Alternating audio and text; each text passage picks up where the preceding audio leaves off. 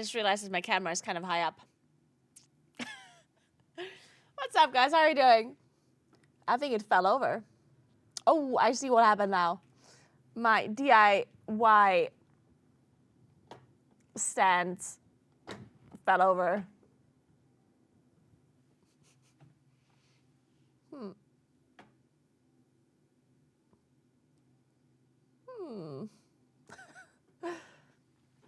Oh wow, this is how it's gonna be. Maybe I should just sit up straight. There you go. Have the sweatshirt. Thank you. I got it from my brother. Every time I wear clothes that I got from my brother, people compliment it. They never compliment my clothes, but I get a gift from my brother. They're like, "Oh my god, it's so pretty." God damn it! I should hire that man as a personal stylist.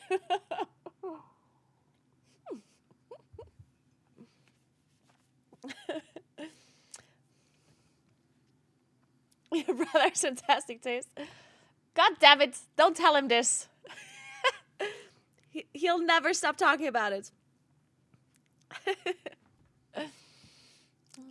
So, good morning, guys. Afternoon, whatever. How you doing? How's your vault? Did you guys already open it?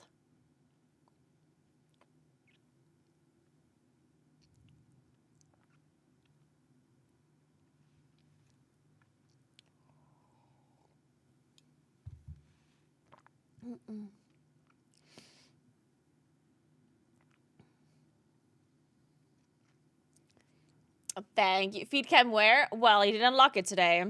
It's 30 subs today. It keeps increasing by 5 subs every day. 20 initially, then it was 25. Now it's 30, guys.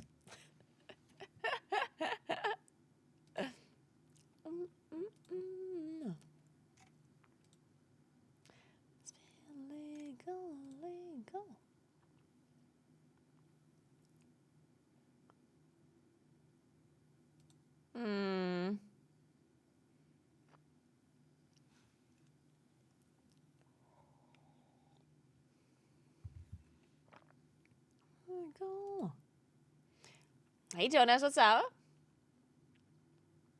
Hey Gorby, hey Auntie, what's up? No free feed in this economy? No. Have you seen the grocery prices? Jeez. Unbelievable. The posh bear, my sweater? I don't know what his name is. We should give him a name.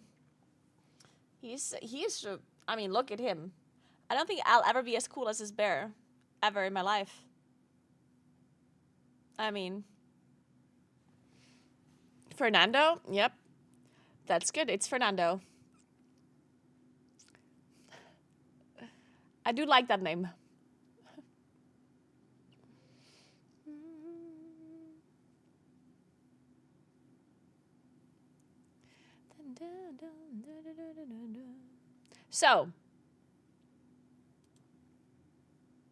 So we're gonna play WoW today, of course. I have to open my vault.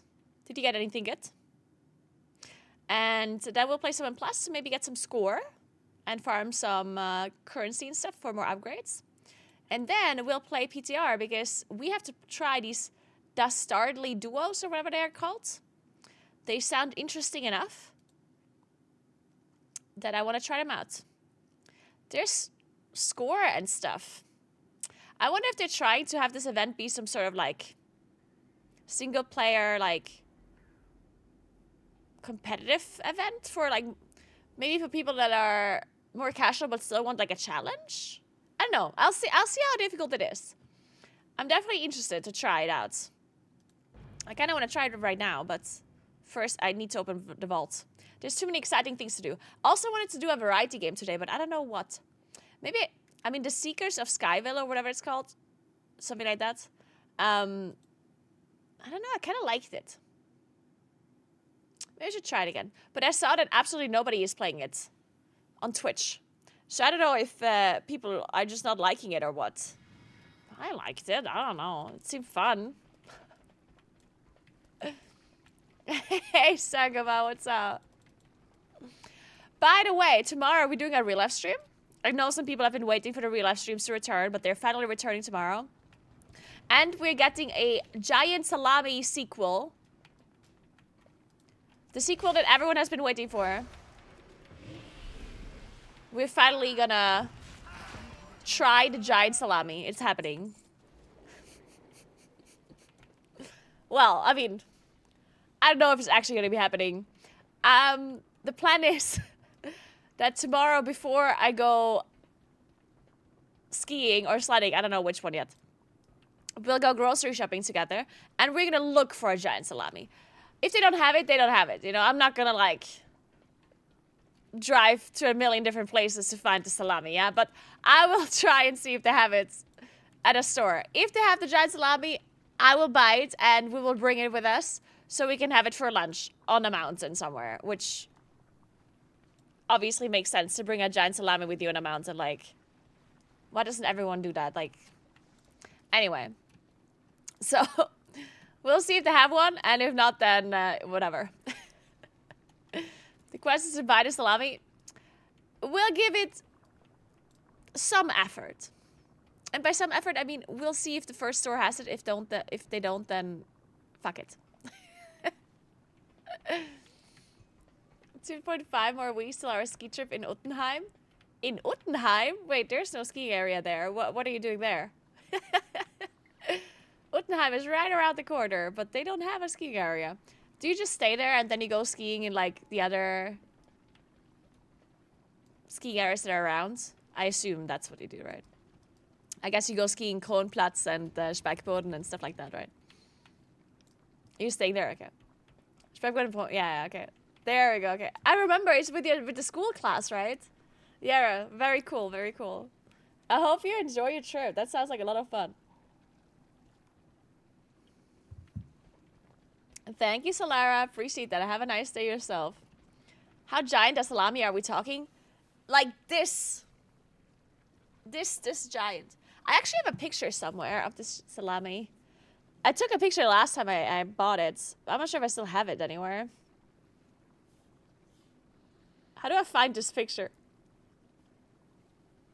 Did I post it somewhere? I think I posted it on Discord.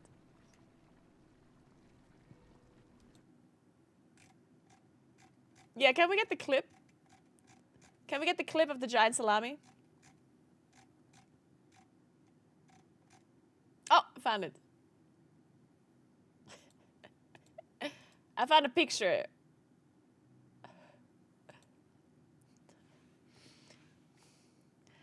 It's a little bit of an unfortunate angle of the picture, but this is this is my car back seat. This is the back seat of my car.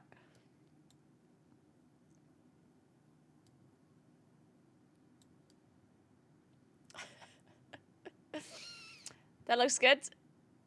It is a big salami. that is a big salami, yeah. I'm not sure. They probably won't have it. It's very likely they won't have it. Why is it so big? What's its purpose? I'm so confused. I mean, do you really have to ask, like, why is it so big? The question is, why should it not be big? The question is, why aren't all salamis as big as the salami? Think about it.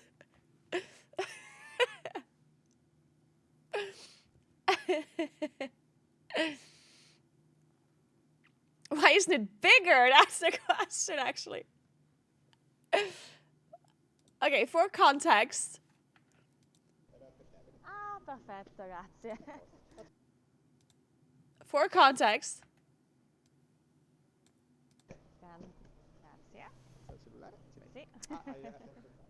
I went to...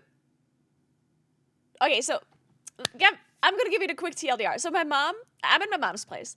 My mom gets a call. And she's like, oh, fuck, you don't have it? Oh, no, do you know where else they could have it? And then the guy says something. And she's like, oh, in Meran? Oh, no, that's too far. I can't go there. Do you not have it anywhere else? And then I'm like interrupting my mom. I'm like, wait, mom, I'm going to Meran tomorrow. Which is like a 2-hour drive, right? And this was like a complete coincidence that I'm going to that city, because I was going to that city for a real life stream because I was visiting all Christmas markets in South Tyrol. So I was planning on going to a city called Meran, and on the phone, I had no idea what they were talking about. She said that, no, Meran is too far. And I was like, wait, I can go there. And she goes, wait, my daughter is going to Meran. Can you like put it to the side for us? She's going to pick it up tomorrow. And then she turned, like, she ends the call, and she's like, oh my God, you're going to Meran? I'm like, yeah.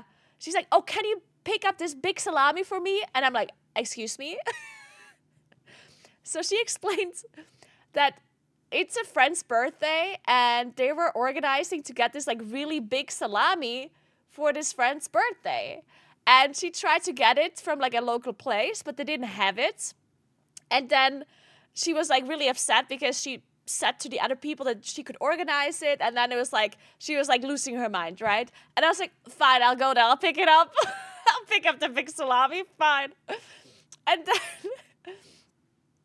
then I drove to Meran. I go to the store. This was all while I was real life streaming, right? Because I was like, I'm just going to do a quick detour. I'm going to go and pick up the salami. So I go to the store and I was like, hey, my mom called to put the salami to the side. I'm picking it up. And they're like, oh, okay, let me just ask in the back. So they go and ask in the back. And then this guy, or I don't remember who it was, walks up to me and they go like, turns out we don't have the salami after all. And I'm like, excuse me, what? I just drove here for 2 hours. You don't have the salami? And they're like, no, I'm so sorry, we don't have salami. So I'm like, well, would there be a store nearby that has the salami?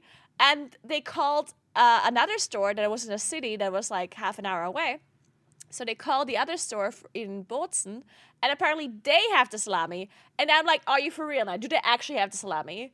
And they promised they have the salami. So I drove while IRL streaming from this store to the other store, walked in there, and finally we got the salami. This was the moment where I received the salami. We have the salami. The salami has been secured. The salami has been secured. The salami is secured, guys. Right. Perfect. I was so happy.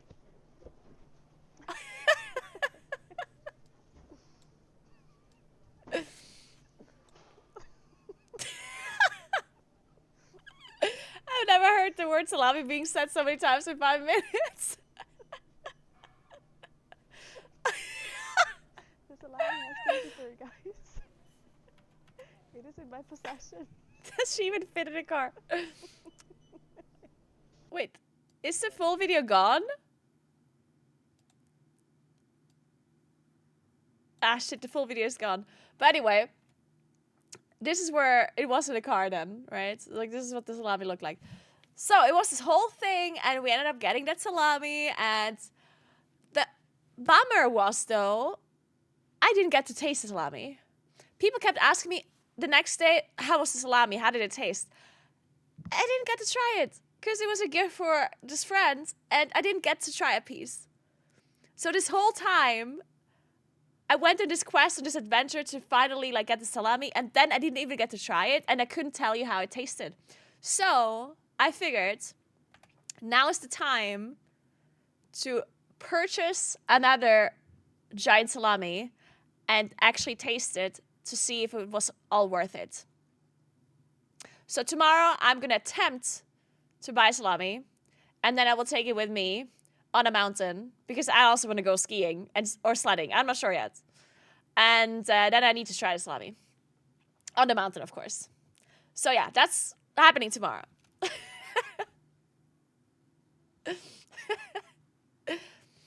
I just don't know if I should go sledding or if I should go skiing.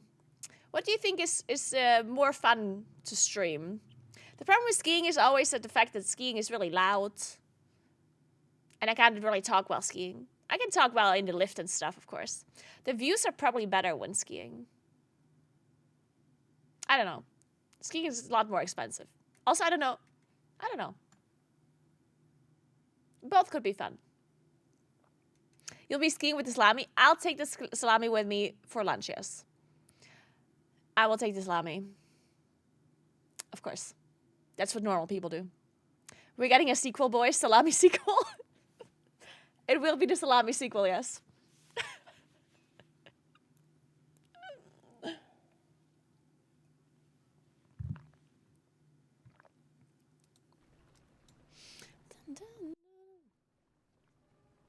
If I take a sled, if I go sledding, then I can carry the salami on the sled, which would make it slightly more convenient. If I go skiing, I have to carry the ski poles, the skis, and then there's a salami somewhere that I have to carry. Like, I don't know about that.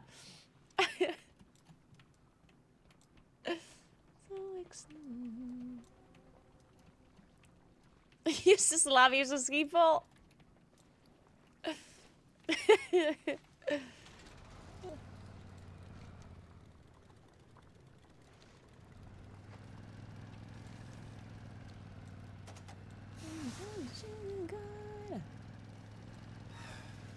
Will you pair the salami with an equally big baguette? I don't know what I pair it with yet, honestly. I'm gonna have to improvise on that one. But we go grocery shopping together, so you can give me some advice on what you think pairs well with a giant salami.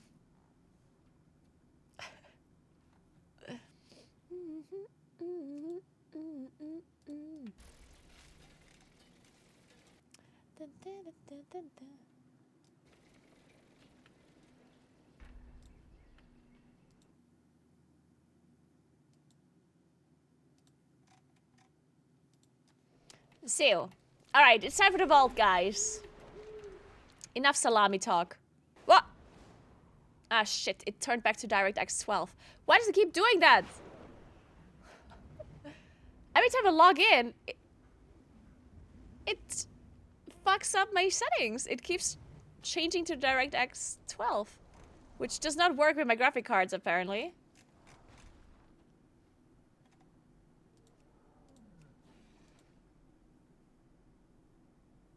No. Why would it just change graphic settings like this? That's so stupid. Anyway. Wait, that's the wrong place.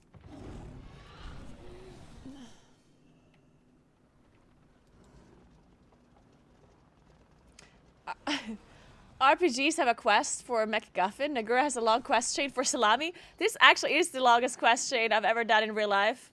This is the longest quest ever. The salami quest. Who doesn't know it?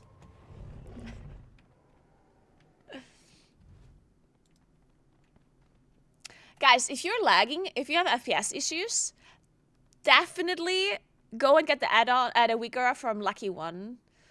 It turns off add-on CPU profiling, which for some reason just turns on every time you log into the game. Very similar to DirectX 12, just turning on every time you log into the game, and it messes up your FPS. Kurs linked it in the chat. The Naguura, you can read what it does on Vago. Lucky One explains it.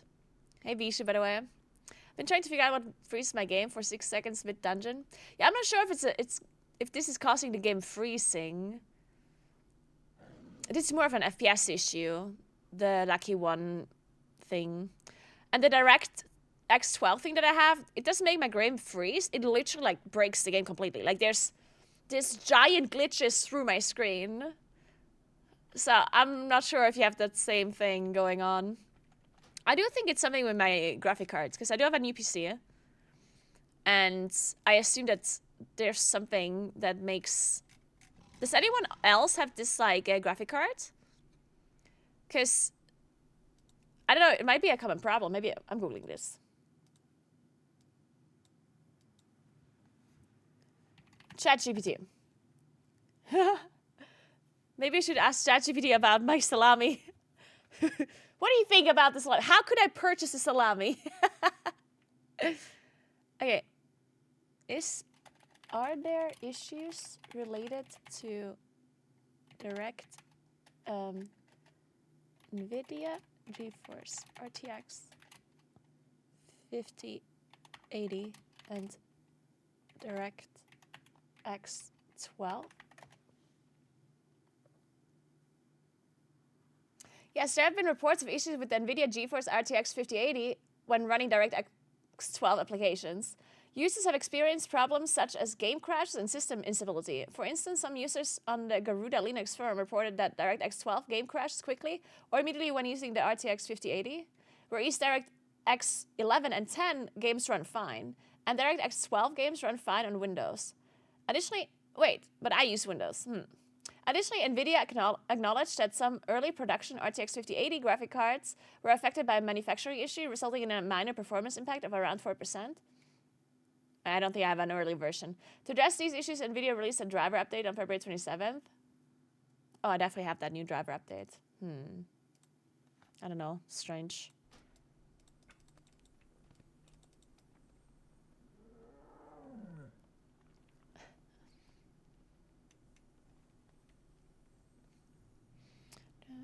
Good morning, Victor. What's up? Uncheck what?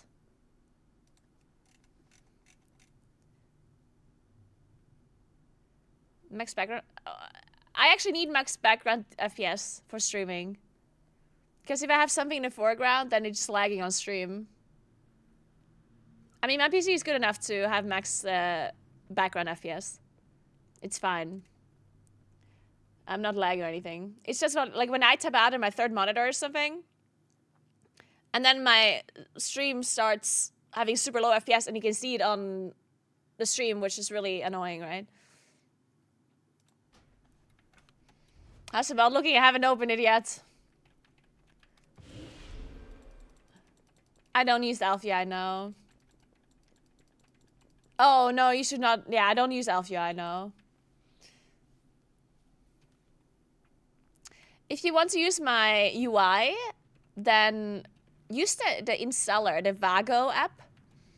That worked really well, because I have this new PC now, and I installed my own UI through the app, and it worked really well for most things.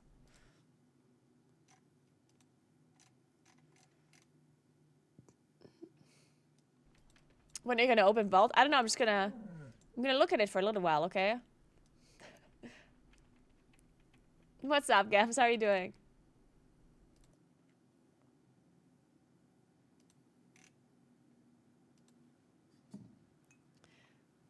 I'm hoping that by looking at the vault, it will give me better items.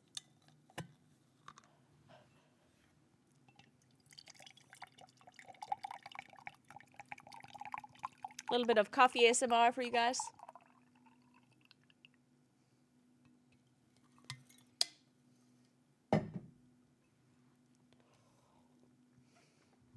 Alright, let's do it. I'm not looking. You guys tell me if it's something good. Fuck.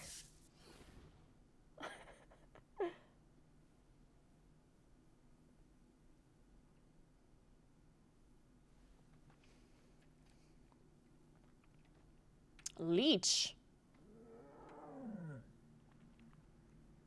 The braces are pretty good.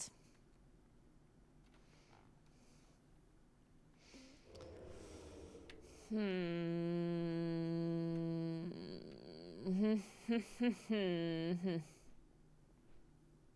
think I should take the bracers. Probably. I do have to craft another embellished item then, though. I don't know what to... What is it I'm crafting, actually? A ring? A belt?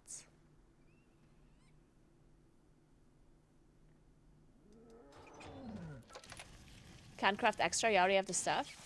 No, but I can. The stuff is only one embellishment, right? I can have two. I mean, I have two equipped right now.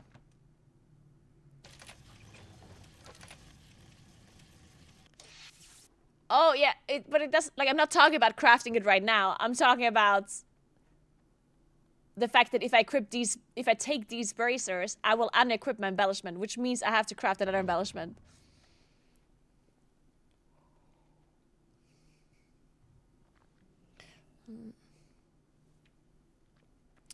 Yeah, so either go with belt or a ring. I just don't know.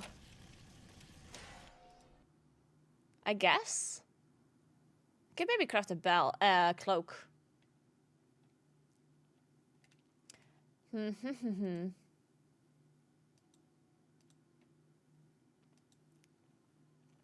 Let's see what Gams is saying. In the one and only Moonkin Compendium.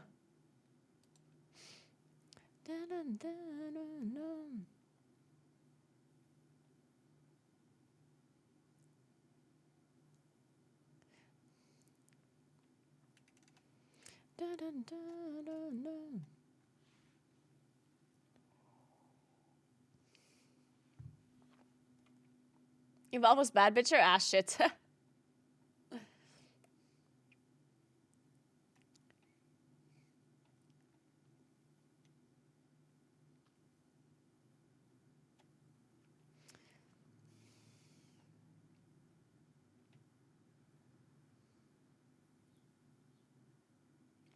Cloak, belt, or wrist?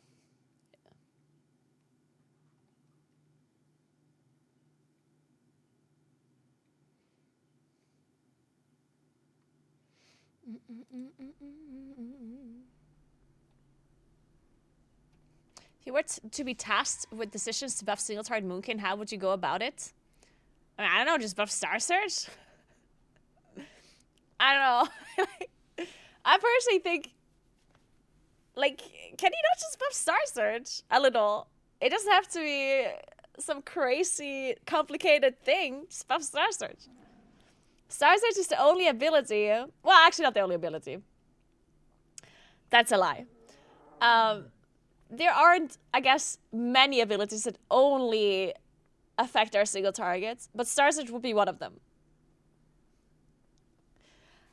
The thing that you could argue by buffing Star Surge is obviously the stronger our spenders are, the stronger, or the more important astral power generation becomes. And the worse, like, movement is as well. Like, if your fillers, but that's the same with filler buffs too, right? Like, I don't know, like, this is just buff Star Surge a little. And if you're worried about buffing it too much, just buff Star Surge a little and then buff, I don't know, some talents that are also single target. And that's it. It doesn't have to be some insane thing, yeah?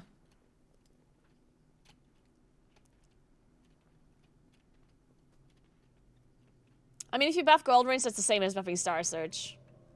But yeah.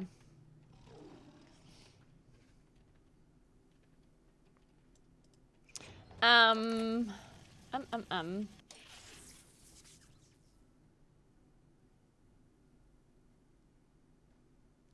let's just take...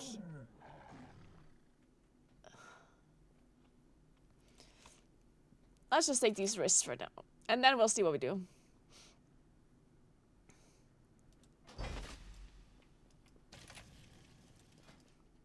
I could craft a cloak.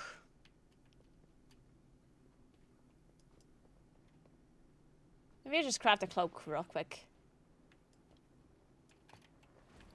This is where it is.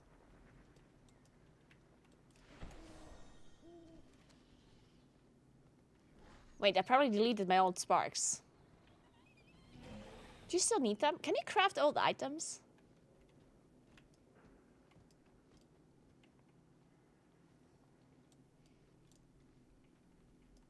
My directive is to serve you.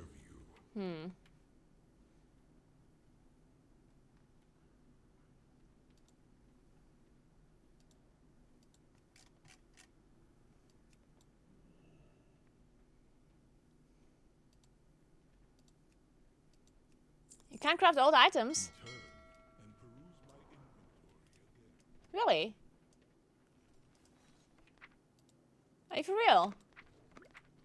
I can't actually craft an old item?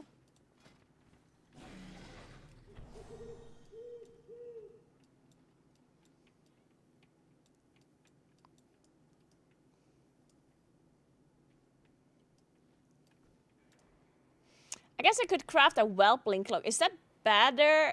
Wait. Nah, the old one would be better, right? The old one is 632. And the new one without spark is 629. Do I have a spark? I don't think I do. Wait, I do. It's right there. Perfect. Now I just need... Can you buy old crests? Wait, let me see them. I have calibrated my prices to be reasonable. Harbinger crests. Fuck. You need the stupid crest that you can't get anymore. That's dumb. So they let you buy them, but you can't have crests?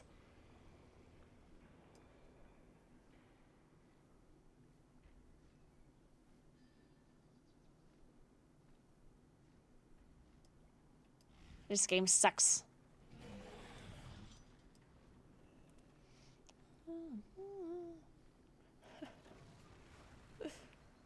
This is stupid.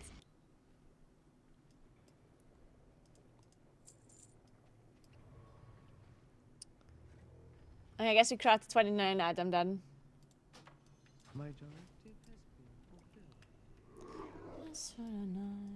fulfilled. So, what do we need then?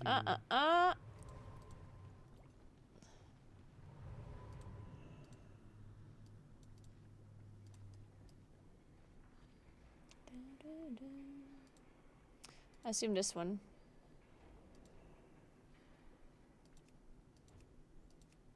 Wait, what? Oh, this. I need the blue item.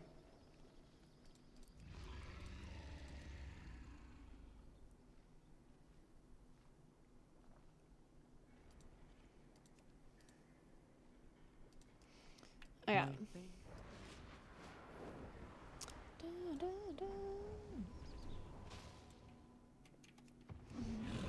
Why do you want to craft old gear? Well, because it's better than the new gear without a spark.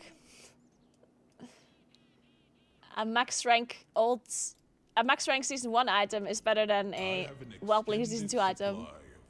But apparently I can't craft the old item, so it is what it is.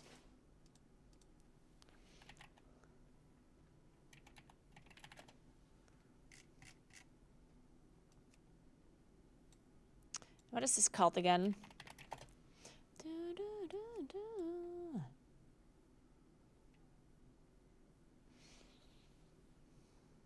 Algari Missive. I think this is the one, right? Yeah. And then we need... what is it called again?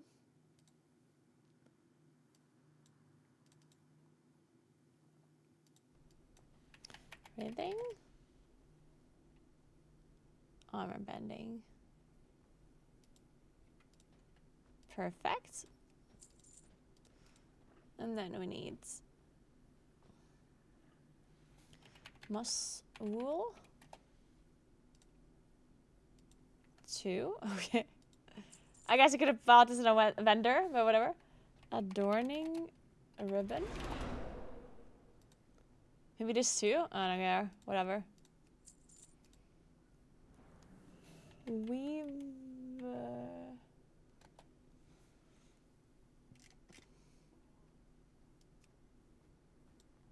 What is this called? Weaver cloth.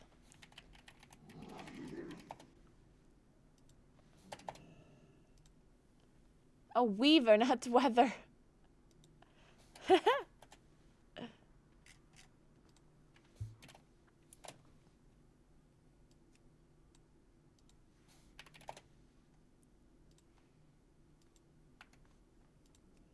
Cool. What's the cloak enchant again? Grace. I have an extended supply of goods for outlanders. And then I also need what is it called again? Setting. Need 2 of those. And then I need what is it called?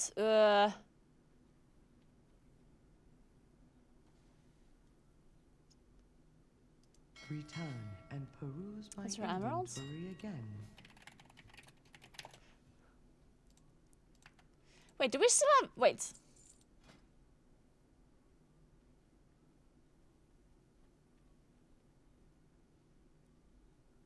Do we still have good gems? Like the intellect gems? Hey, Sirkin, what's up? How you doing?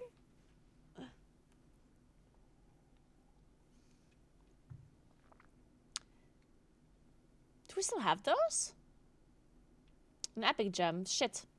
Do I want the epic gem? I assume I do.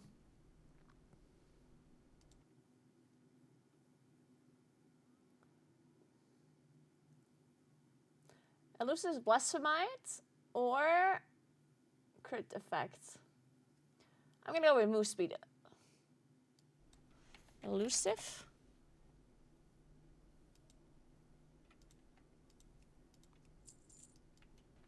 My thanks for your patronage. Radiant power. Do I have radiant power? Wait, there's the wrong weapon enchant. My directive is to serve you. Radiant power.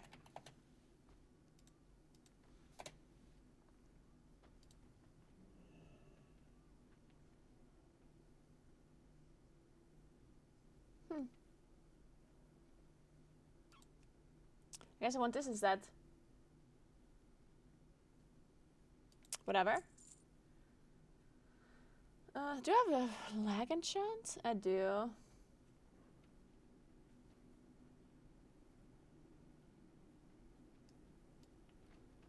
Return. Okay, good. Yeah, Jack, probably.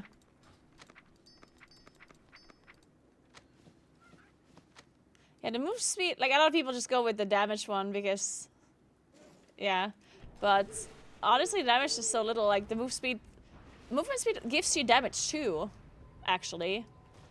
Like the faster you are at moving to a place, the faster you can start casting again, right? So movement speed actually does translate to damage.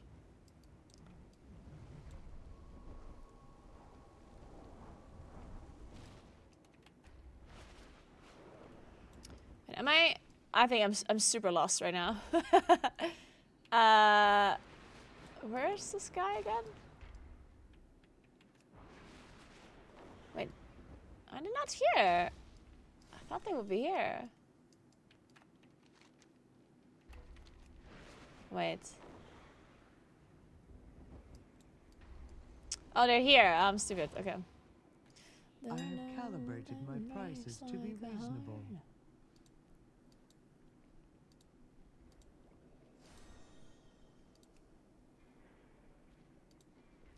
Oh, this and that. Can somebody give me this in rank 5? 500 gold.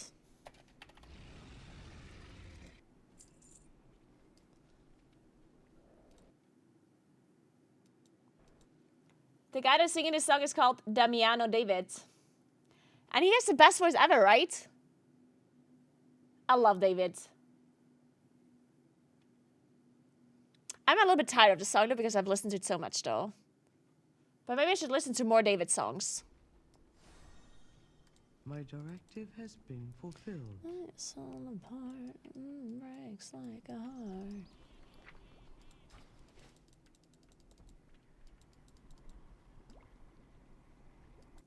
Let's see what Damiano sings.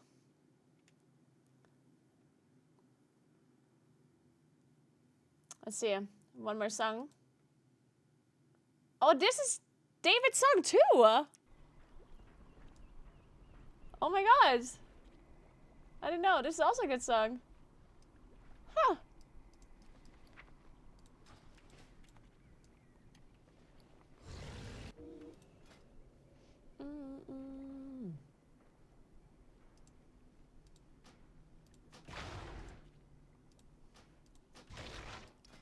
Alright, let's put actually, where did I put my gem?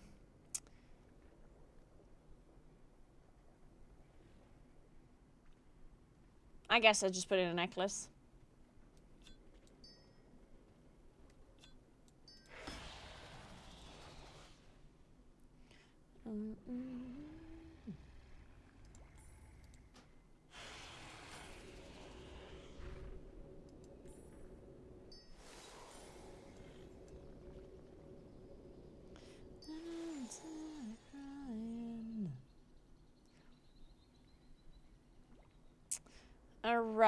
Wait.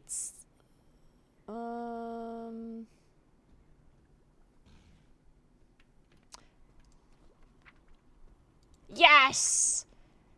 Thank you so much, Yace. With the big rank 5. Thank you. Appreciate it.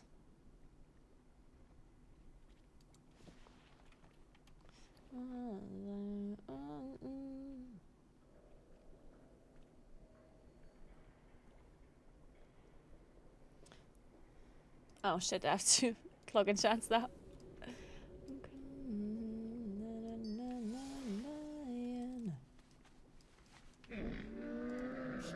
I have many. And my trinkets still suck though. I don't know what to do about those. There is much to be done.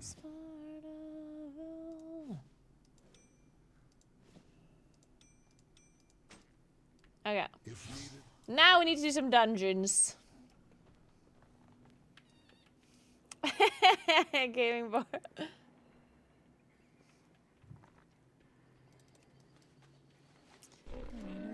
have just the thing.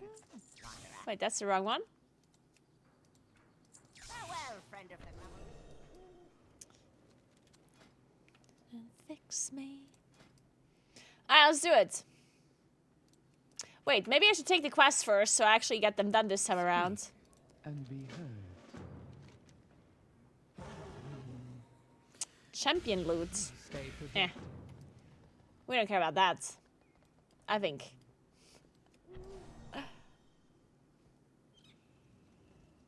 Wait, what's the weekly quest? Loads of forgotten knowledge are within our grasp. don't do anything. $5 is weekly. Oh, that's so annoying. Ugh. Yikes.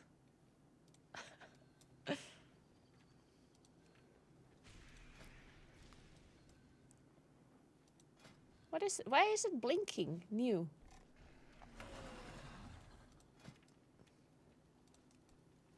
What key do I have? Priory. Cinderbrew can trade neck. Ah!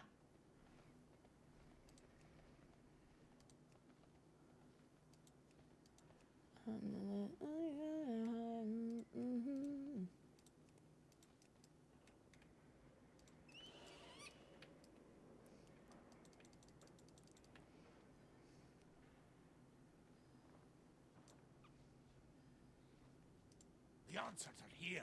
I can feel it. What you waiting for? Let's go! Can't find any info on how to get to the Shaman Order Hall, class hall. Well, unfortunately, I do not know that either.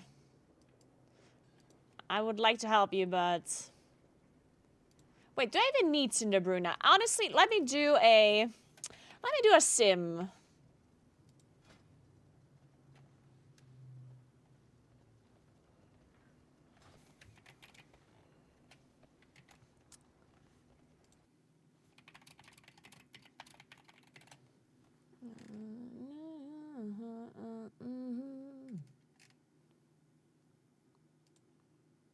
Give me a sec.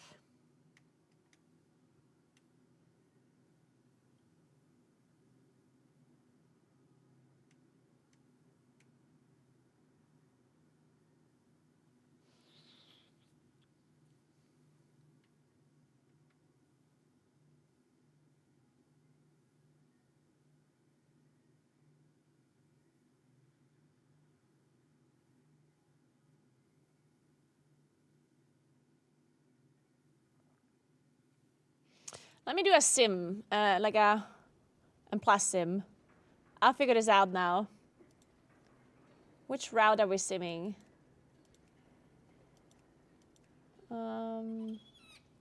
Let's sim Cinderbrew, I think.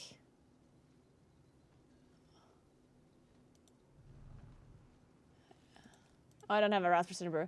What about Priory then? I don't have a route for Priory either. What do I have a round for? Nothing, it seems. Motherload. Fine, let's do Motherload, whatever.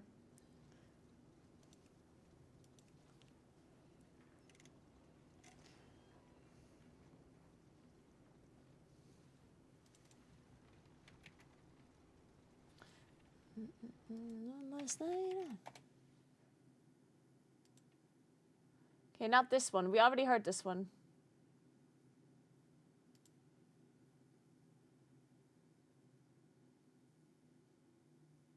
Oh, this is also his song. Oh my god, I love David so much.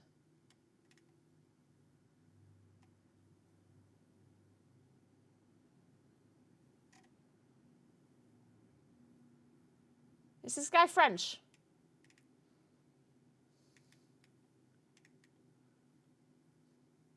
Oh, he's Italian, actually.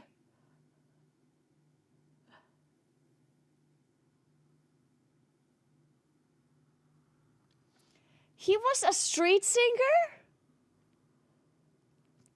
His journey from the streets of Rome to international stardom. That's crazy. Huh. So.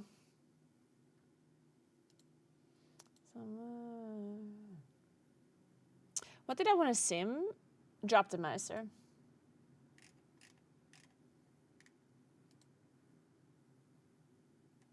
Wait a second.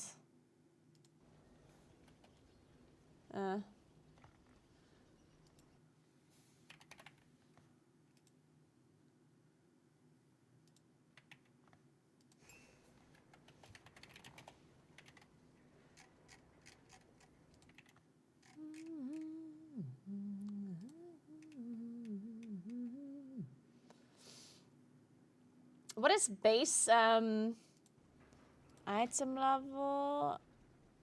Hero 3 to 4? 655.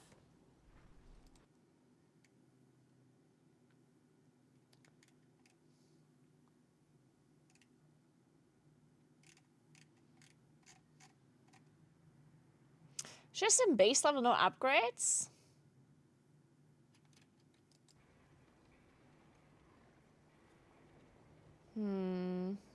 Can I match the upgrades? Upgrade all equipped gear to the same level. Yeah. That's a good one.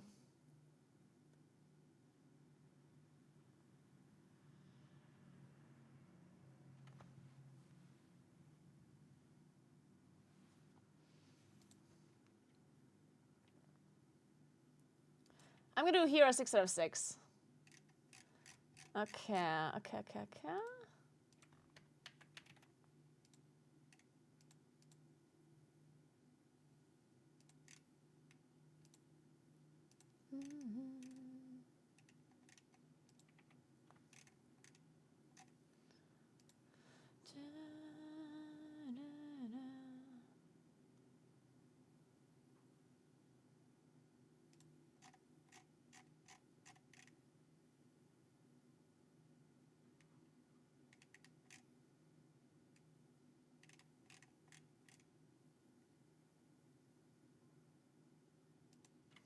Okay, let's see how long this sim is gonna take. Series a bit of a weird description. They sang like a summer in a street of Rome. Oh. What the hell? That's the clickbaitiest thing I've ever heard. Oh, he's a Maniskin singer. Oh. I didn't know that. Ah.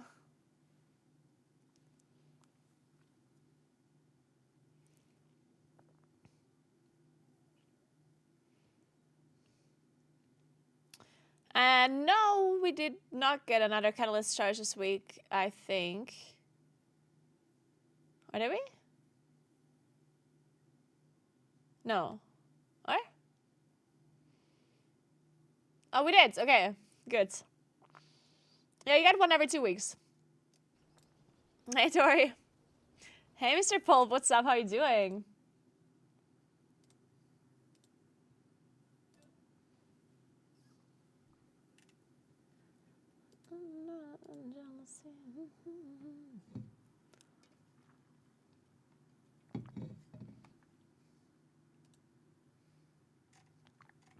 Nothing gonna save us now.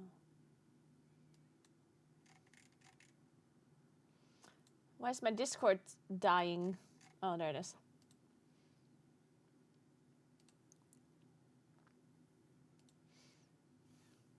Okay, that was enough, David.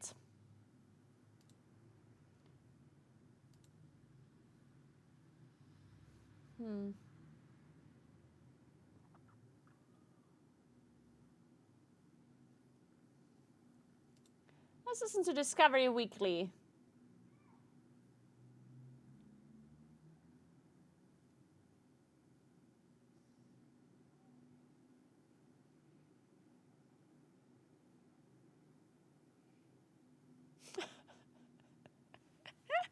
What is this about?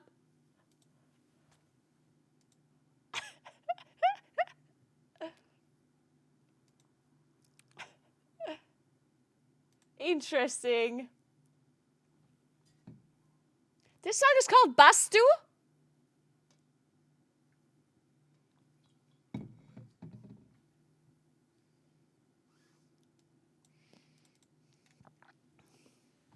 Alright, so let's see.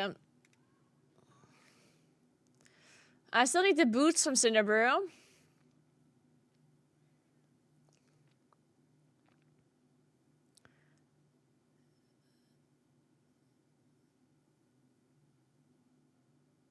Wait, you can... Why is there a socket? Is it just assuming I could get a wrist with a socket or what?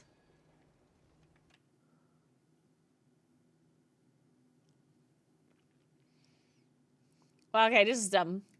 So this is useless. Obviously, that would be better with a socket, but yeah. Is this a finished song?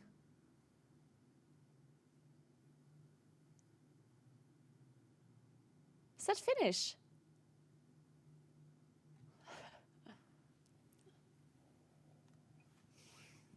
Anyway, let's see. So the trinket would be an upgrade, I guess.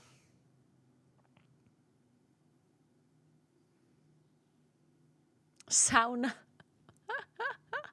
How are none of the other trinkets an upgrade?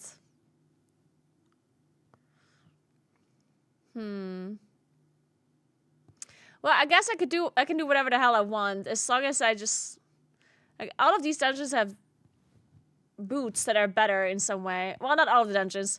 Feeder, Priory, Mechagon, Cinderbrew, Motherlode, they all have boots that I would need.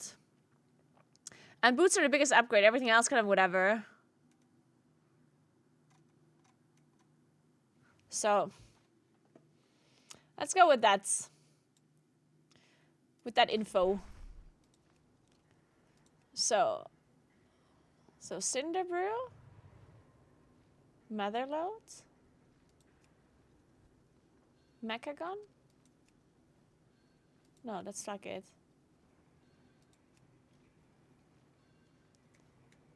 Mechagon Priory? What the fuck is this song? So DFC, no. Rookery, no. Floodgate, no. Floodgate has a really nice cloak, though, that I would need eventually. Next week I need it. So let's go with Floodgate as well. Rookery, I really don't need anything. And Dark Flame... Actually, I need the trinkets. So I guess I need everything except Rookery. What the fuck is this song? I can't.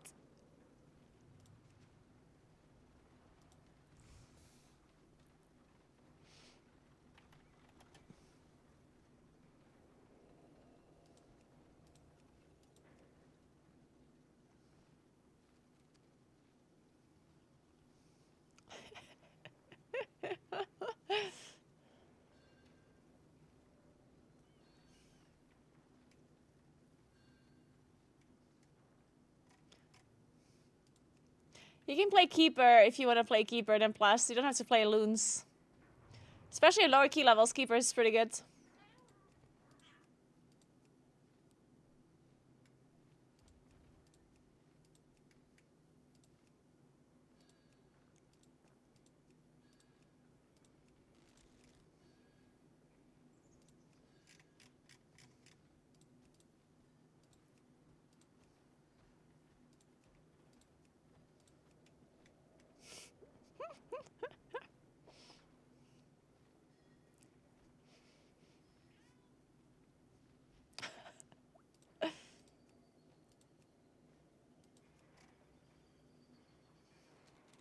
It's monkey. Smunk.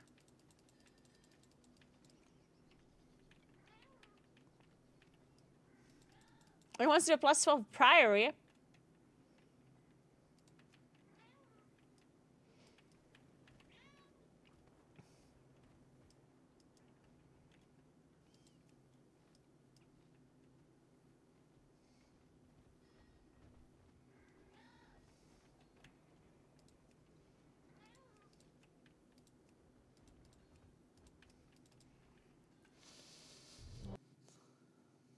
Let's go, Smunk.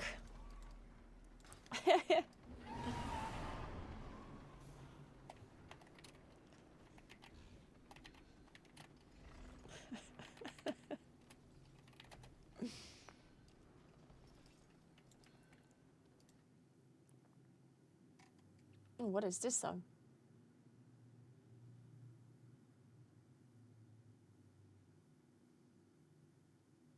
Sounds like an epic song of a game or something.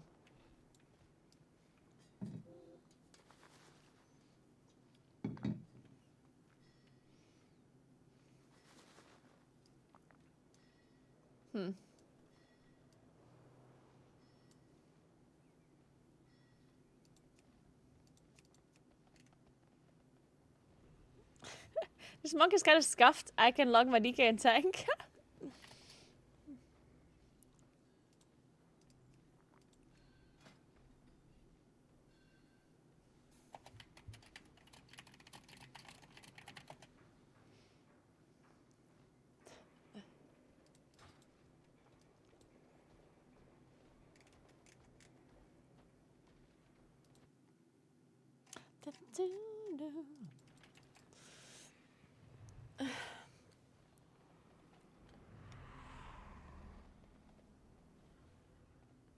Wait, do I still have coffee? Nah. We're out.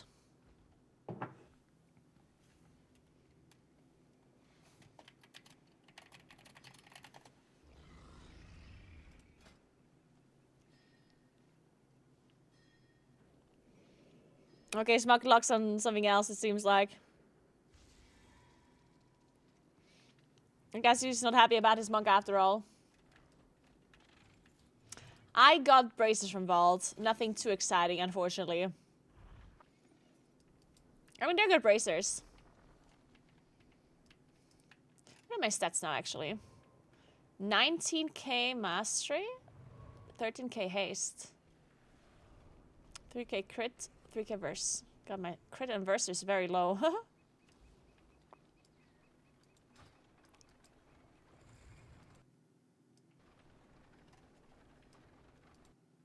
This is an epic song.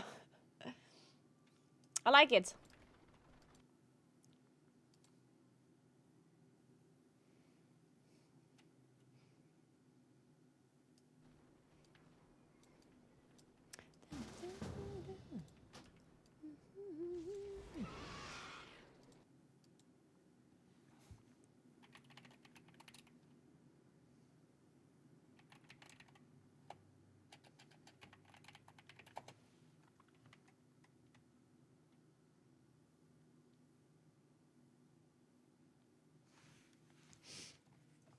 One second.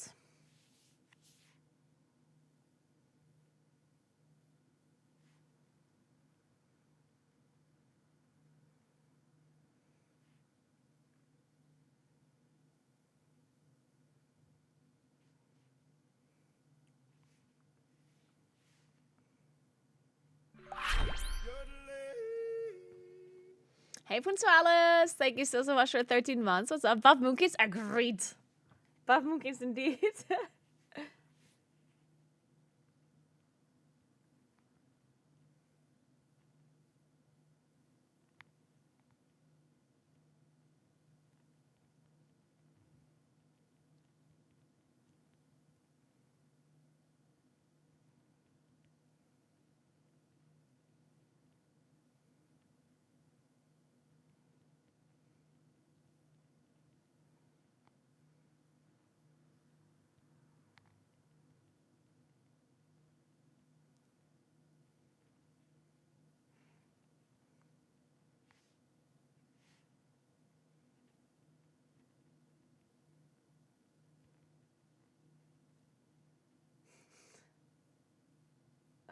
Okay.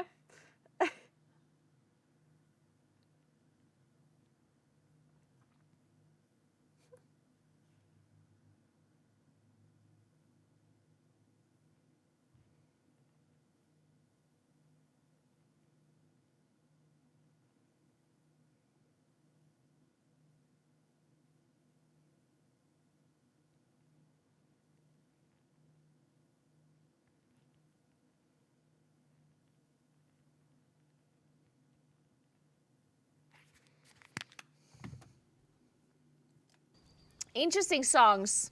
So what are we doing?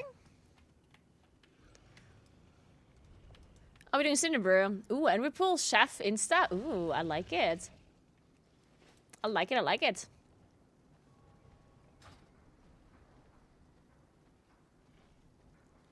Let me teleport.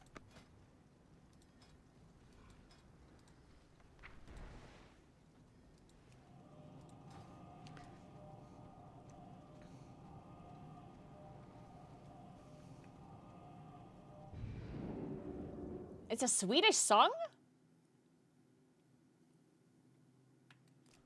They were singing Swedish at some point in the song?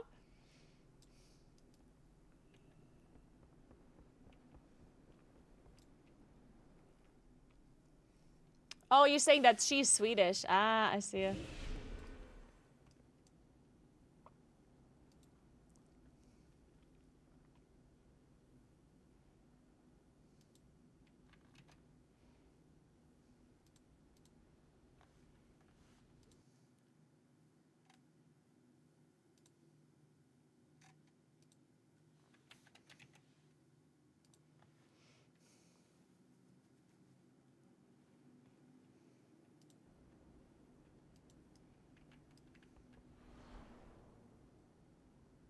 You're driving away my paying customers.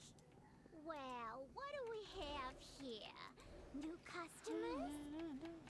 Or are you looking Keg. for something a little Defensive. harder? Show 'em a Defensive. little Feet. Mariah. Keg.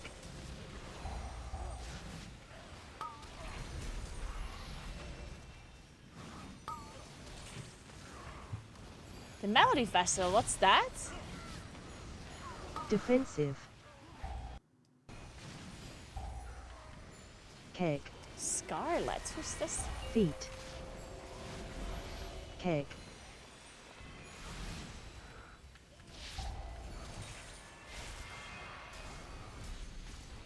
Defensive. I know Eurovision, yeah.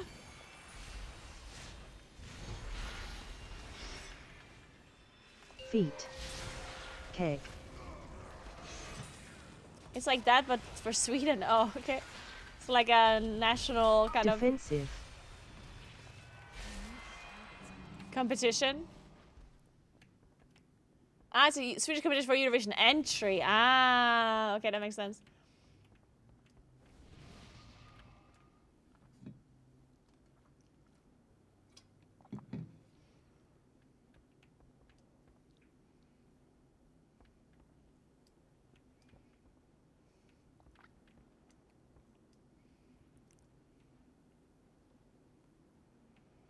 All right, we're gonna do some insane pull. Let's see if we can pull this off.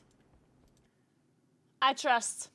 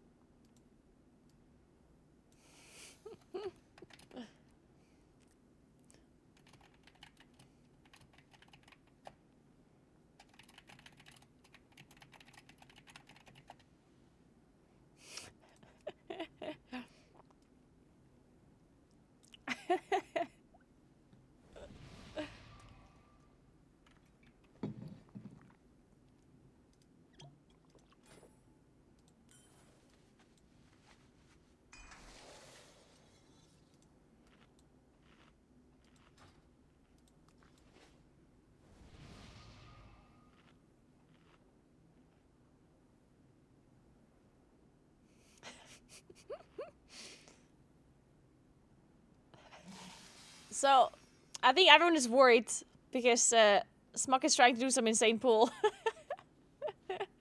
Everyone is worried about it. I trust, though. I trust.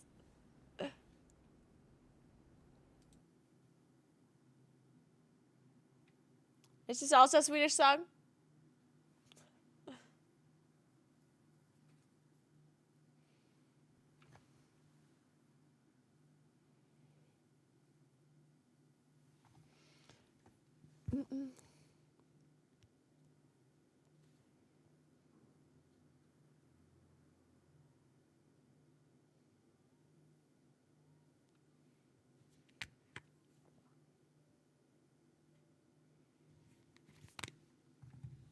Alright, girls.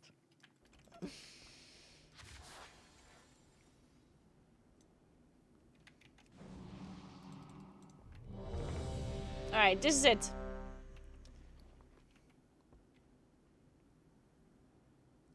Okay, I think this might not be Swedish after all. I think we moved to the French songs now.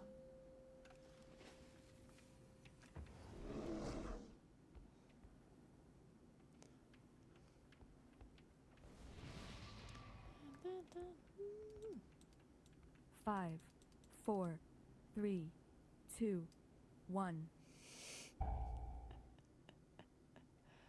Alright. Can we do this, guys?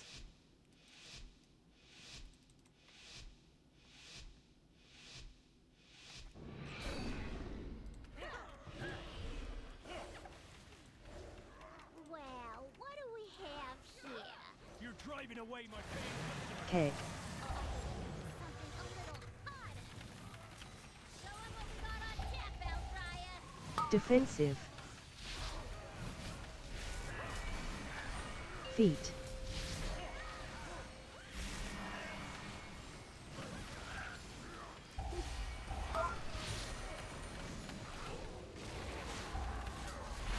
Keg. Defensive. Your Fuck! arrival wasn't necessary. Feet. Unfortunate.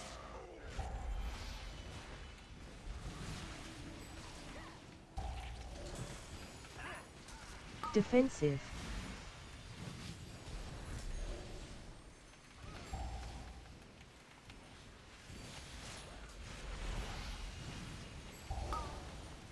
Feet.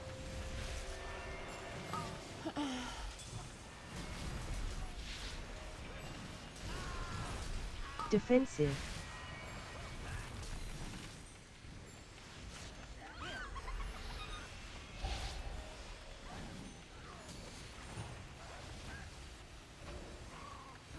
Keg. Feet.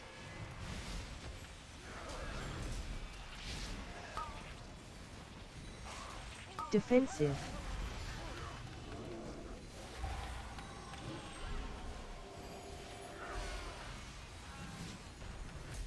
Alright, Chu is dead. Soon. There we go. We're live, we're Okay. live. No one important died.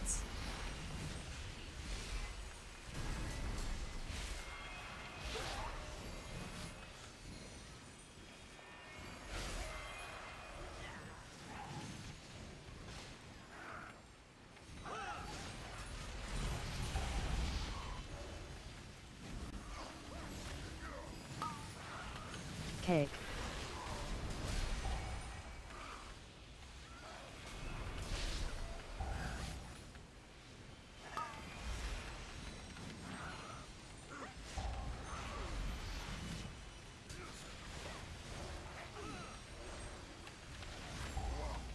Keg.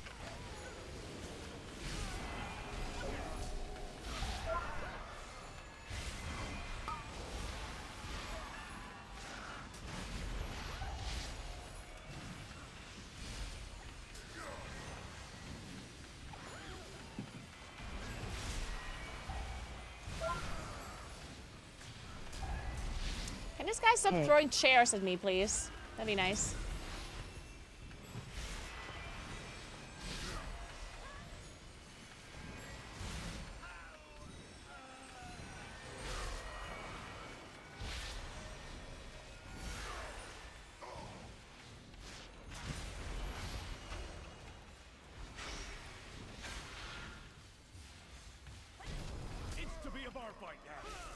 Wait, I didn't buff myself with Market of Wild.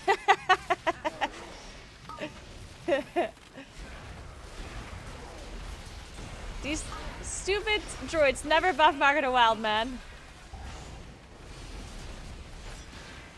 Unbelievable. Break it up!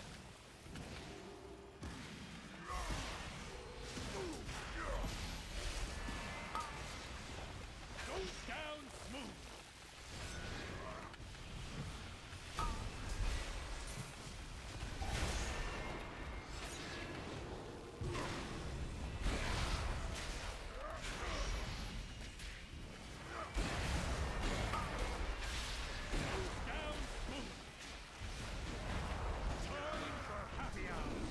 Oh, I forgot this guy knocks you. Where's my drink?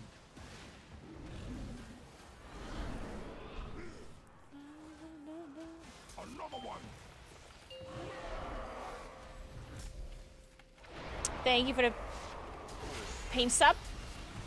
Paint sub for the dumb people. Appreciate it. Break it up!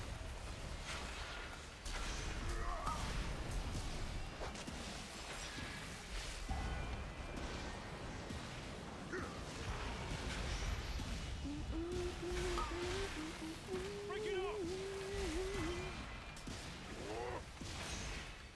I had a druid ask what's Market of Wild earlier. Goes down smooth. One of the good ones.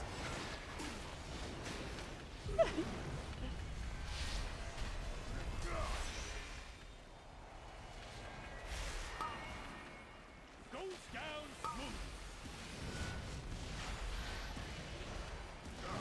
Time for happy hour. Oh, nee. Oh, fuck! This is not good.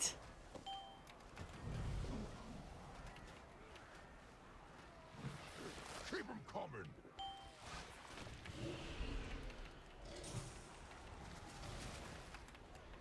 Wait. Where's my drink?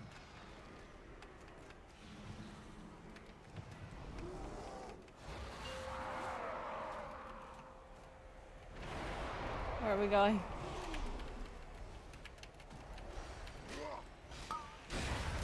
Break it up! Don't throw it at me! Fuck. Break it up!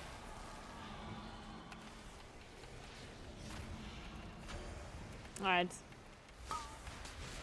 Goes down smooth.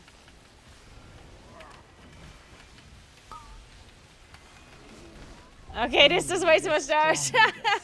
Survive. Well. Shit. Goes down smooth.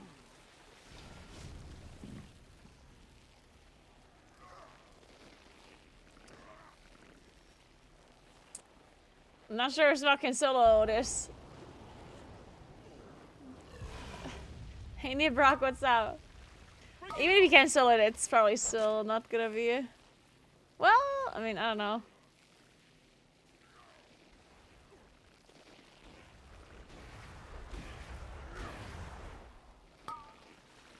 Break it up! Yeah, we tried. Don't gotta go home. Takes so long, yeah, it takes so long.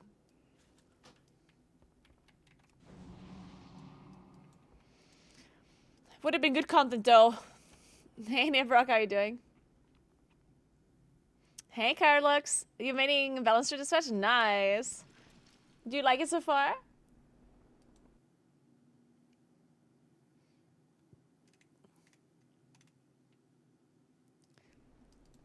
N 13 plus 2? Alright, let's do 13 plus 2. Perfect.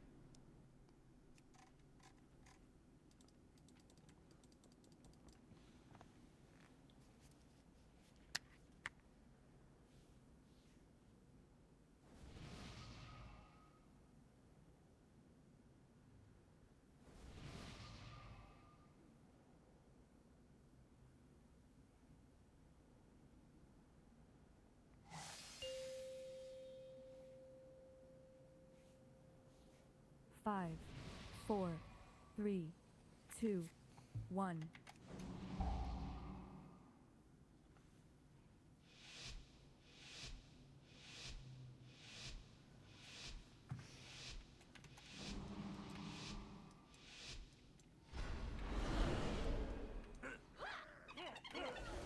You're driving away my paying customers. Cake.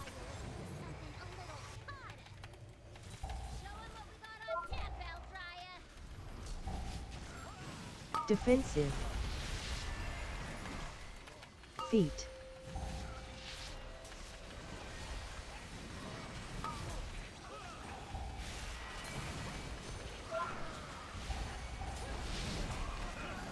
Cake.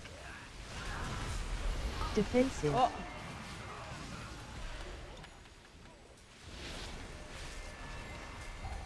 Feet.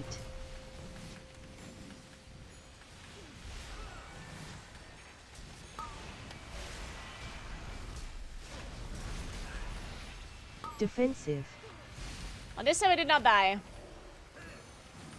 Incredible.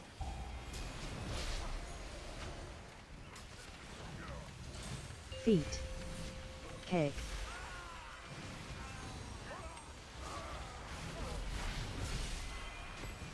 Defensive.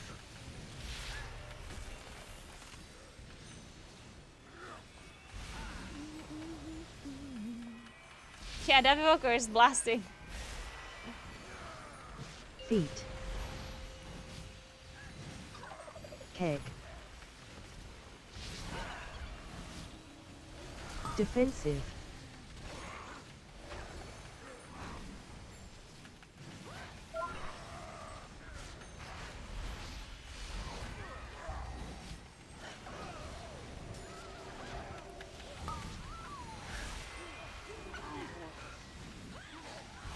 Cake.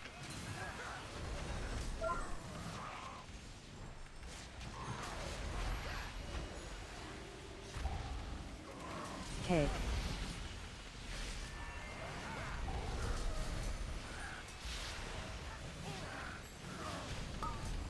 Oh shit.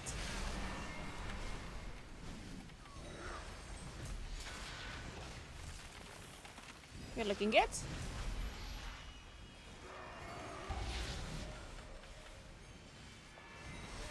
Cake.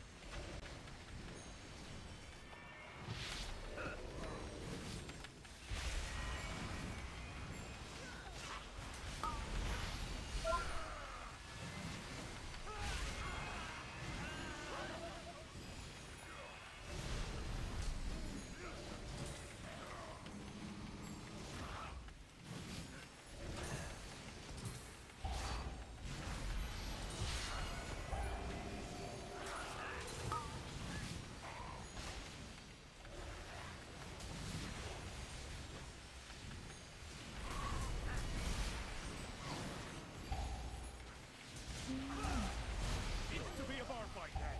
Good.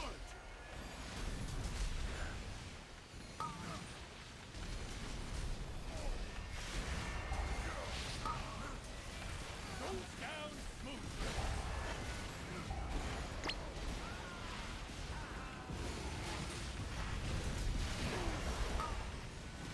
Break it up.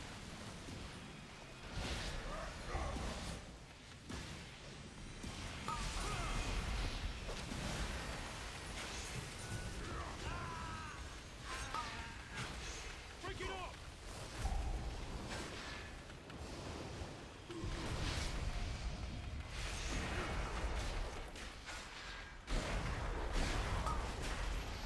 Goes down smooth. I love it when you never leave combat. Is there actually a class that needs to leave combat still? Like a spec, I mean? Time for happy Because with this patch, it actually sucks to leave combat for everything other than like a class-related thing, I guess. Is this like the original that we're listening to right now?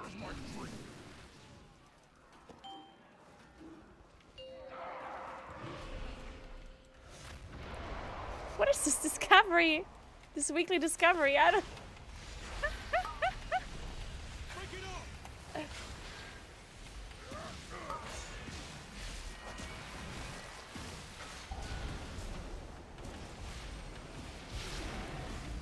It's bad? Yeah, it is really bad. I don't know what the fuck's going on.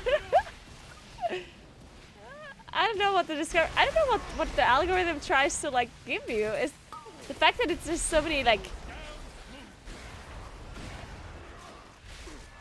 country-based stuff, I guess. Like I guess they're like really trying to include like country-specific stuff, but then why give me Swedish music, for example, or French music? That's kind of weird. Very strange.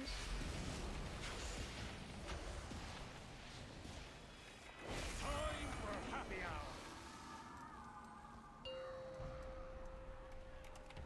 hour. Another one!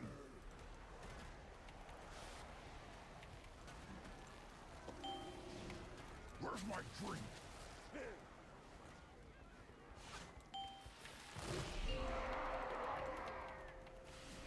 Very strange, very strange.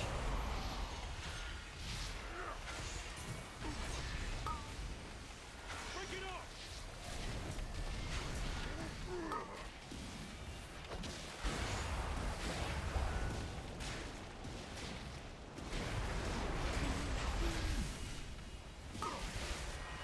Break it off!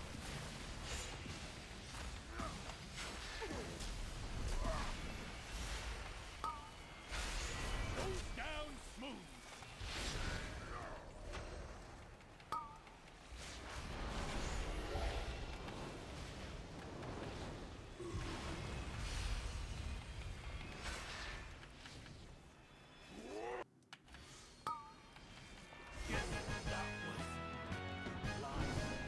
Okay, we're changing this.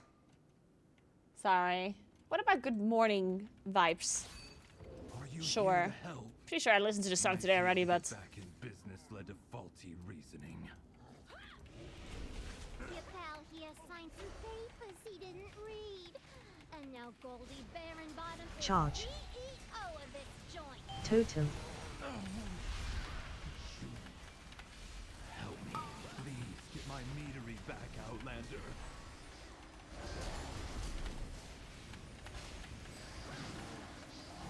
shit, we moved it away from my barrels. Totem. My barrels all spawned in the back. Shit. Totem. Charge.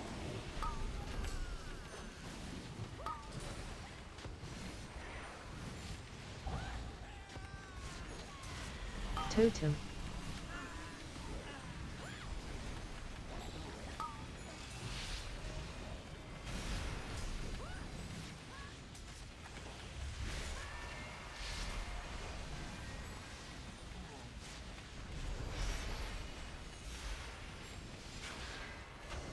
Charge.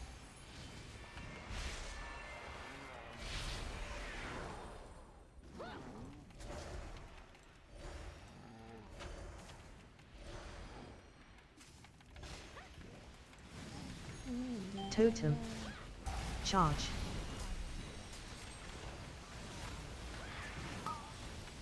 Charge.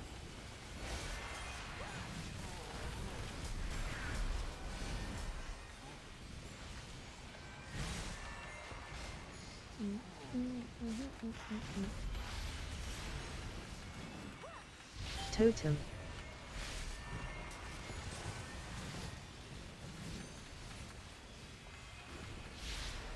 Hey Charge. Jakes, what's up? How you doing?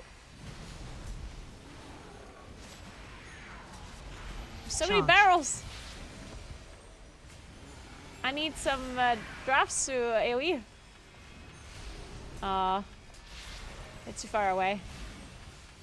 It's too far, too far.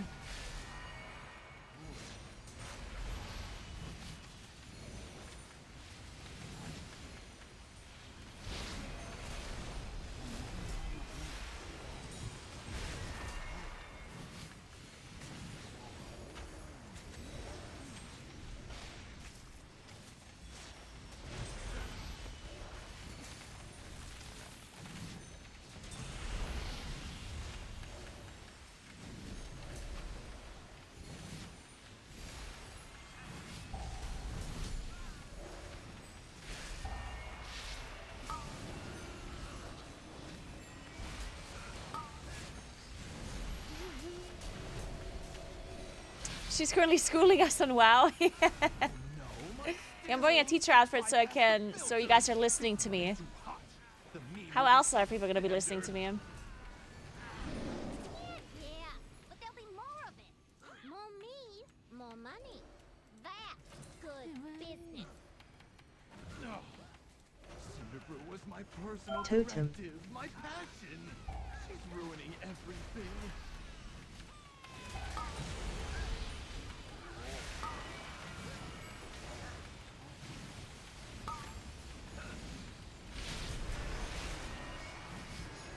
Charge.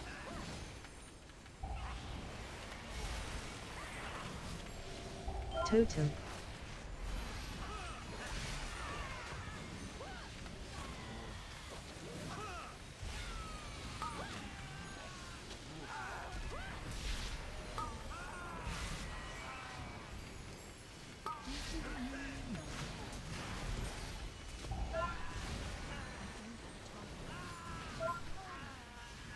Charge.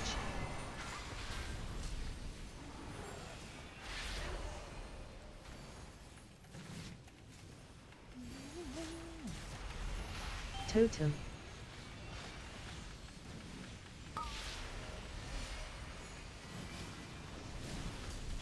Hey, Calandra. Good morning. Wait.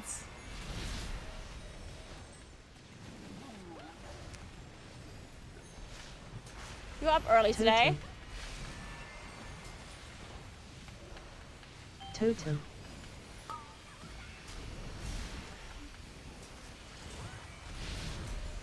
Today's bathroom demo day for Mia. Charge. I'm confused. What is bathroom demo day? Totem. I'm a little bit confused.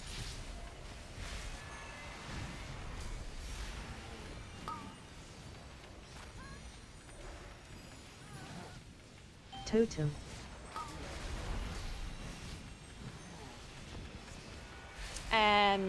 I do not know if the Evoker is streaming. Charge. Oh, I see it. You're having the massive bathroom renovated, but what does the demo mean? Like, oh, demolition. Totem. Ah, I understand now. I thought you're basically getting like different versions like presented to you, you know? It's like this is how you could do it, or this is how you could do it, you know, that kind of thing. Ah, okay, I understand now. That's exciting. Very cool. What's the coolest thing about the new bathroom that you're looking forward to? An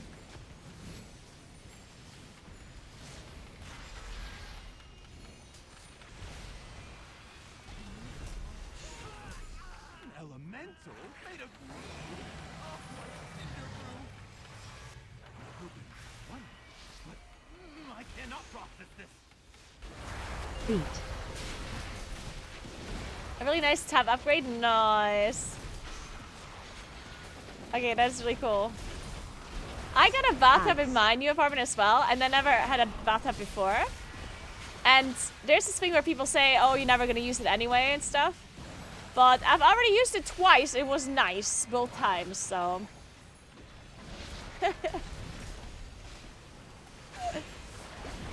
I didn't go with the bathroom tap that I actually wanted though, because it was too expensive. I wanted to go with like a kind of like a triangle bathtub. It's not really a triangle, but it's basically a bathtub that is like bigger on one side, and then it like goes together. It looks like in German it would be called Tapete. I don't know what it's called in English actually. Maybe it's the same. The shape of it. It basically allows you to line a bathtub next to each other, like with two people next to each other. But at the bottom where your feet are, that's smaller. So it's bigger on the side where you're lying with your head. So to make sure you can actually like lie next to another person, or two people can fit. And then where your feet are, it's smaller. And I wanted to have that in the bath, and it would fit so perfectly too. It would fit perfectly into my bathroom. But it's so expensive because it's like a special kind of bathtub that isn't like standard size, you know? And then obviously they're gonna be more expensive and stuff, so I didn't do it. Ads. Maybe one day I'll rip out the old one and I get the one that I wanted. That one I'm sad about, that I couldn't get it.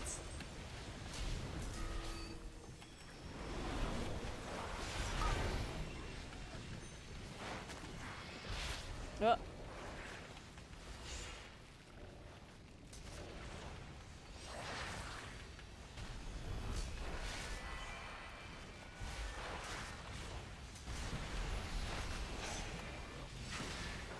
Feet. I got braces from the ball, so not too great, unfortunately.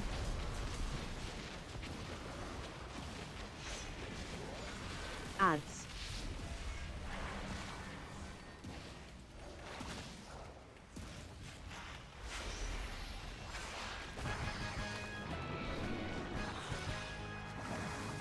But it's better than no upgrade at all, I guess, so. Hey! That meat elemental took months of R&D! You goody-goodies don't know who you're dealing with! You do any more damage, and I'll cash you out, you hear me?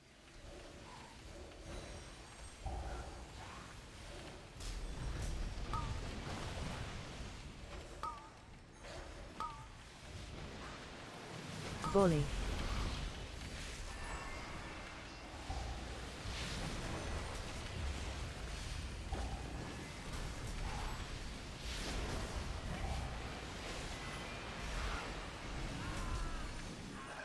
Man, they die so fast. Also, why is Black Decay doing so much damage? Like, why is he doing 2.7 million DPS overall? Like, what is this? What is this spec? I'm sorry, but is this normal? 2.8 million overall DPS. Like, that's insane.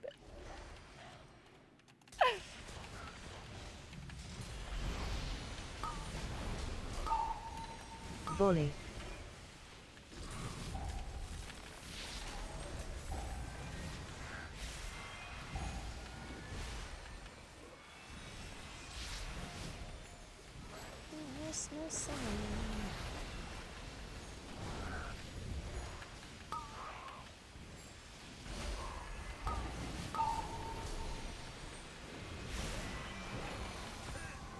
Volley.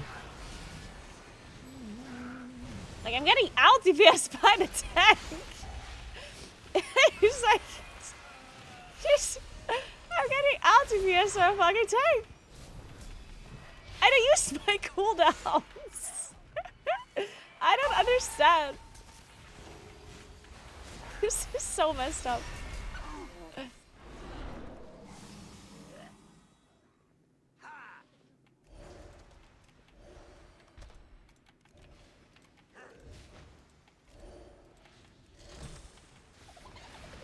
Volley.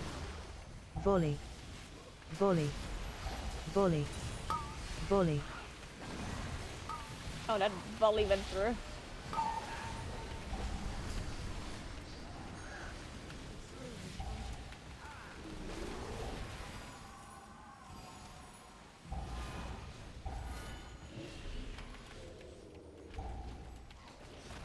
Volley.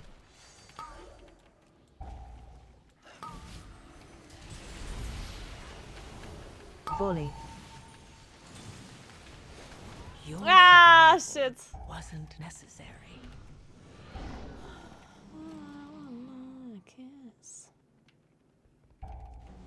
No, we almost actually survived it anyway. Ah, shit. Did I just let him die? Ah, fuck. Volley.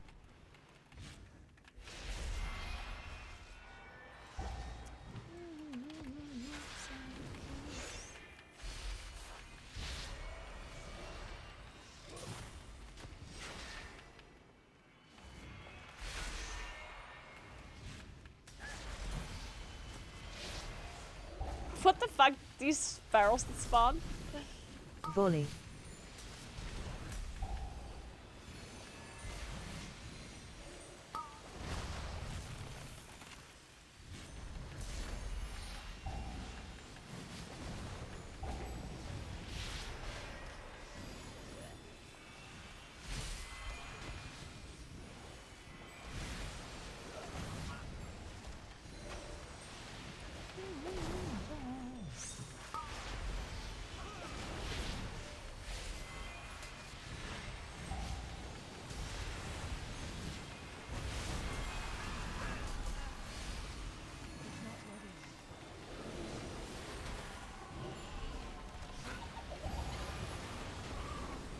Volley.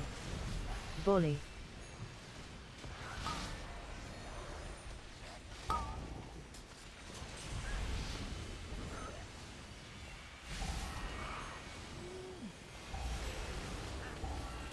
Okay, fine.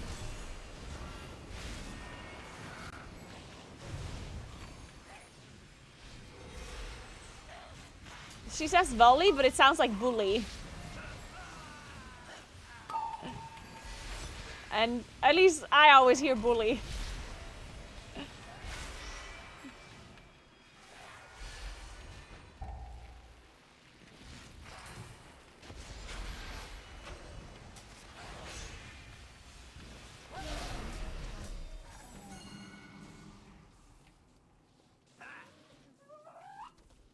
My bees!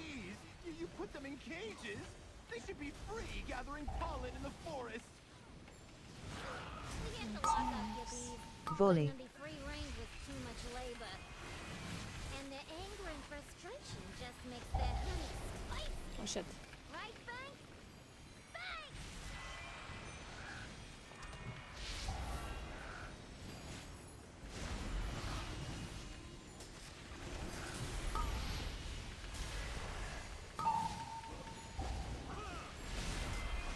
Volley.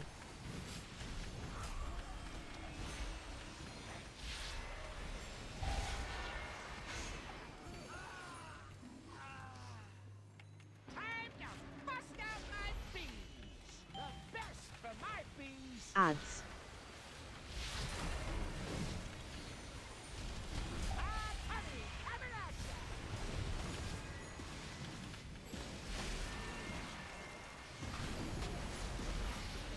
So on Hikis, who's actually doing the Cinder Defensive. Beast? Is this like a healer job or no?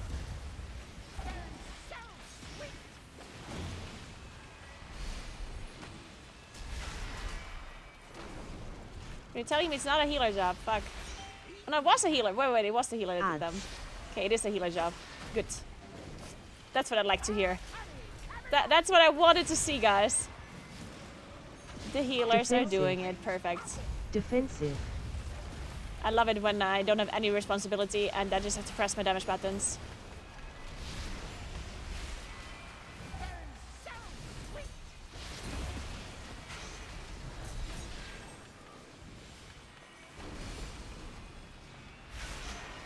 Everything's a healer job? Yes, this is correct.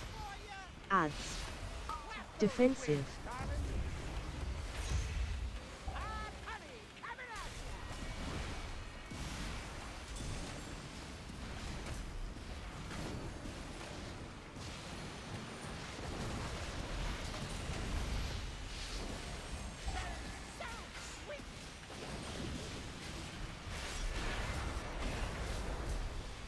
Defensive.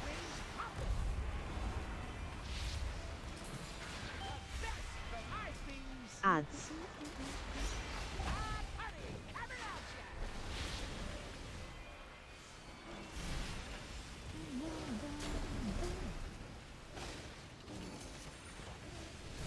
How did that Cinder Bee just get Smolder? Like it spawned and Defensive. immediately had Smolder. Defensive. How did that happen?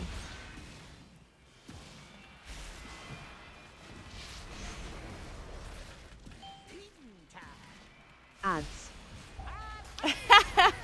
Genesis. That's a good trade-off. Yeah, every time you do a mechanic, then you should make sure that you're standing in Defensive. avoidable damage somehow.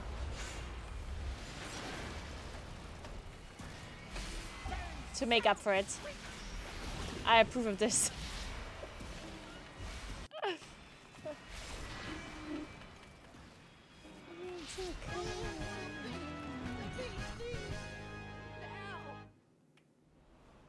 We should use them to make a beeline to Goldie's office. Come back to the taps to use them. 5 minutes, a bit close, huh? What's going on with this one bee? My bomb man, my prototype, and my beekeeper. And now you're riding my bees like some nature-loving Which one are we focusing? weirdo. I guess This one, I'm okay. gonna have to show ya and your rock-headed friend who's boss.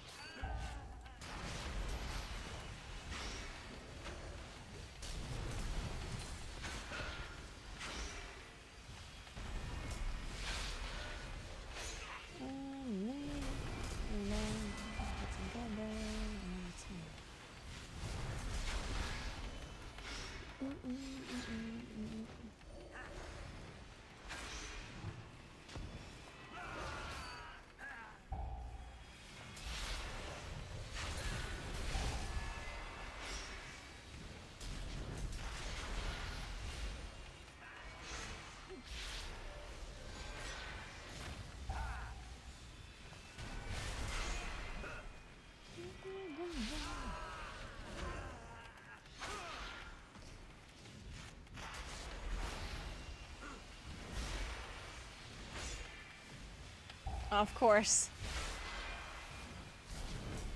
How did these barrels all explode? Wait, who's killing them? Huh. Oh, it wasn't me.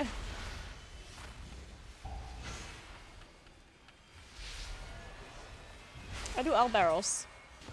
Alright, Smuck is doing all barrels. All right. You may have gotten my employees, but now you're dealing with the BEO herself. You won't be taking this metering from me! Sounds like a plan.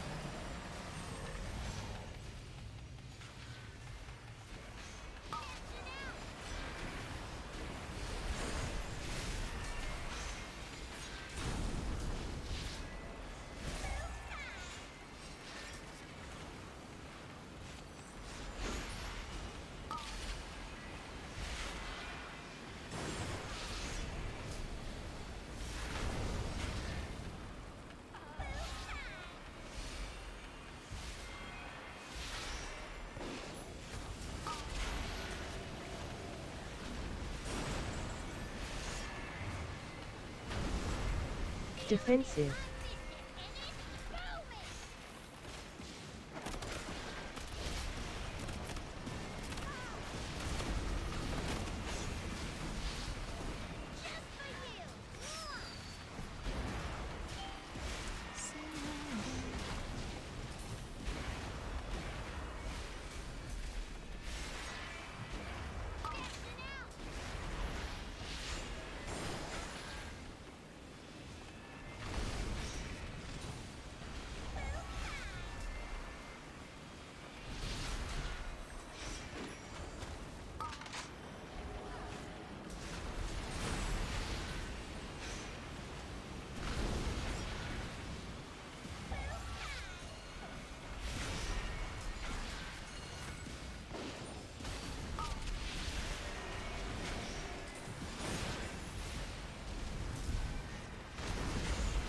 Defensive.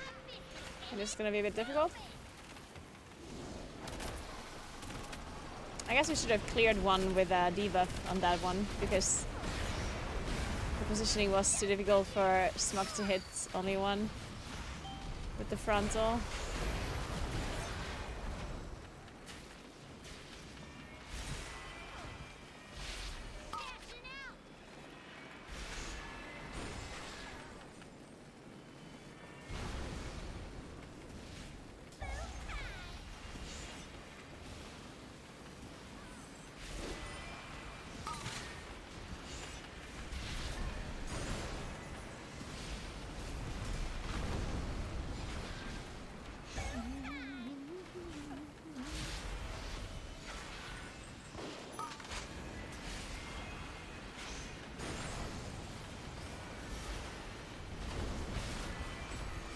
Defensive.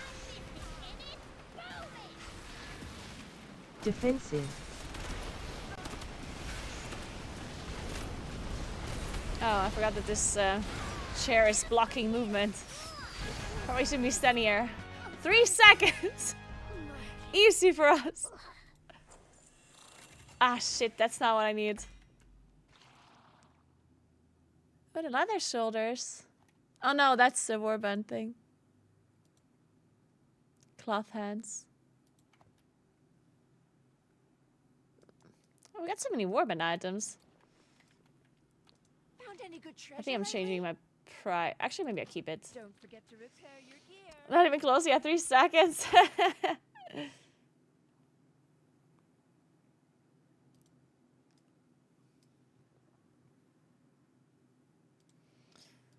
I got a lot of score, guys. Easy for us.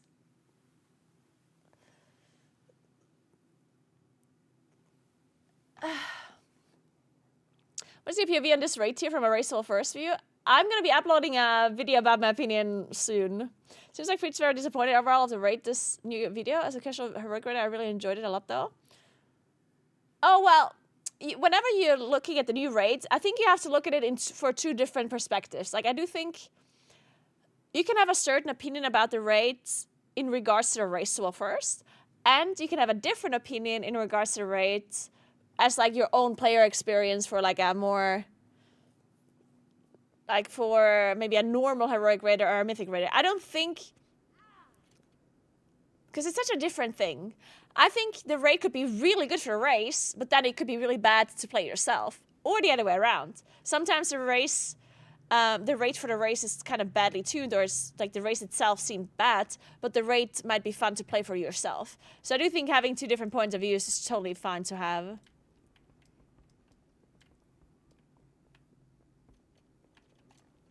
Oh, I can trade. No. I don't have to play it. Oh, I can trade that if you want. That is bound to Oh no.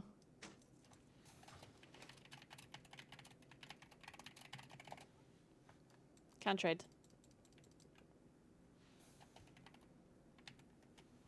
Let's do Floodgate.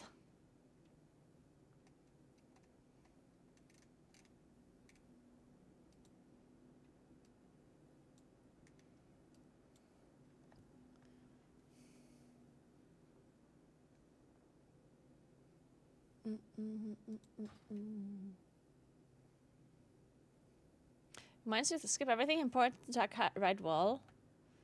I'll stealth. Floodgate. There we go.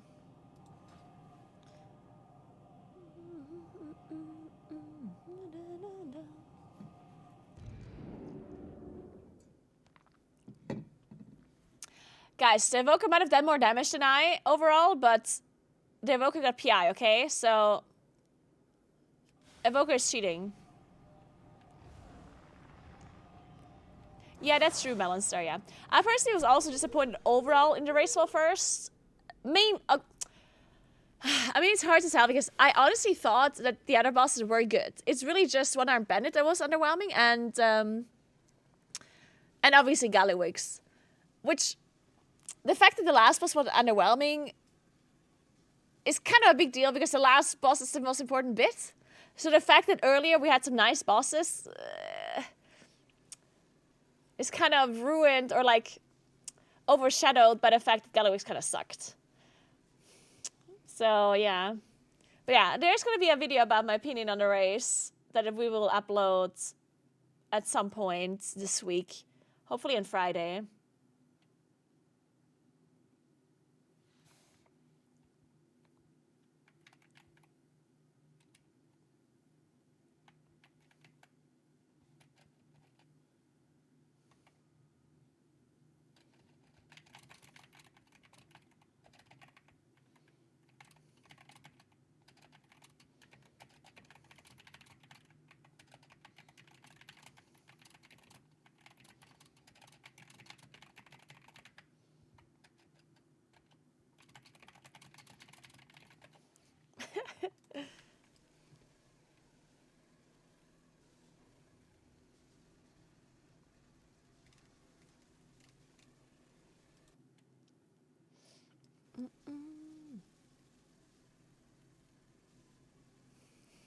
Holy shit, I got crazy proximal pull, big damn.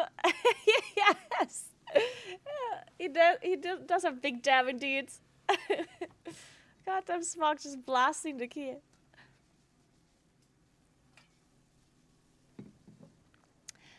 Next raid Max hopes that there will be 9 or 10 bosses? Really? Why? You think the annotation was intended by Blizzard? No, I don't think it was. Like, they definitely wanted to make it easier. To make sure the boss dies before reset. But then they, like, overdid it, probably. I'm talking about all of this in my video. Basically, I think that they didn't intend some bosses to be as hard as they were, and they didn't intend Gallywix to be as easy as it was. They did intend Gallywix to be easy because of what happened with the previous bosses, because obviously they didn't want the raid to be over around reset time, because having the raid be cleared around reset time is obviously something that Blizzard does not want, or the viewers want, or the guilds want. No one wants the last boss to die around like Tuesday or Wednesday or whatever. But they obviously like overdid it a little bit.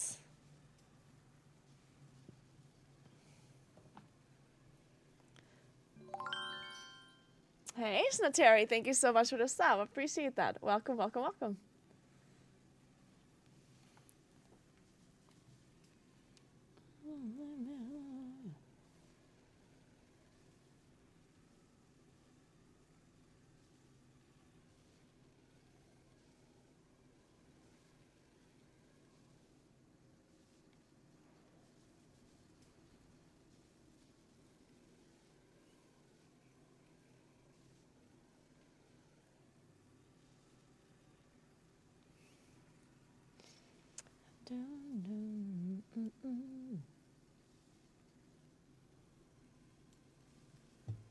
Hey Molly, what's up?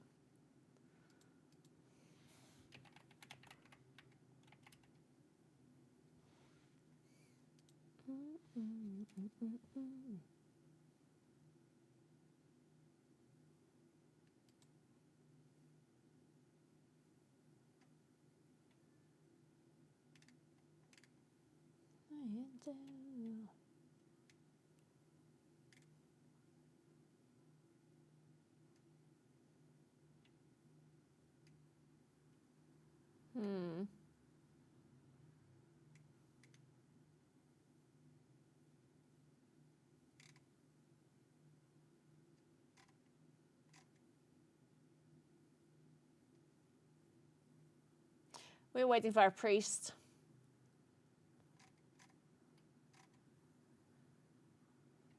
An atmosphere.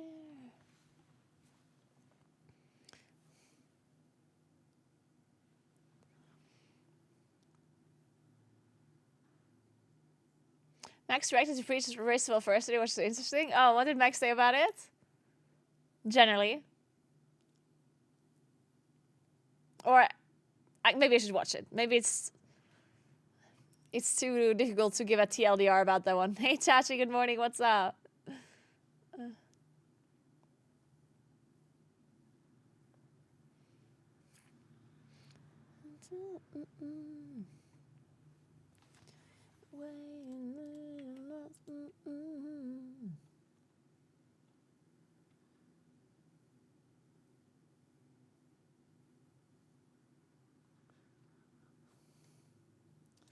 And while you were looking at yourself out there.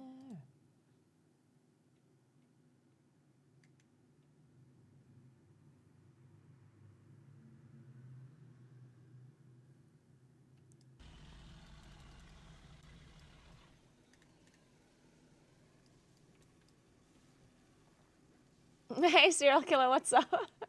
I think TSG's reaction to the boss dying is going to go down as one of the funniest things ever. It was so good. Because TSG was also just dead for like for so long, right? At the end. So he really had the time to like think about it. And I guess when THD died and he knew that there's no more Restus, he kind of thought that they're going to wipe anyway. So he was kind of done with the pool in his head. And then they ended up killing the boss, which was like, what? He was like, what? Ah.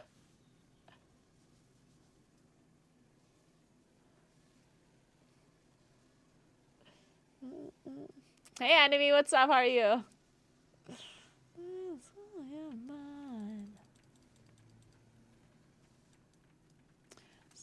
While you were looking at yourself down there.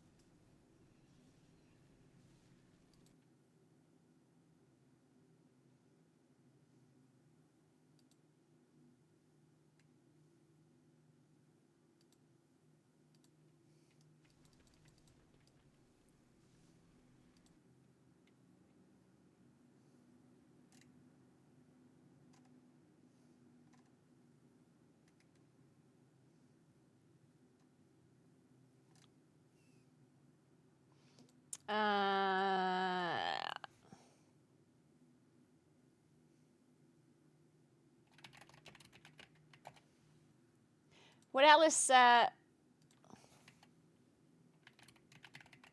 Oh.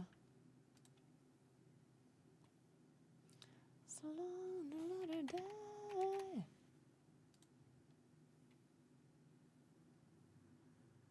Hmm.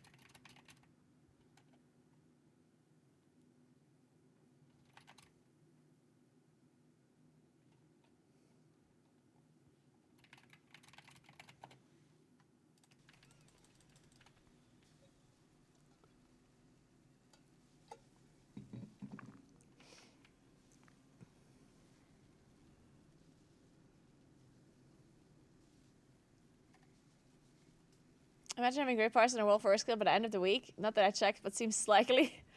Oh yeah, the way parse work is that they're related to other parses, so obviously he's gonna have a #1 parse. Yeah. If you're killing a boss for the very first time, you will have 100% parse, even if you're dead for the whole fight. Well, actually, you won't if there's other people with the same spec as you. That's a good thing about being part of the race well first. You never had to compete with other people on Warcraft locks. You were just always #1 parse.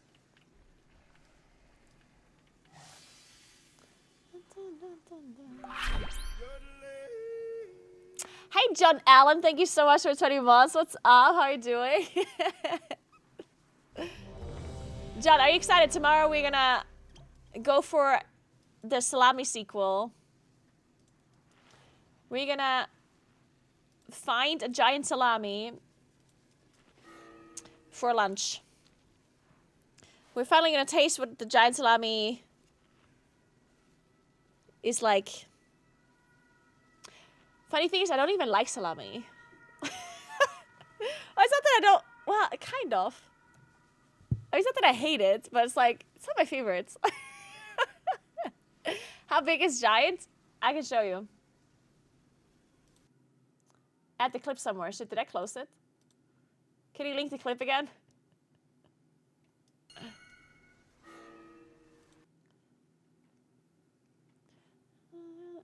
Again.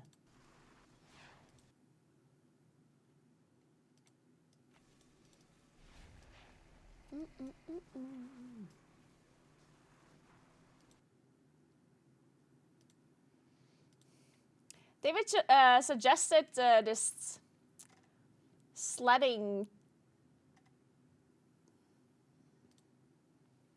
path. It looks very cute.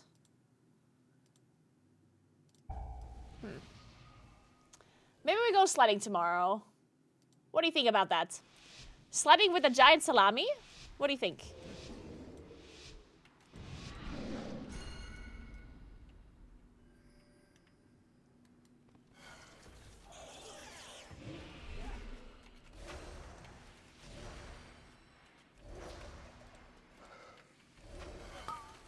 Feet.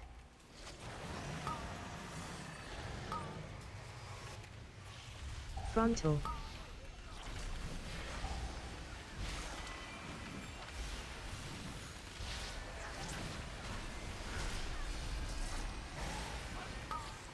Feet.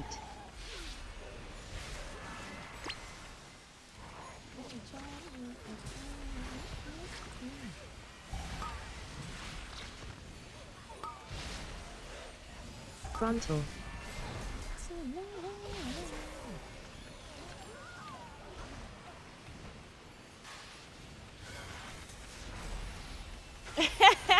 John. Feet.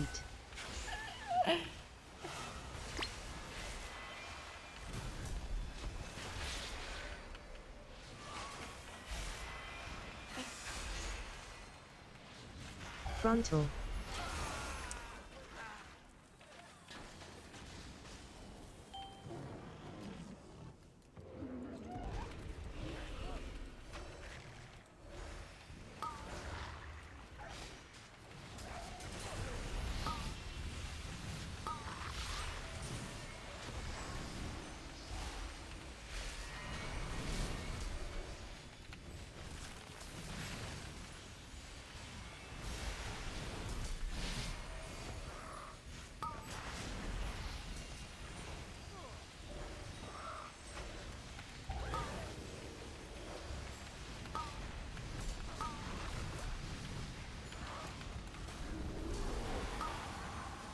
Your Fuck! survival wasn't necessary.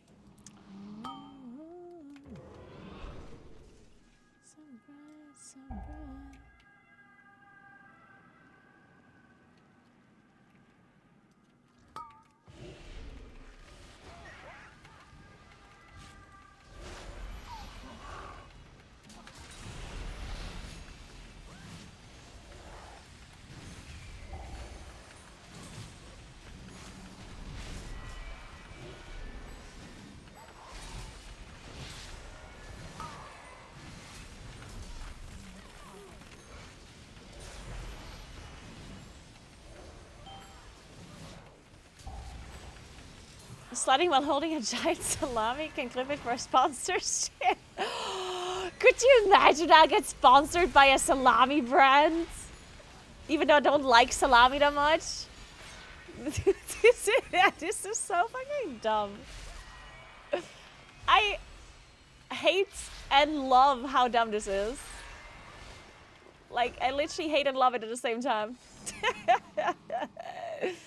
Oh, God.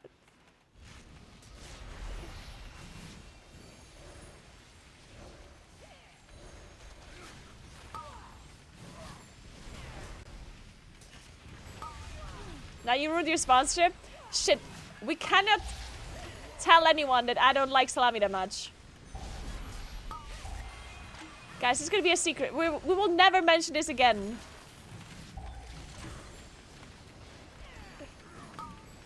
From now on, this is gonna be our secret, guys.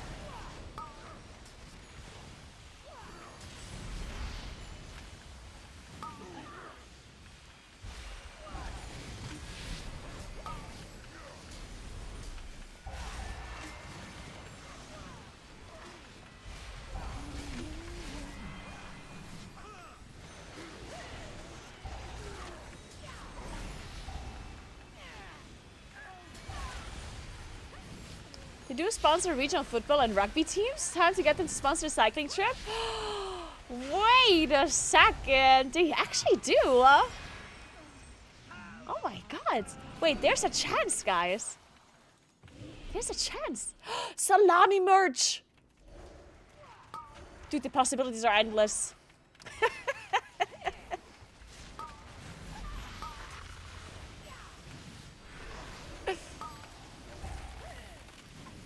And what did you say? Like, I did see this on the Discord, but I didn't like fully read it because In case, like some of you maybe know that I'm planning on doing like a cycling trip in June, like over the course of a couple of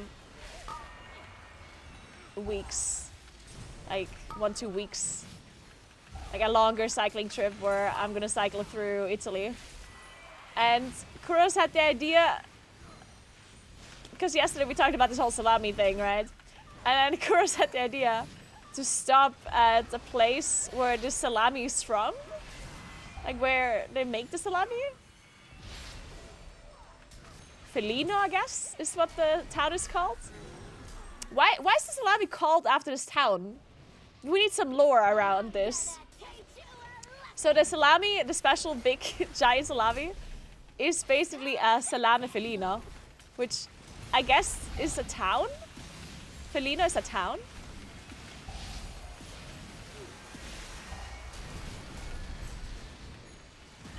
We need the lore for this one.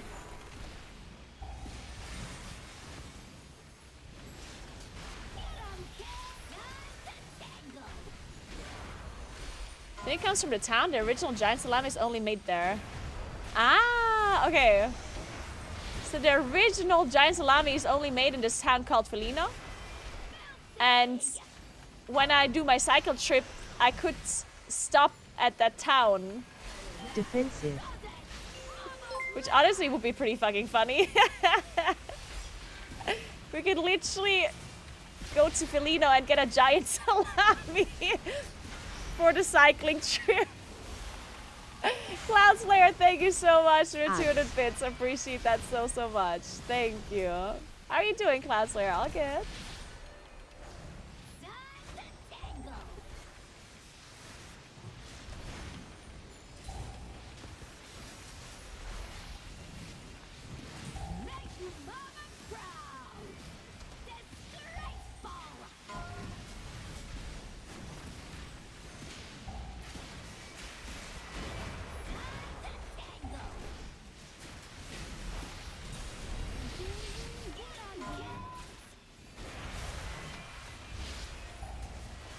Targeted.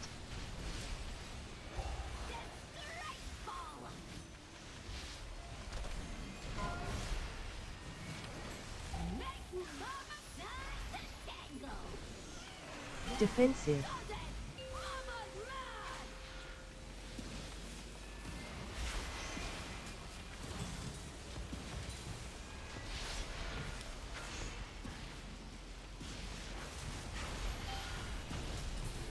Ads. I'm getting more and more excited about this whole salami thing, guys. Now I really want to know what it tastes like. Maybe it will convert me. Maybe I'll become a salami lover.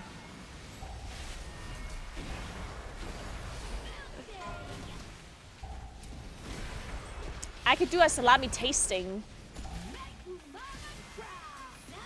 Find the best salamis of Italy. See if the Felino salami is indeed the best salami. Spoiler alert, it is. Of course it is.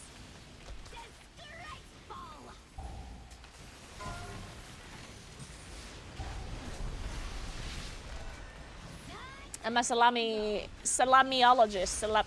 Salamologist? I don't know about this one. I'm not convinced.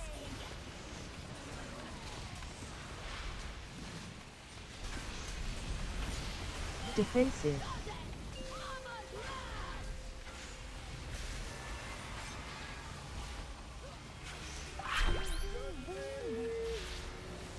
Hey Pi, thank you so much for 1 year. Oh my god, you're set for a year already? That's crazy. Thank you so much. Time flies. Damn.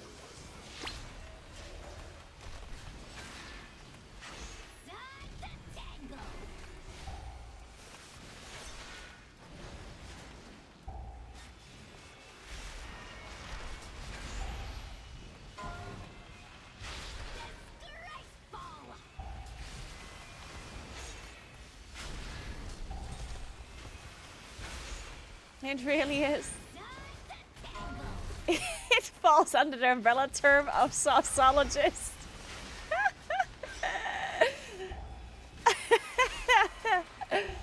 Oh, beautiful. It really does, Anders. It's crazy. Defensive.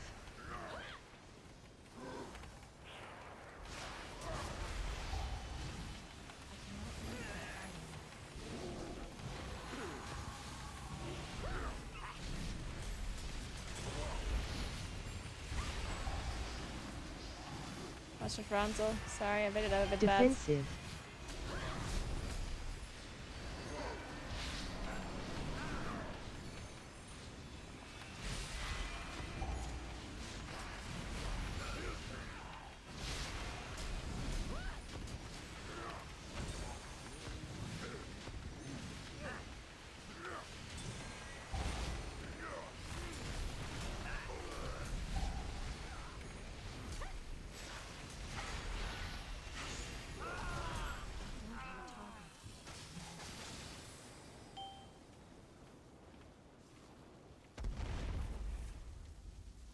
Yeah, Auntie. I'm taking full responsibility. This is all your fault, Auntie. I hope you know it's all your fault, yeah?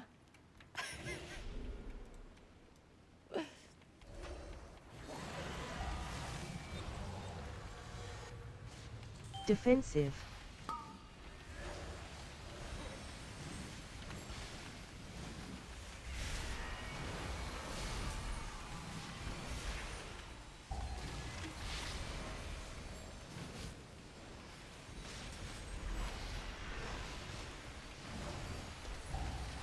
Defensive.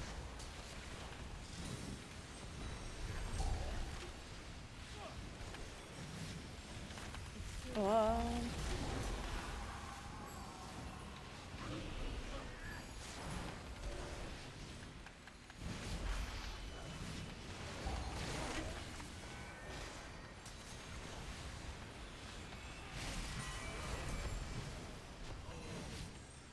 Me and Anderson fell at the same hour? Wait, really?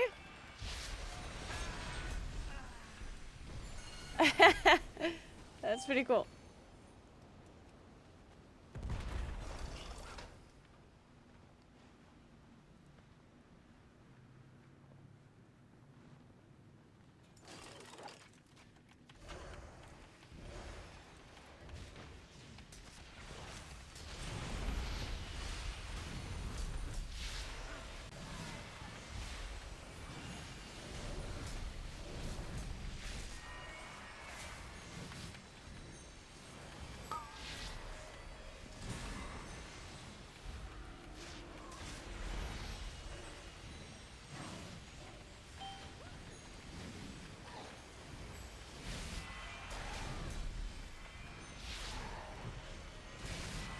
Nice, Ishuna! I got my Cinderbrew necklace yesterday as well, at the very end of the stream. That was really nice.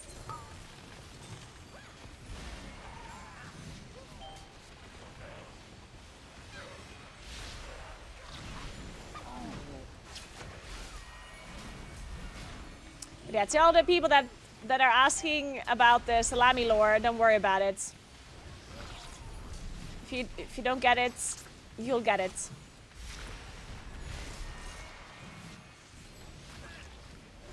It's one of those things where you had to be there. We're not explaining it again. You can either join in on the salami mission, salami quest, or you stay behind. But we're not explaining the start again.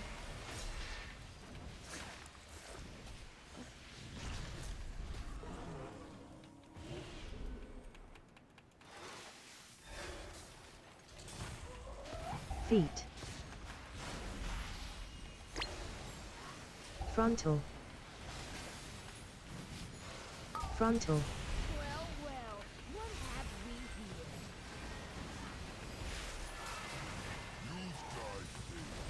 we here? Feet.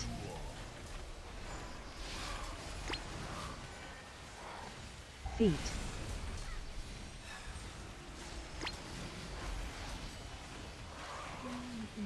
Frontal. Frontal.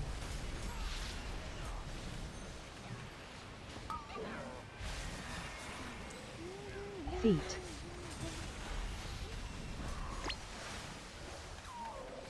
Feet.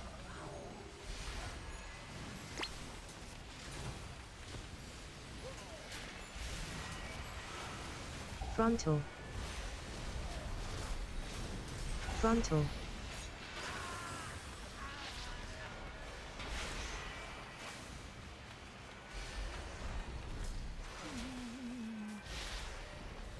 Feet.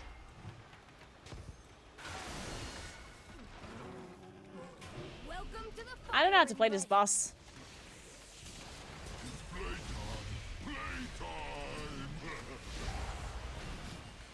I'll just do whatever the other people are doing.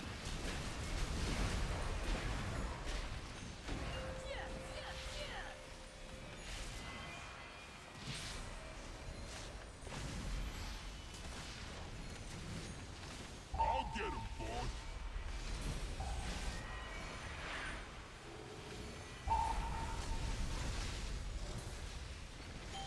Oh.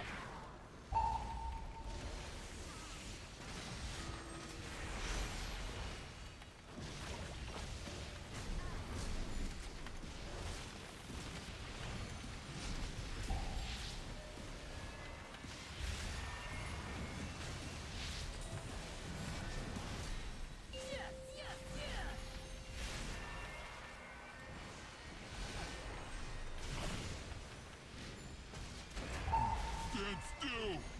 I ain't done with you.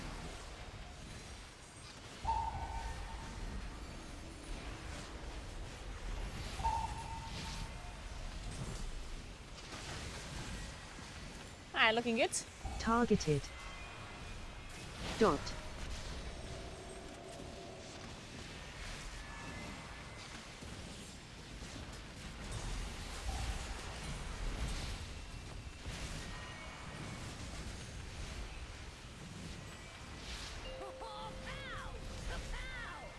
Kapow! I'll get him, boss. Ooh, look at that. Got all the bombs. Oh wait, no, there was one more.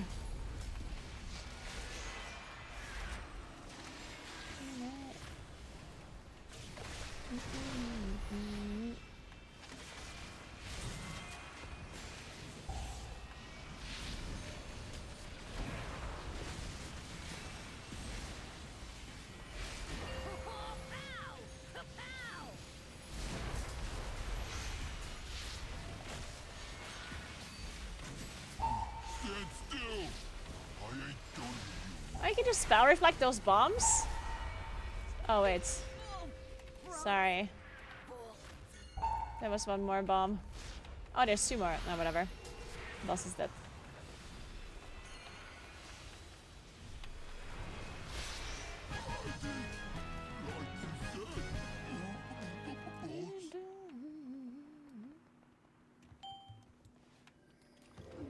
So here, this is the salami lover stream, correct? Excuse me, but it's sauceologist. How dare you call me salami lover?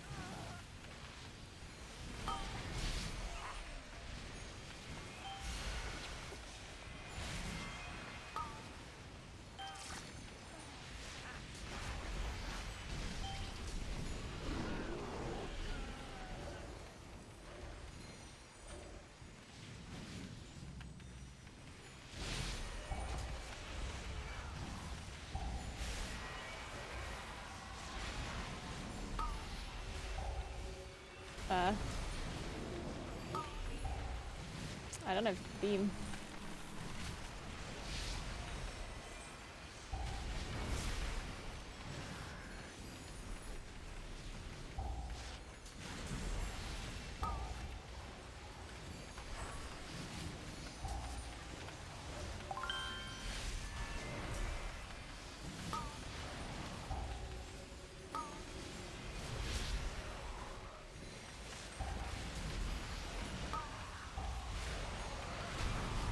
Hey, Doctor Who Doctor.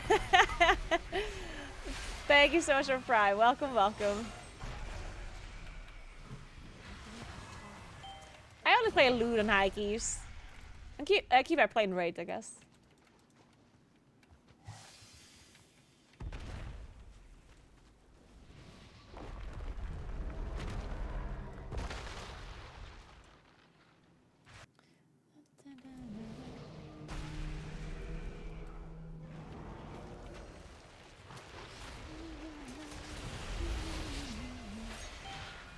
Frontal.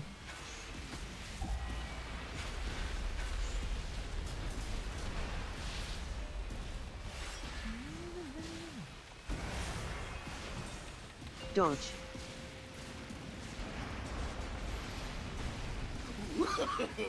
Why are you laughing? No.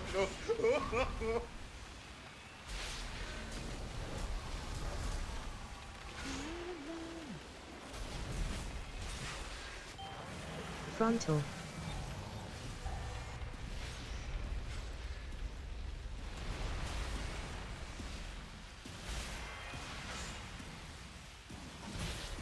Dodge.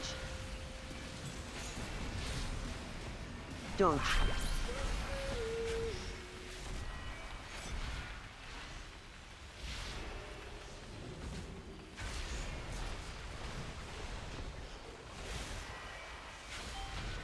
Frontal.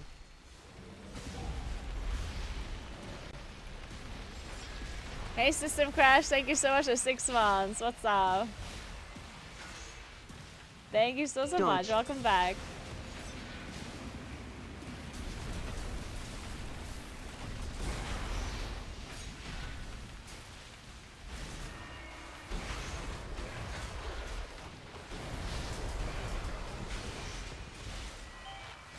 Frontal.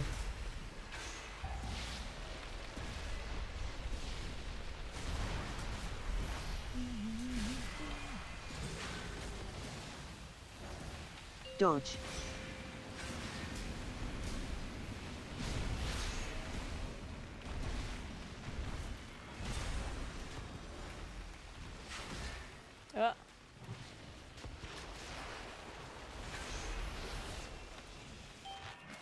Frontal.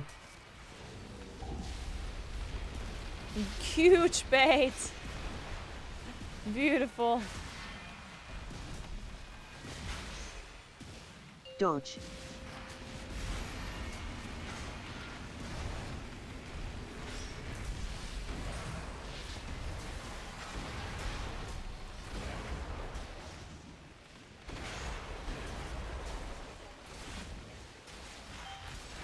Frontal.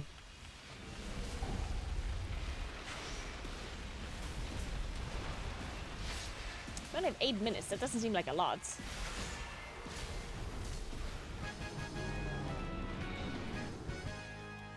Is that enough? I guess we skip a lot of trash here.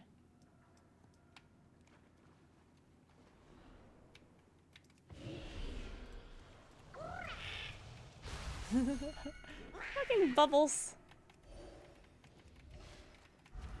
Feet.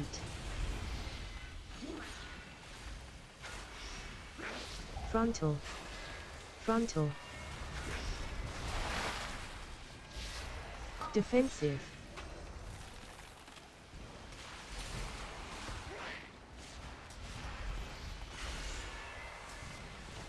Feet.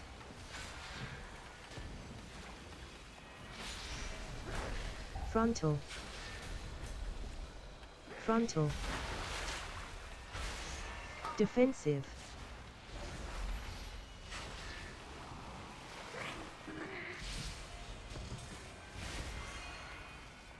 Feet.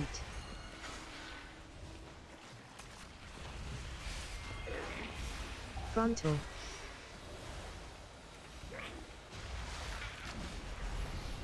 Defensive.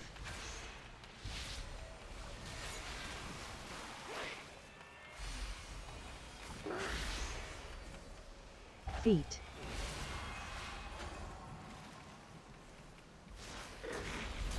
Frontal.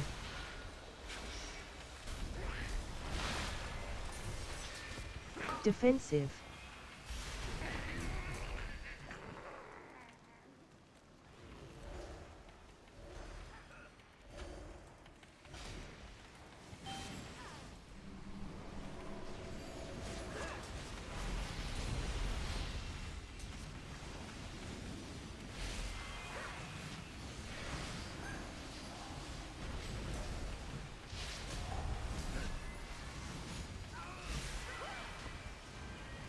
Holy evoker burst. Jesus.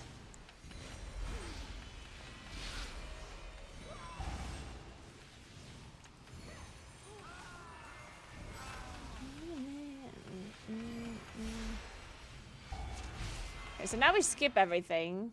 Well, as much as you can skip.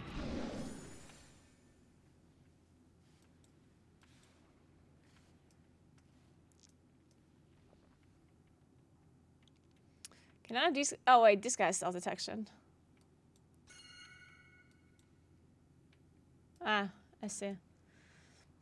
Gonna be tight? Yeah, I think it's gonna be a bit close. Well, I don't know how long the last boss takes.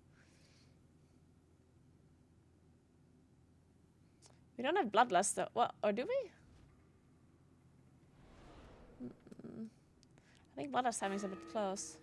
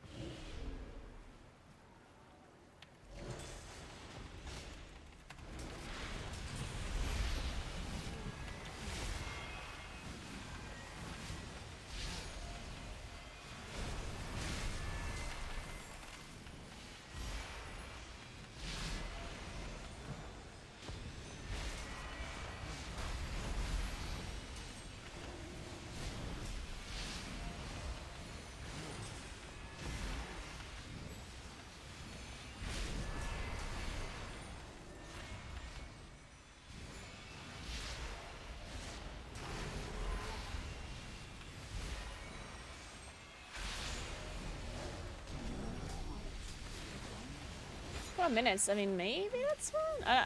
I really don't know how long this last boss takes. Soon I shall have the power I require. Target. You dare question me? Defensive. Annihilation. Working. It's working.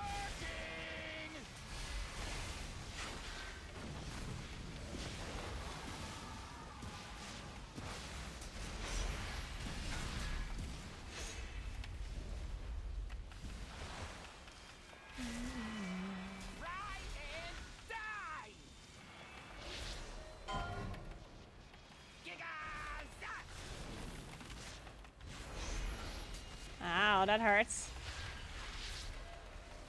Orbs.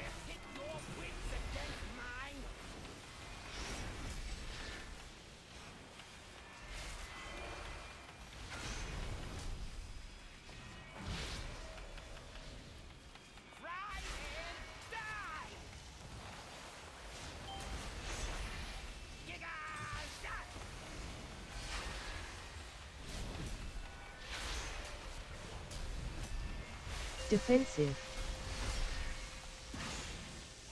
Defensive.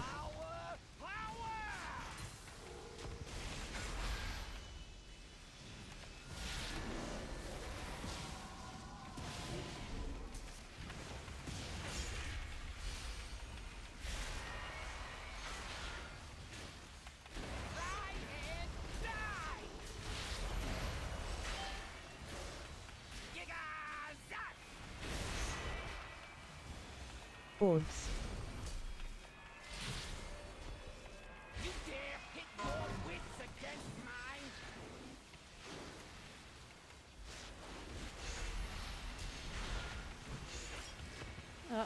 Where's our priest? I'm resting.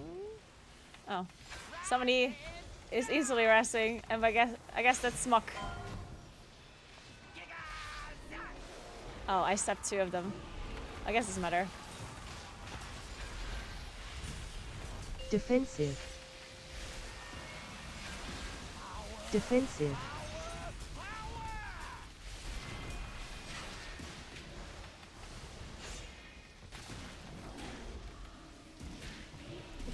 God, this boss hurts.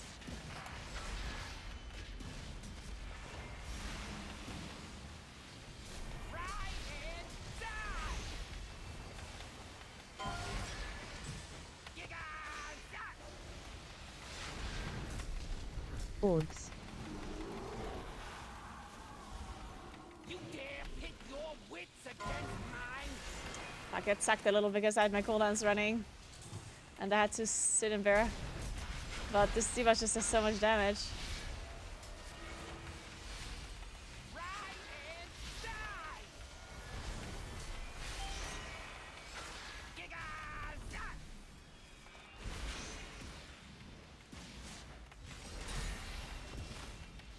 Defensive. We're not gonna make it. Shit.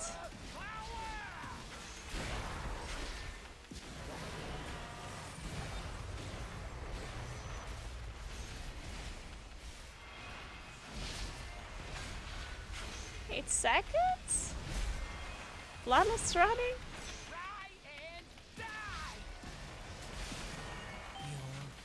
Fuck! Nah, shit. I'm so close. Fuck. Fuck. Yikes. So close, so close.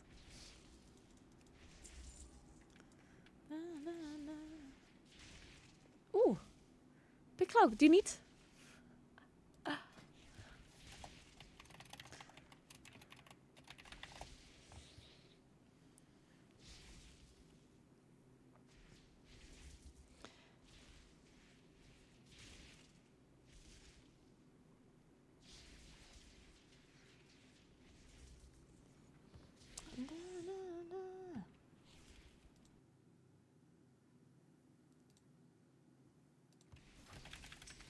Nice.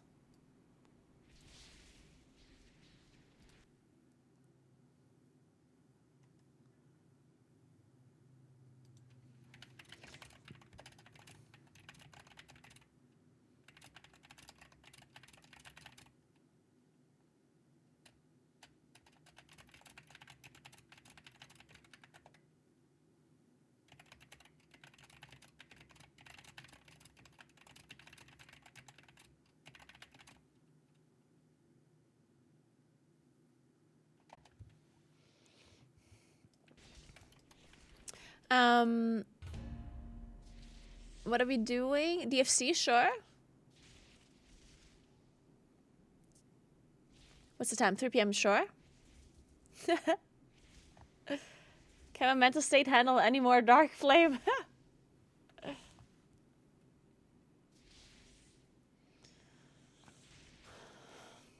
Yeah, I was really close. It was unfortunate. Close enough, close enough.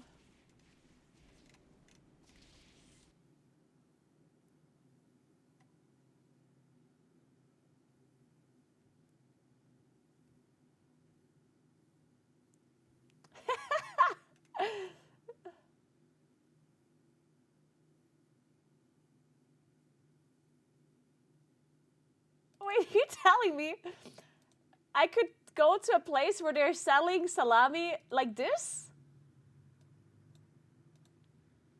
Guys, during my cycling trip, I could stop at a town that has salami hanging on fucking, I don't know, candle holder things.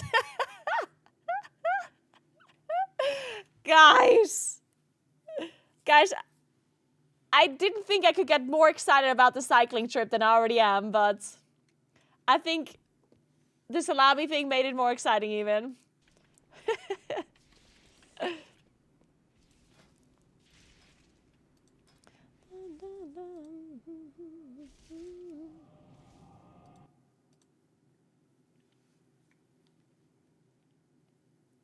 Vortex first stomp. Wait, what's this? Oh, yeah.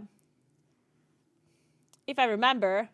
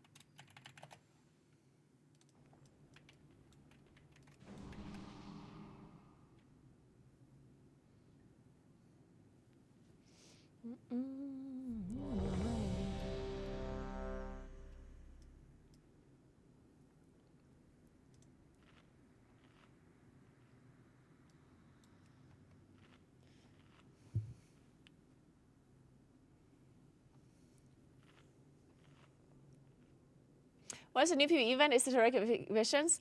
No, it's I forgot what it's called again. I literally forgot the name, but I'll try it later on PTR. I'll try it in like an hour or two.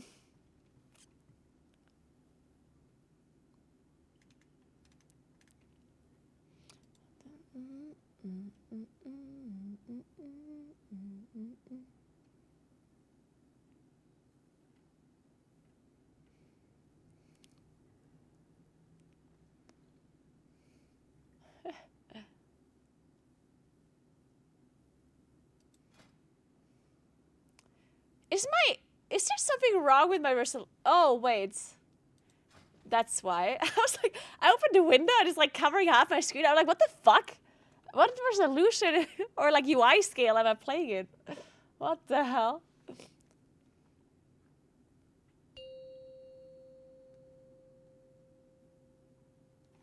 Five, four, one.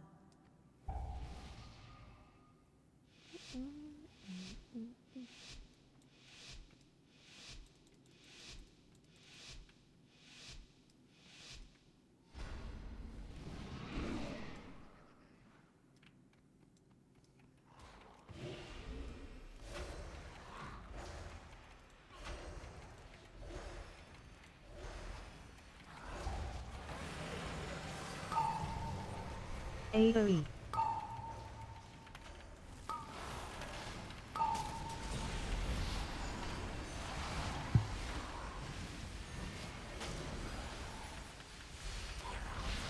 Yep.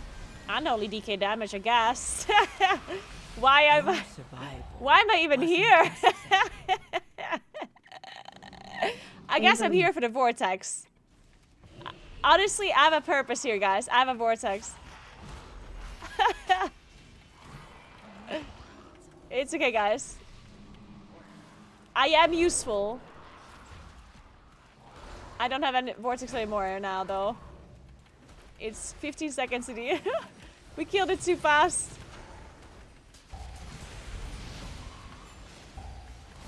AoE. AoE. What the fuck? Honestly, what the fuck's unholy DK, man? What is this? This is insane. AoE. Oh my god.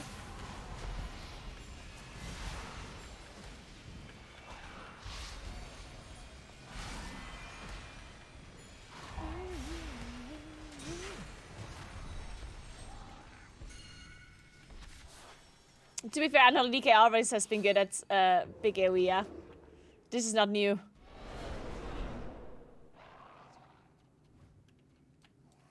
Like, this is not some new thing that has never happened before, yeah. This is literally the one thing that Unholy DK can do really well.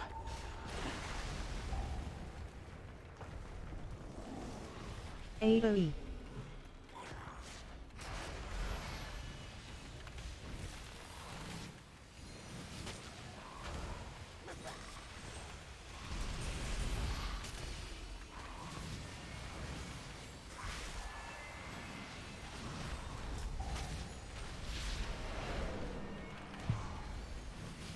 AoE.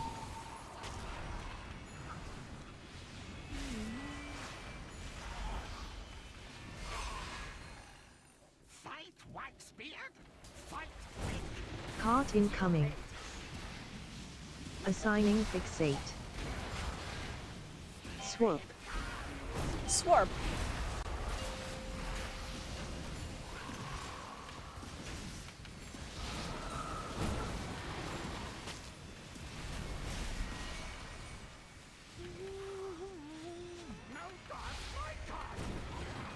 Charge.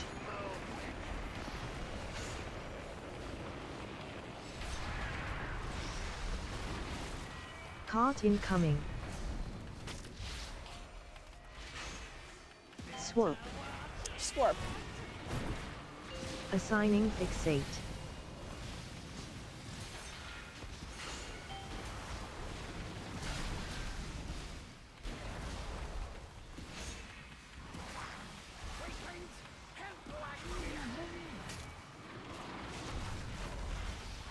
Charge.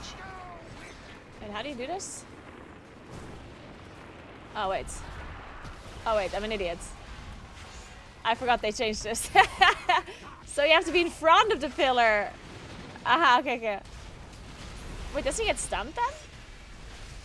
Or does it even matter? Do you just like go Assigning anywhere? fixate. How do you play this? Cart incoming.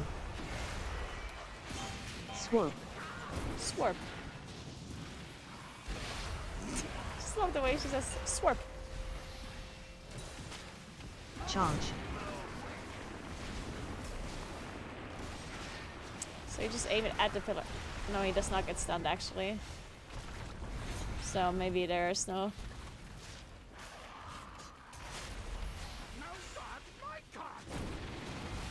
Cart incoming. Can we ignore the cards? Swap. Assigning fixate.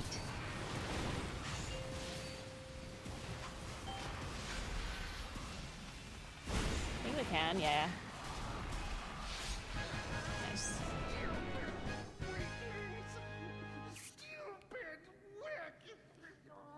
Why would... Yeah, I'm also not sure why we're talking about dried salami. Know this place. Old Waxbeard's been here forever. The salami that I'm talking about is not... Like, it's not dried salami, right? Quick, faster, faster. I'll catch up.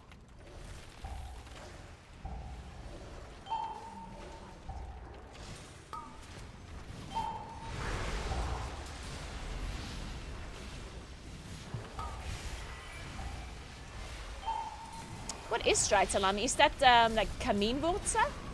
Is that what we have in Satharol that is called that? I don't know what's it called in English.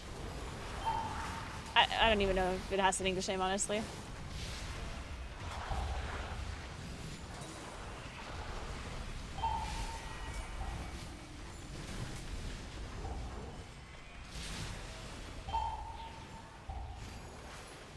But the giant salami that I'm talking about, or the salam felino, that one is not dry salami. That was normal salami. Just big.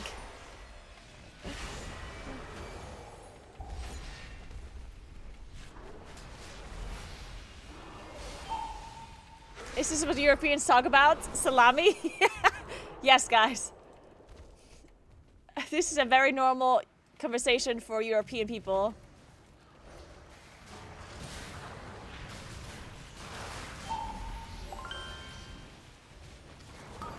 Hey Jamix, thank you so much for Prime. Thank you very, very much. Welcome in, welcome in.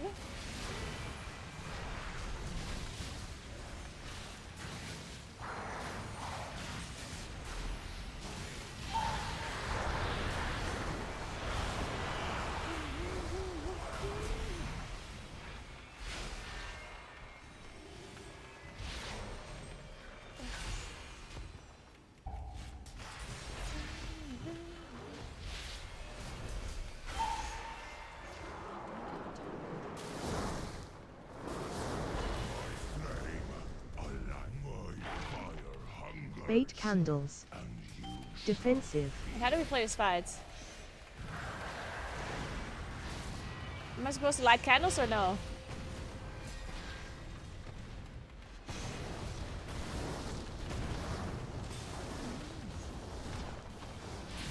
Wait, we lit a lot of candles.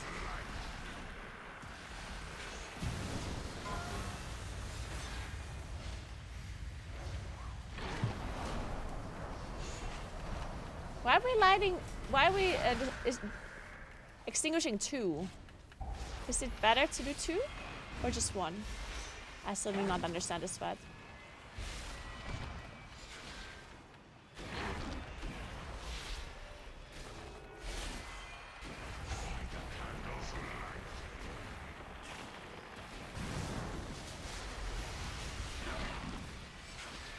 Defensive.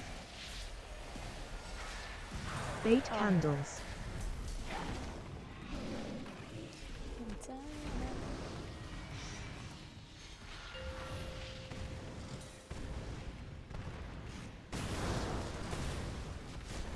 Yeah, if you want to know about dried salami and not dried salami, just listen to what Kuro says in chat. I will trust Kuro's knowledge about salami.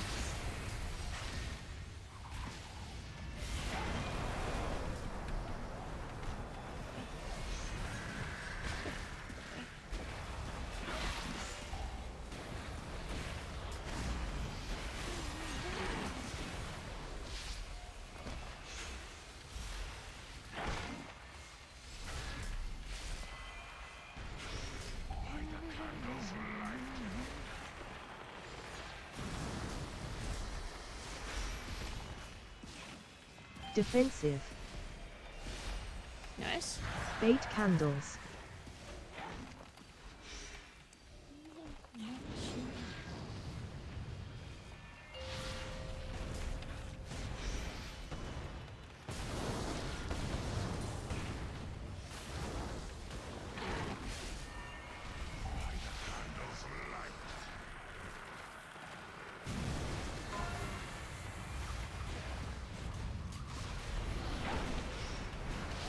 Oh, so we did just do 1 this time.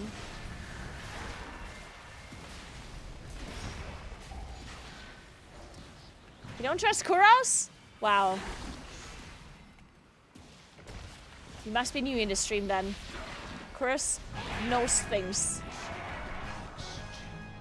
He's a sociologist. One of the best kind.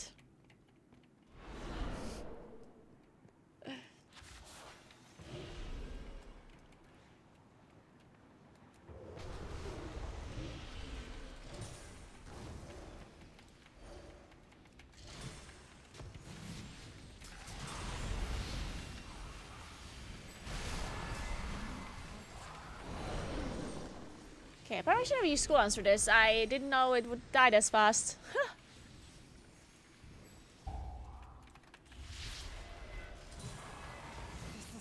Frontal.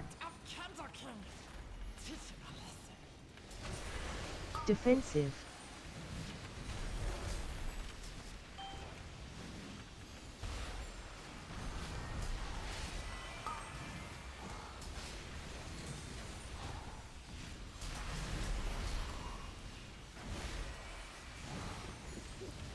Defensive.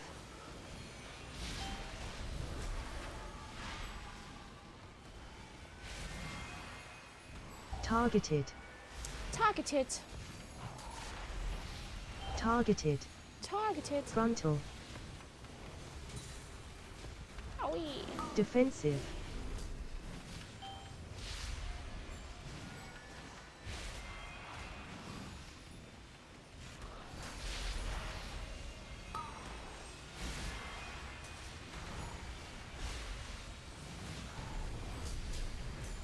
Defensive.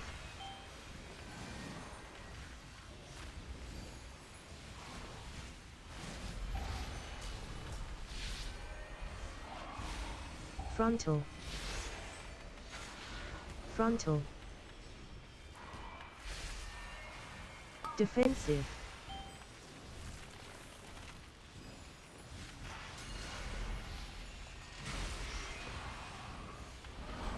Stack soon. Frontal.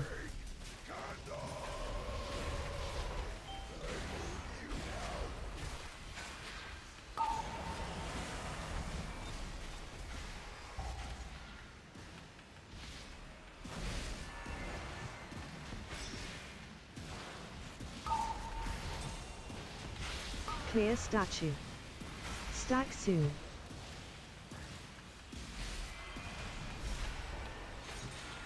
I mold you now.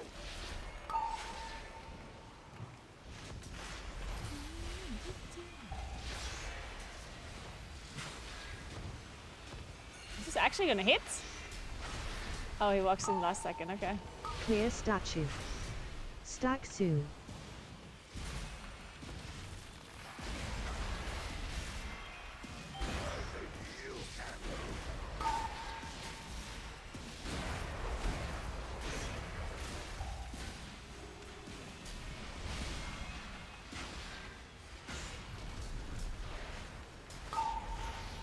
Clear statue. Stack soon.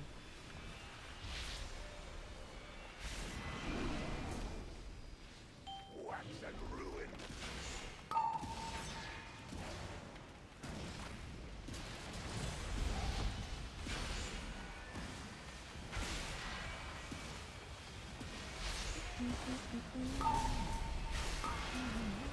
Stack soon. Clear statue.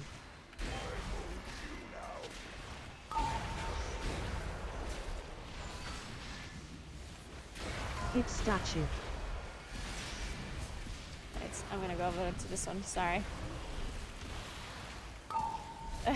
Clear statue. Stack soon.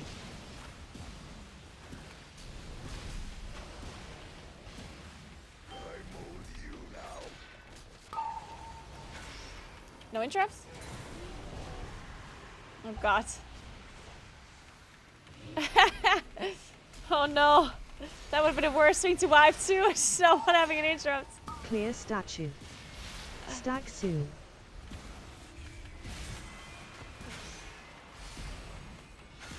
Wax and ruin.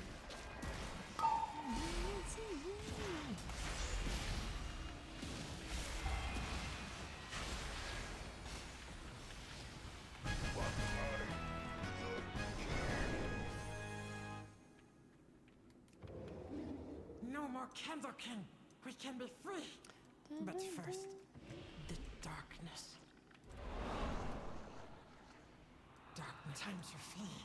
Flee to freedom. We can use Big Candle Cart to escape.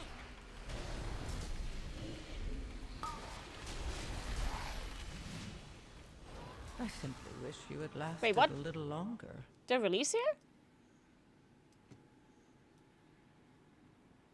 I guess I do. Man, this new Naguura or like add-on that is causing the number to be in red is distracting me. Because it looks like my gear is red when it's in fact not red. That is very annoying.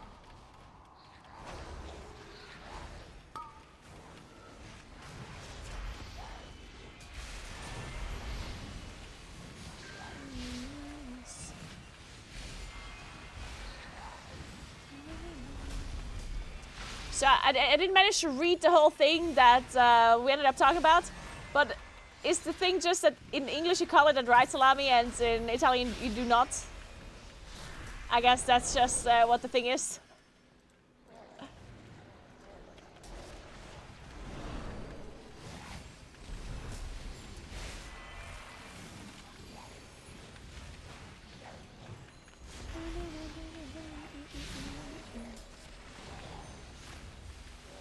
I guess the mystery has been solved then.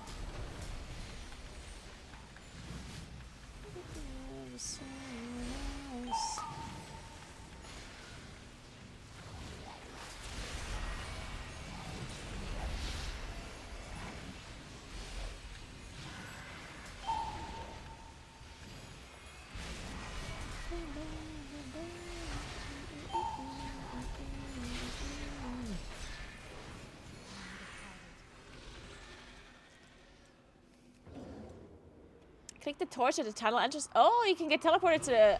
Ah, interesting. Okay. They blanket call them dry grass if it's dried a week or a month. Ah, I see. Okay, okay.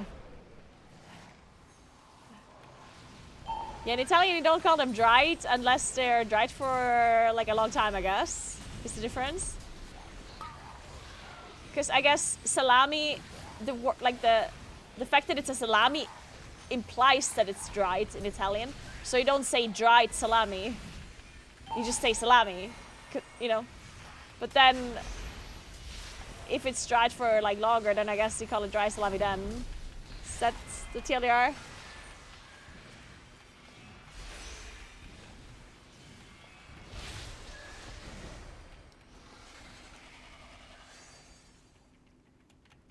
Basically, okay. I get it.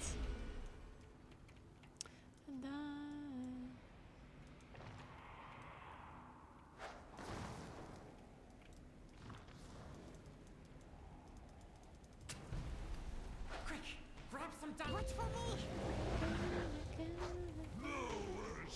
Shit, I didn't hit.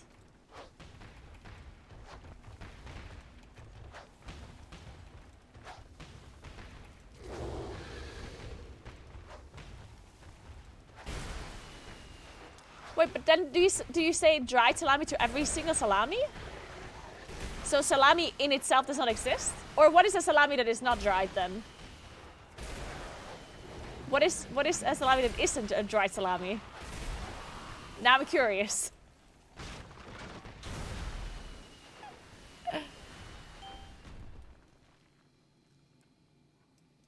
A wet salami.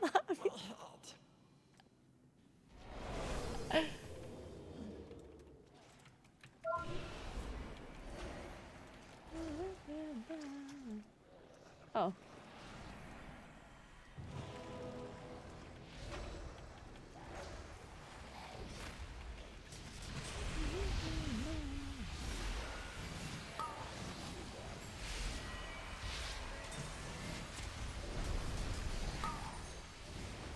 This is a very important topic, by the way, guys. We have to solve this mystery.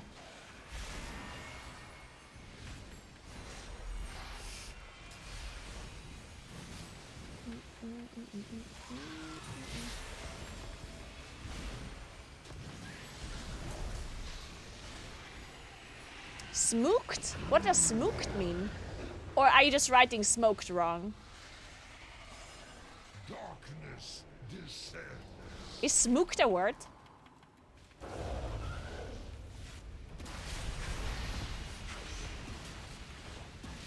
There's no shot you both simultaneously wrote smoked the wrong way.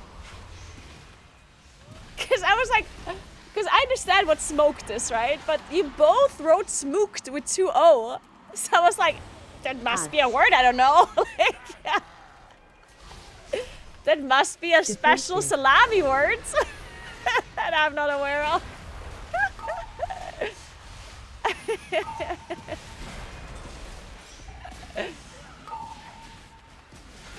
The plot thickens, guys. The salami plot thickens.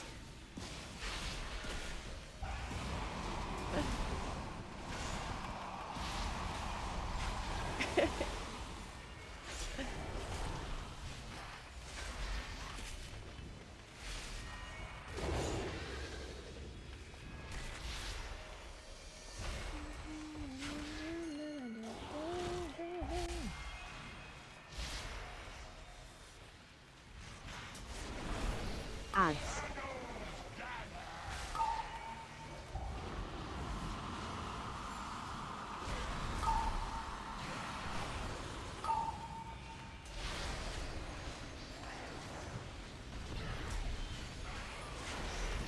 Defensive.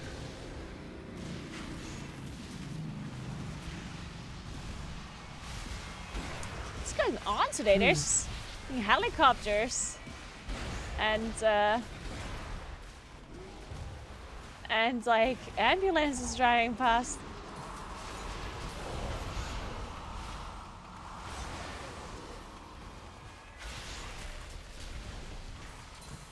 Yeah, Mage is really good this year. I see mages all the time in high keys. On radio, not in my groups. The mages in my groups always suck. The salami verse.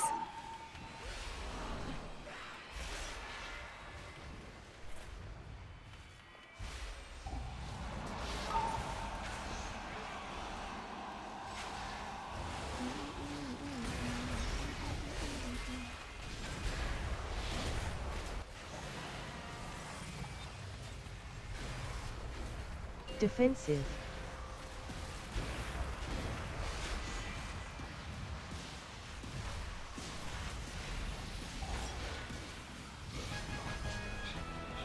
Good job, team. +2.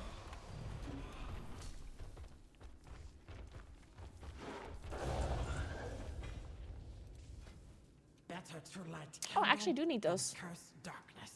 Nice. It's scary in there, but we must go in. We got a Theater of Pain. But the darkness always returns. I'm from the UK and I've never heard the term dry for any cured meat. Interesting. So it's just an American thing, they say? Thanks, best friend. Looking for someplace new to explore? Yeah, in Germany you also don't say dried. You do say... Wait, let me think about this.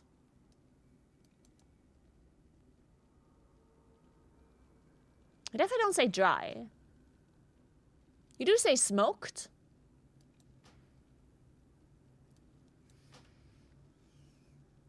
Dried? Not really. Hope you find lots of treasure out there.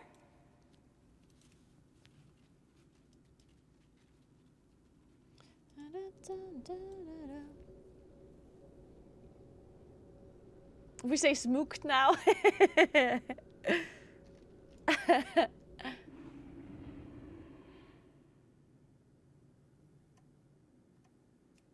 The cartels are always hiring temp workers to pick up odd jobs. See if you can lend a hand.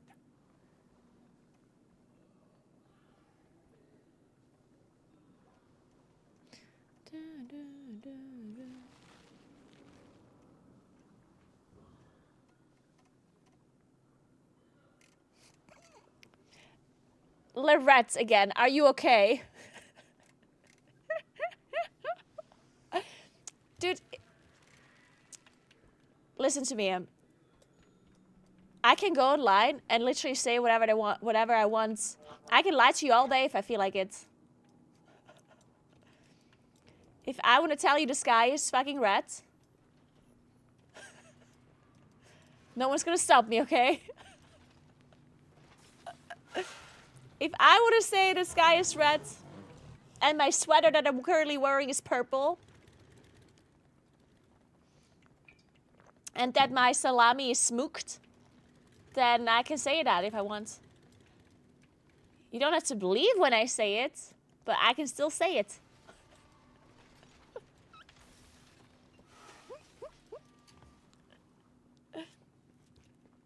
But then we just think you're colorblind.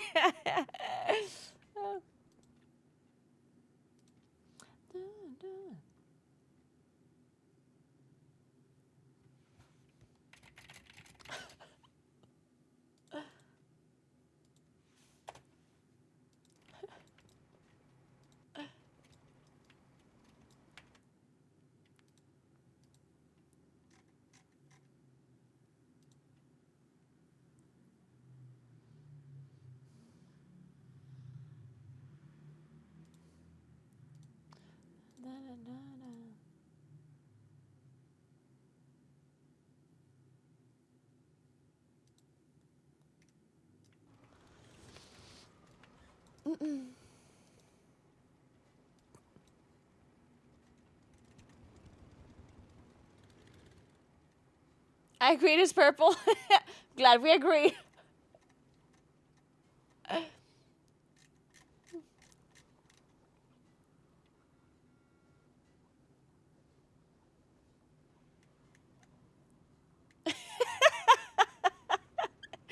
He won't let it go because we have to call an H salami dried, even if we don't normally do. I'll also go order panini around because it's called panini.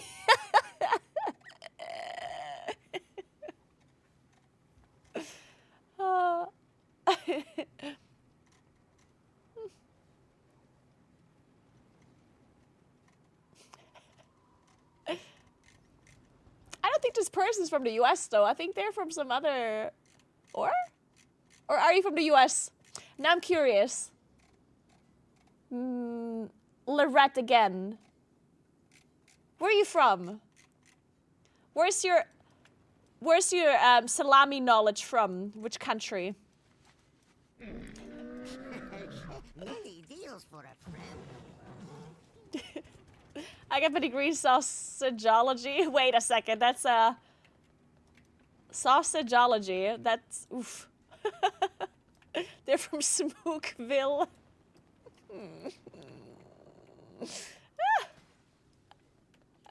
I just got here. Are we back in the whole salami thing? Okay, hear me out. We haven't been talking about salami this whole time. Just like 90% of it, okay?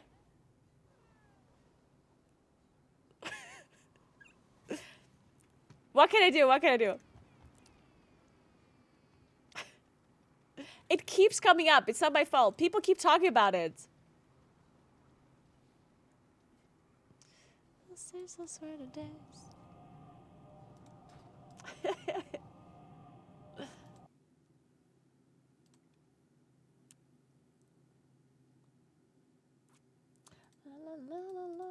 David has a slut, guys.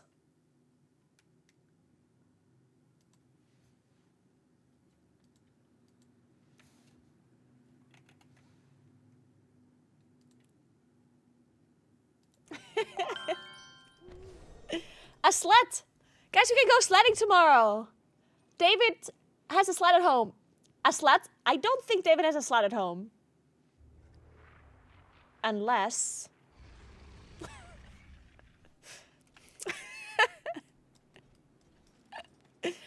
I mean, unless you consider...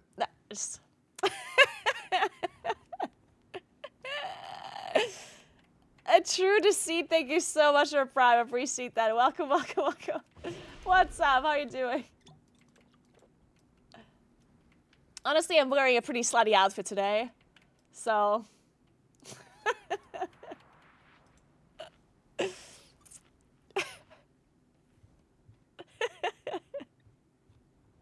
David's stream appearance tomorrow? Unfortunately not. David has to work. It's just the worst, right? People that have to work during the day on a weekday. Ugh, horrible. But I did try to convince David to make a stream appearance, yeah. I tried to convince him to play like a co-op game with me. He wasn't super excited about it. He will eventually be on stream anyway because he's gonna join the cycling trip. So when we go cycling, he will be part of the stream. And he will have to go to Smook Village and order and look at salamis with me. Like, that's already, like, that is locked in. But until then, we would like to have a David appearance as well. I'm still trying to convince him. Eventually, we'll get David on stream.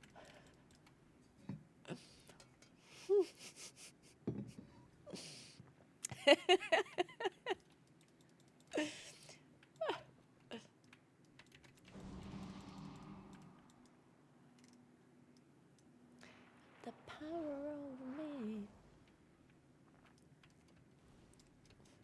Yeah, Split Fiction is what I asked him to play. But maybe I found another person to play with. You might or might not know him. You do know him. Me and my ex-girlfriend almost broke up playing that one game where you run a restaurant together. Maybe games like that aren't good. It's a true test for your relationship. Can you survive Split Fiction or not? It's even worse when you play Among Us together, I'd imagine. Do you survive Among Us? David has never played Among Us.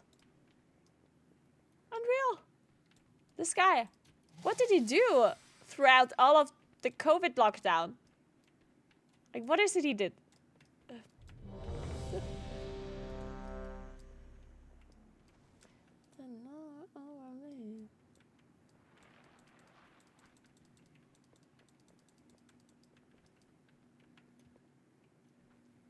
You can show him how much of a gaslighter you are. Oh, I'm so good at gaslighting. I think. 4, 3, 2, 1.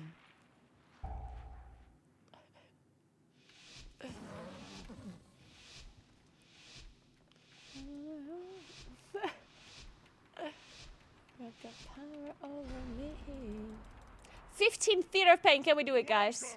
One and all to the theater of pain.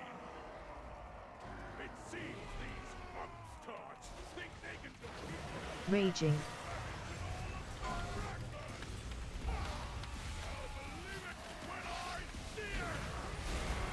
Defensive.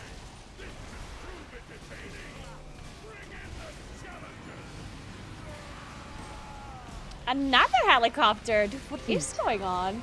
Raging. Has there been some like major incident or something? And is there an apocalypse? Was there an accident in Smook Village? Please, not anything but Smook Village. Our salamis! Guys, do you think something happened to the salamis? Sorry, the dried salamis. Oh no. Defensive.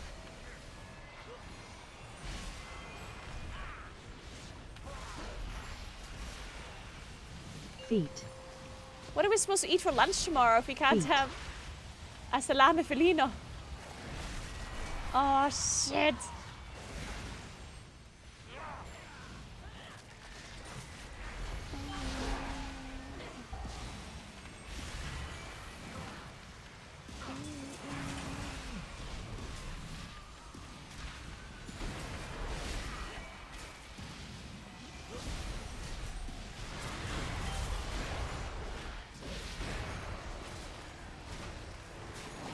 Defensive.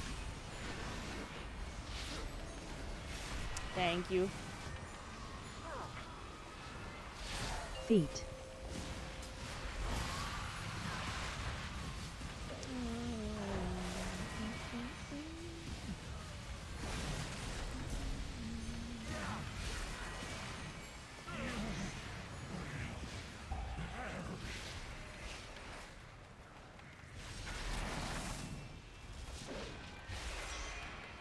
How do you undry a salami?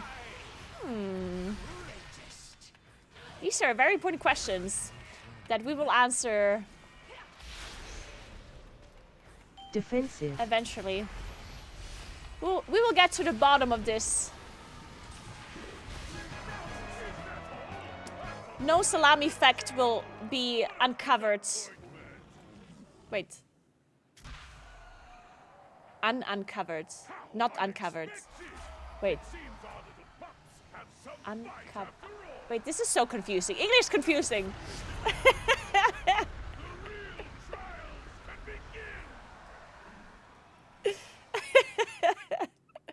You put it in the desmooker?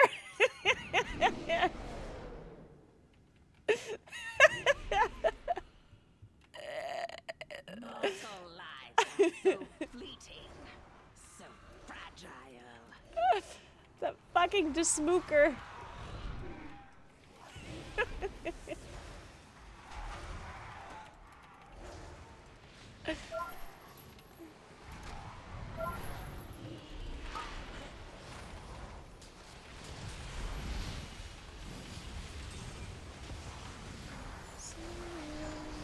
Defensive.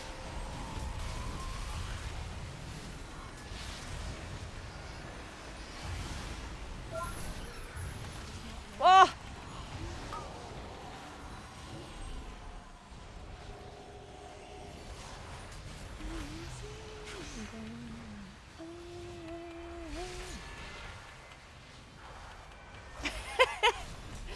If I still smoked, I'd tell the Defensive. boss I'm going on a smoke break. But I don't know why this is so funny, because it's not that funny. But somehow, it's almost as if we're like, honestly, it's as if we have smoked a bunch of joints. It seems like we're all high, guys. Did we smoke something and we're just not aware of it? I'm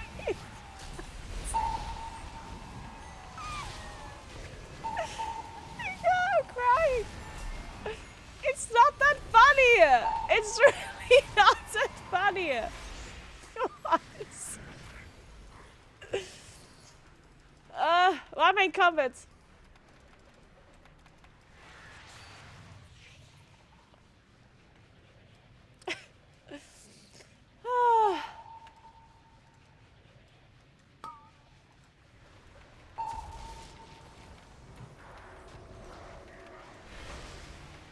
Defensive.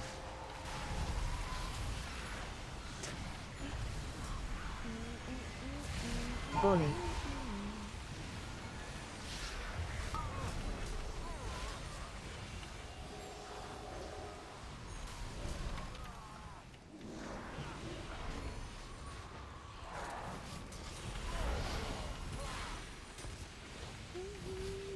Volley. Defensive. Volley.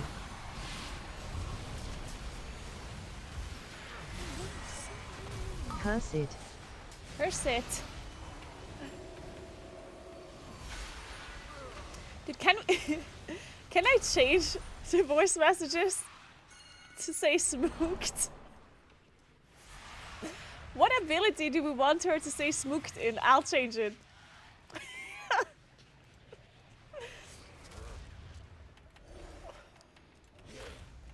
What would be the best ability? Cursed. To Cursed. replace smooked. Or to change into smooked. Wait, I'm slow. Ah! Volley.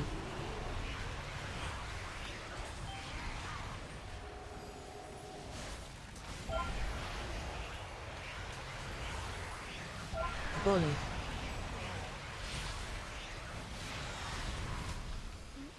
Cursed. Cursed.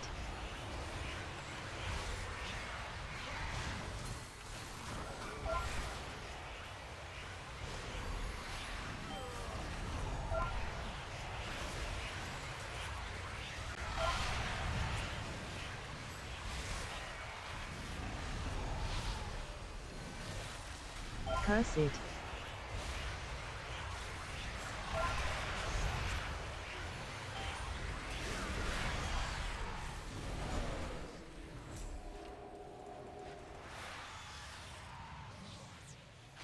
Good thing you're not cycling to Naples, because there's the salami. Because there the salami is smoked, then dried, but it's not fully dried. Oh shit. Oh my god, what are we calling that then? Cursed. The combo. The half dried, half smoked salami. Oh Volley. god.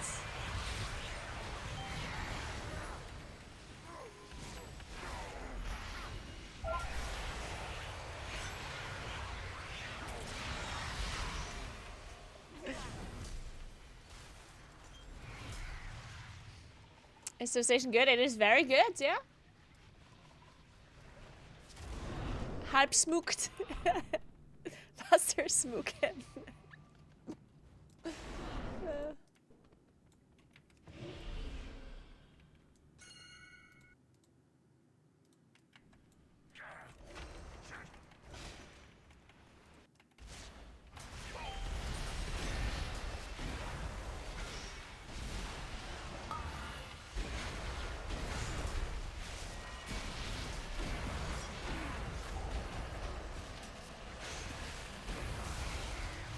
I was doing that frontal, but I didn't, so. Stack.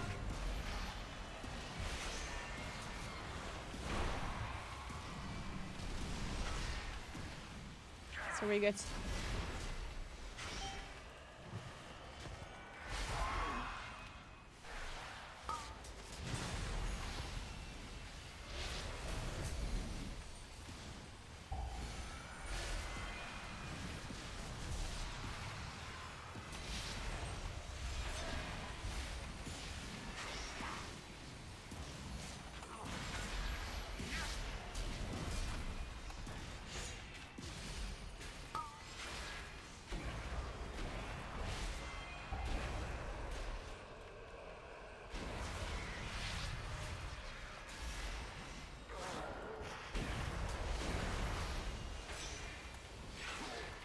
Stack.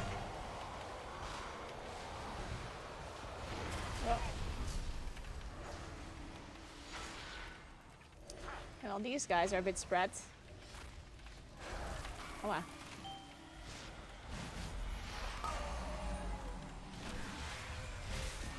Okay, we're fine.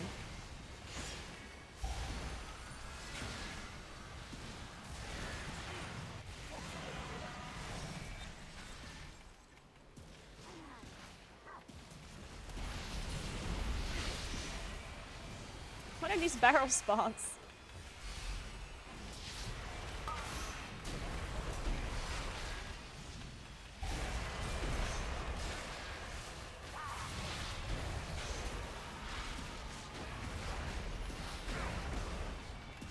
Stuck.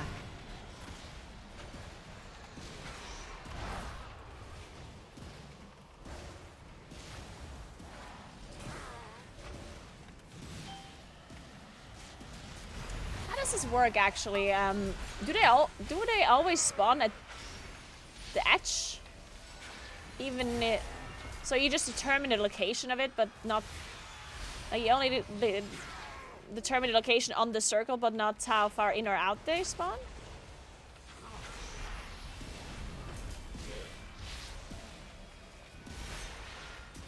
Hey Pickles, what's up?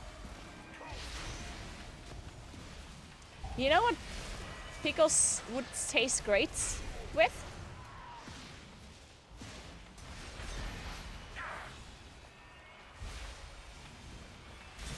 Stuck.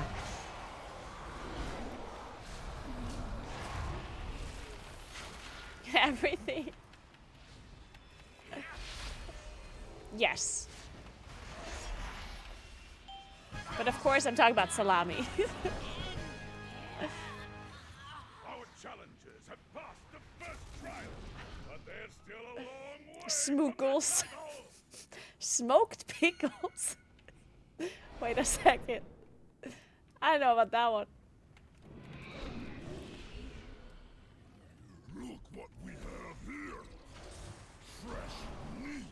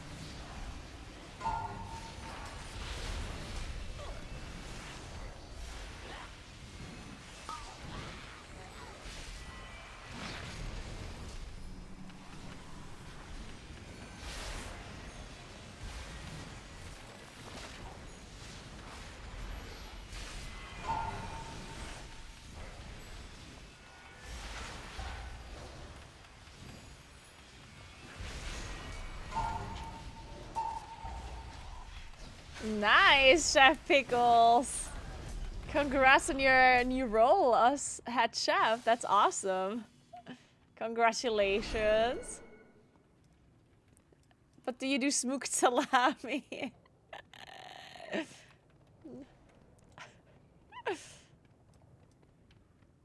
The bigger question is, do you have giant smoked salami?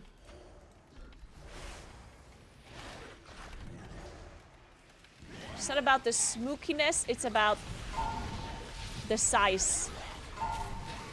The smokiness is secondary.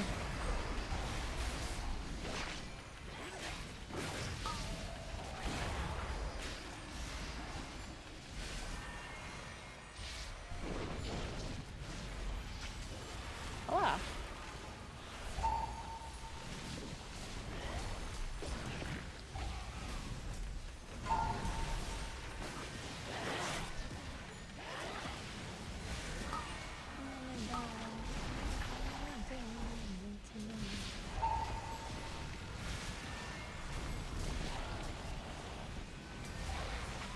Ah, Only shit. the strongest. They all leaped on me. That was messed up. Let's take this. I think I do.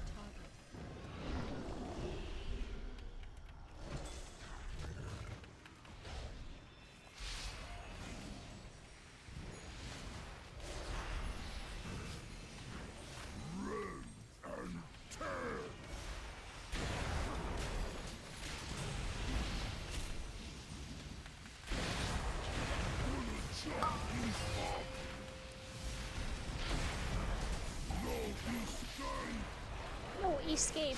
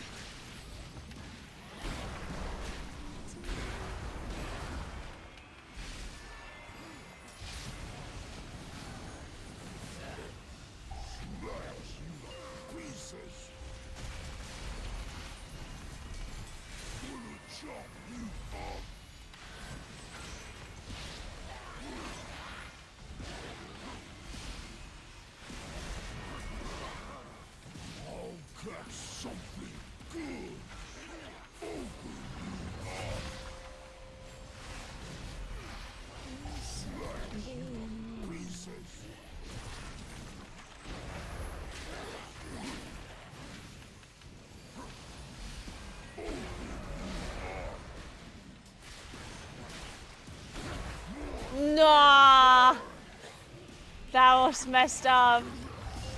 The double jump.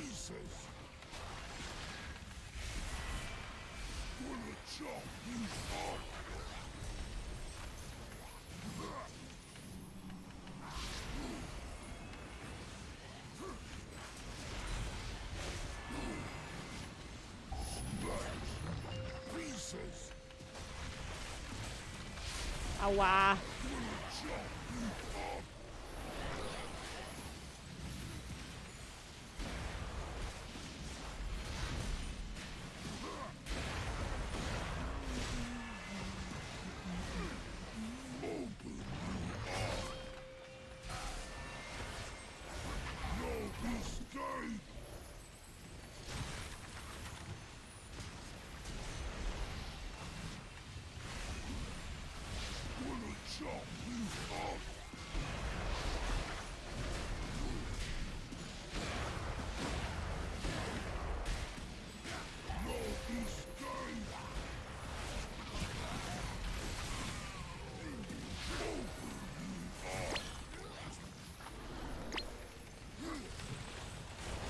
Oh wow.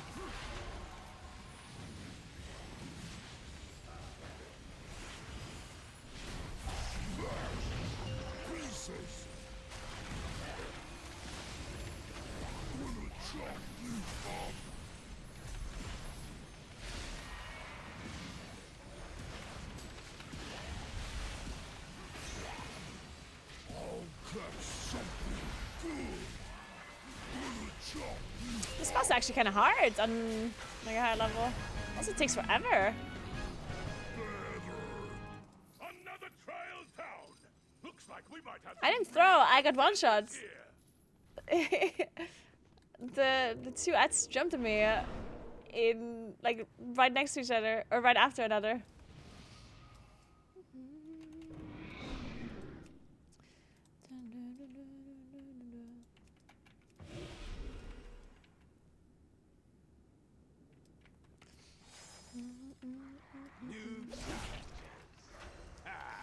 If I had the reaction time of a smoked salami, then I probably would have been able to use a. Oh, wow. I simply wish Damn you it. had lasted a little longer.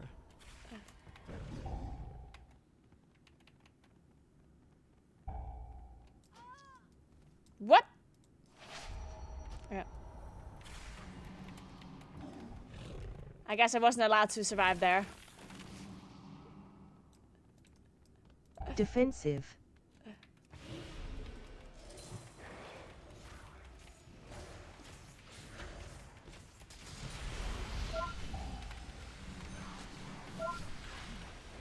Defensive. Fuck me. Holy shit, it hurts.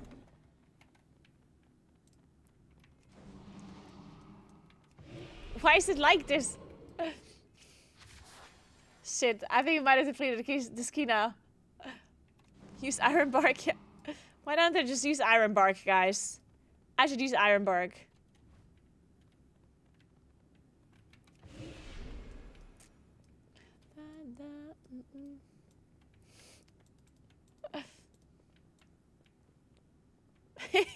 Smashinator.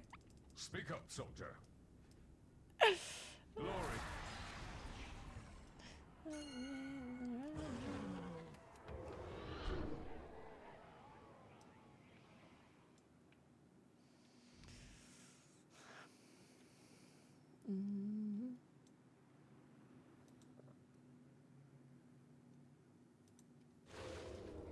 He smoked, yeah, he really did.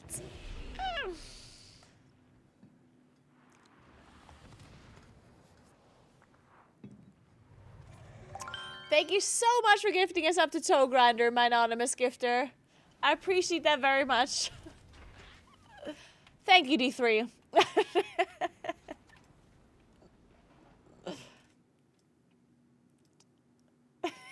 Yeah.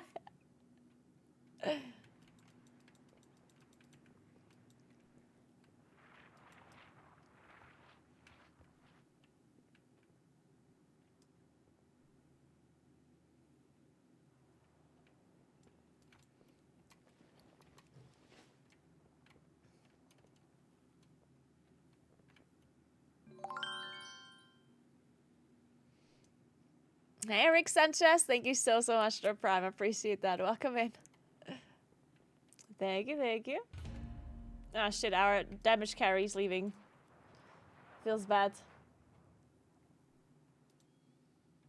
I'll do one more key, I think, and then I have to check out PTR.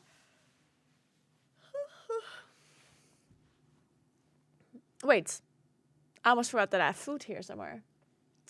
I'll need to eat that at some point.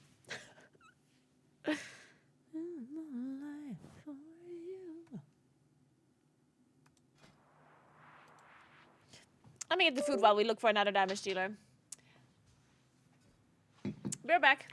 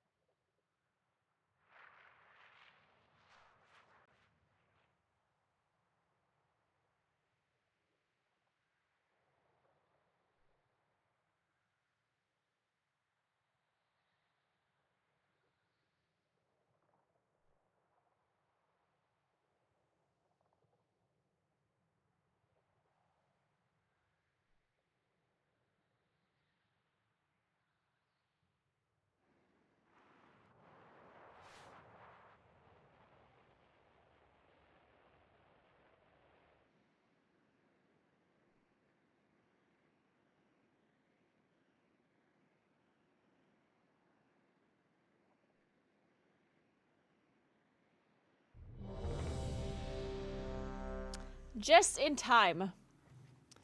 Well, I guess I don't have time to eat though, but... Hey, Rick Sanchez. Oh, wait, I already said that. Diesel Pullin. Thank you so much for Prime. Appreciate that. Thank you, TY. Unfortunately, I don't have any salami. I only have grey cheese.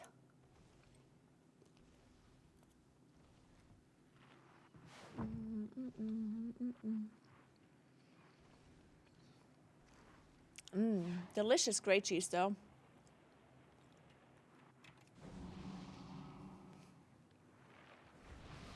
No. No salami. We'll buy a salami tomorrow. 5, 4. If we find one. 3, 2, 1.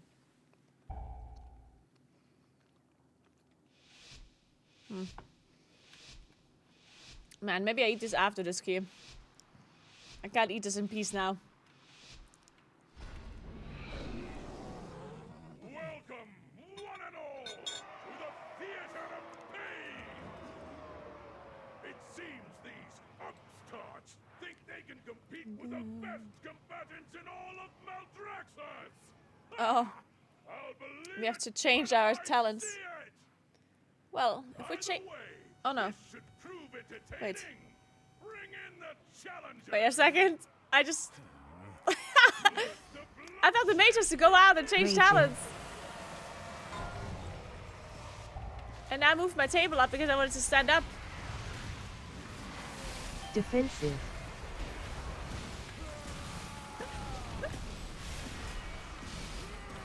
Come down again. Feet. Raging. Feet. There you go. Another helicopter. Dude, what is happening? Guys, is the world actually ending? Is the valley like dying or something? Is the... somebody Google this for me. Can somebody Google Aardal news? Defensive. It's like the third helicopter that is going past. I'm actually scared that the world is burning around me and I have no idea because I play video games.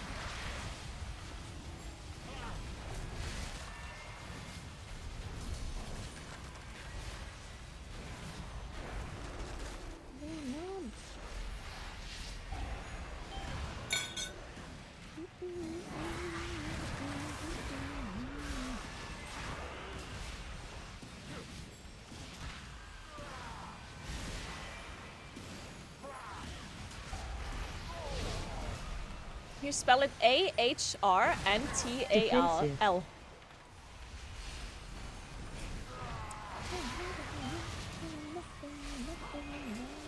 Feet.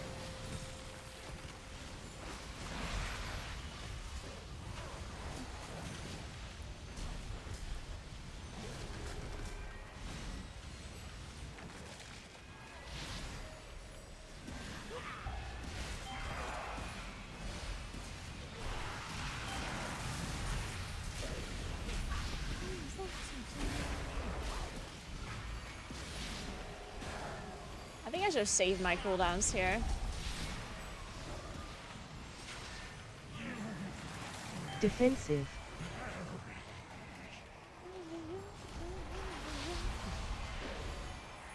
Feet.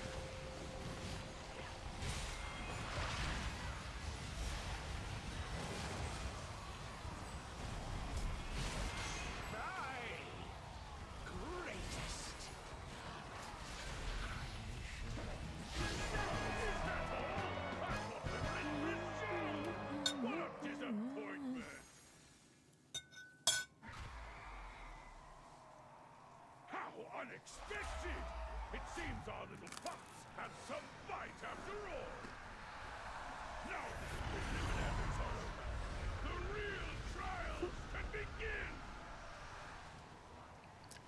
Okay, if it's not installed, then it's not happening. So I guess I'm good. Thanks for checking, Sturkin.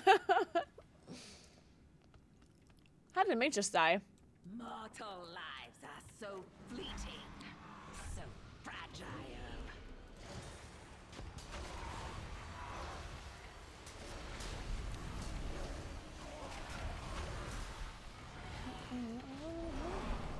Wait, why is the mage dying constantly? What is going on? Cursed.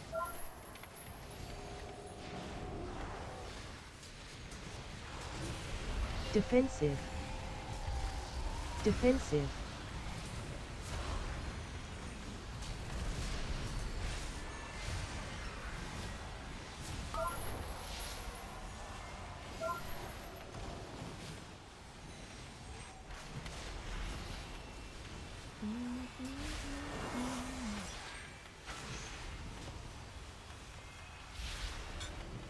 Defensive.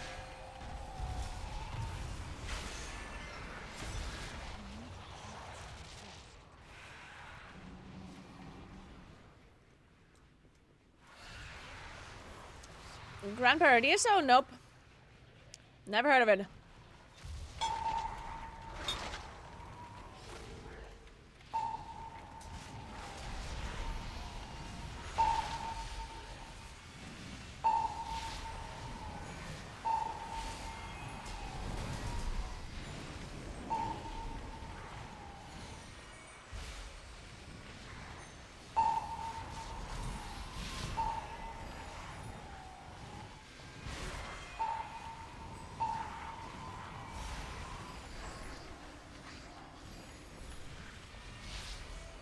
Mountain incidents? I mean, they happen, but like one around here?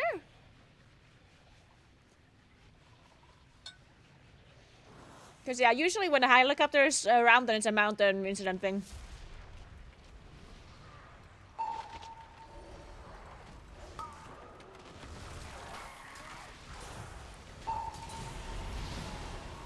Defensive. Volley.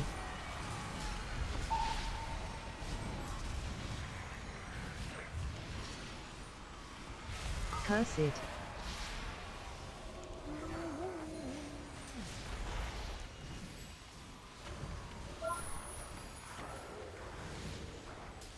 Volley. Defensive. Volley. Volley. I Back. simply wish you had lasted a little longer. Well, this is a bit unfortunate.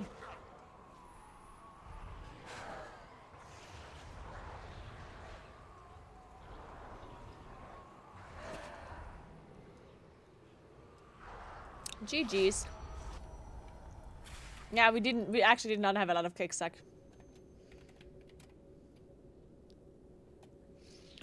We have no kicks with this setup.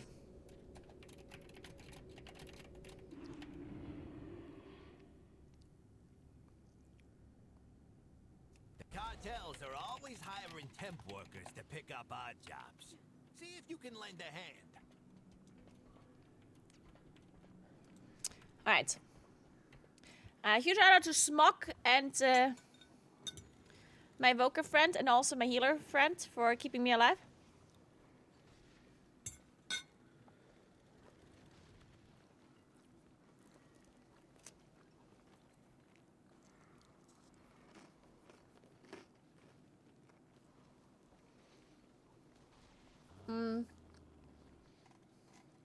Why'd I eat this?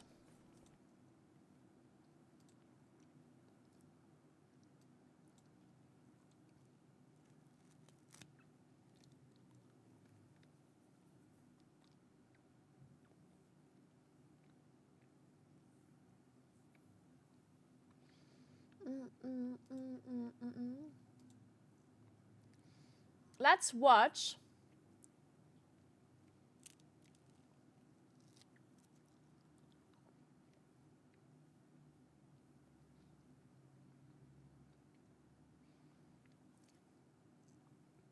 Wait, who is this lady?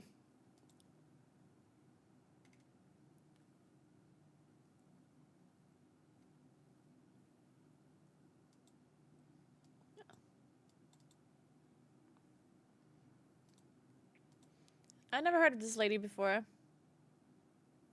You know when you're a kid and you go to school and you have all these friends that have the same interests as you? You go home after school with the excitement that you'll get to meet all your friends in this other world by logging into your favorite game and playing together for hours on end until your mom yells at you to go to bed. Or maybe the people in your school don't play games with you, but you're such a social kid and you seem to fit in wherever you go. You find it easy to fit in with groups of people online who you can share games with. But as the years go on and you get older, you start to notice that the people that you regularly hang out with in-game are not coming online as regularly as you are. Maybe they're playing while you're busy, or some eventually log out for the last time without warning and are never seen again. You lose touch with these people because as your life gets busier, you don't really This have is too time deep. to reply to the Skype message that's been sitting in your notification for weeks.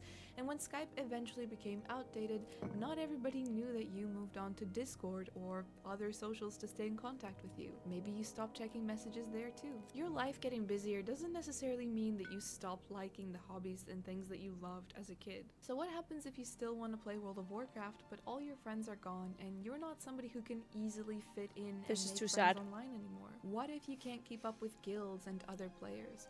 Do you get to enjoy the game at all? Is World of Warcraft just done for you at this stage? Today we're going to talk about World of Warcraft as a solo experience. What is it like to play the game without friends or other people in general? Before we get started, hi, my name is Angelica, and I actually do have friends. They're all here. Intenditori, godetevi l'infinita varietà di gourmet gold, soffici mousse, straccetti in salsa, esquisiti tortini. Cat food. Semplicemente sublimi. Gourmet gold. Nice. Che profumo! Favorire? No, intendevo di pulito. È ace gentile, vero? Sono il nuovo testimonial. Allora saprai che con la formula Oxycolor igienizza e profuma i colorati. A me lo dice, sono un testimonial. E con lui il profumo dura più a lungo. Ah, gentile. Anche per le polpette. Buone. Sono finite. Perfect. You know, when this exact scenario happened to me, and I I'll buy realized it. that I was all alone in Azeroth, I was kind of sad about it. It sucks not to be able to share this world with other people, especially if that's all you've known. Now, when I first started playing WoW, I was playing it by myself for a long time because I couldn't speak enough English to interact with people in a meaningful way, but that was fine. However, when I finally got to embrace the social element of the game to its full capacity, I realized that when I didn't have it, I really missed it. But as more time passed and I still had the craving to continue playing WoW just because I really love the world. It is very pretty, Hannah, I agree. I'm going back to it. I realized that World of Warcraft is perfectly fine as a solo experience. In fact, I think it lets you view the world from a different perspective and arguably even enjoy your time there a lot more. A lot of people don't really like World of Warcraft because of its grindy element. You could say that all the quests are exactly the same. You either have to gather X amount of this thing or slay Y amount of that thing, deliver something, speak to someone, a constant back and forth involving a lot of running around at a moderately slow pace until you reach level 40, and then at a slightly quicker pace, if you're able to afford it, that is. I think that every quest being the same, more or less, makes it kind of therapeutic. You don't really have to think too much about what you're doing. You can just go on autopilot and fully immerse yourself in the forests, mountains, valleys, and plains of Azeroth. There's no pressure to keep up with anyone or anything. The world moves around you, but you have your own path ahead that will take you where you want to go in your own time. Though this was always a possibility, I only really... Okay, I'm confused. Like, nothing against this lady, but does someone... Who is this lady? Why does this video have 130,000 views?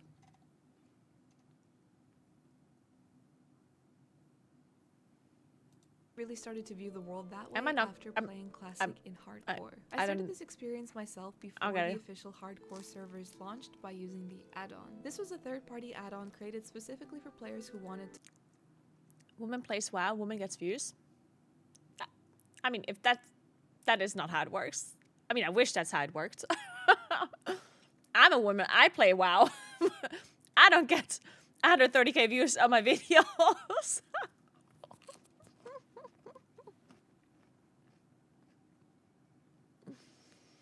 I got recommended this video today.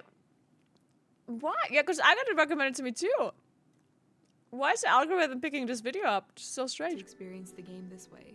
And some even say that this was better than the actual Hardcore servers, but I'll mention more on that later. The add-on had its own... It's so easy, I just don't feel like taking advantage of being a woman. website, and That then is so you can good see of you, the rules that Calandra. you need to follow in order for it to be an How authentic noble of you. hardcore experience. The rules included things like no auction house, no player-to-player mail or trading. You could only run each dungeon once per character. But the biggest thing for me was the rule about no grouping. You can choose between Westfall, Darkshore, or the mountain and through a Dark Iron Dwarf camp. I was this excited about WoW in a group setting, so for me this sort of solo hardcore gameplay.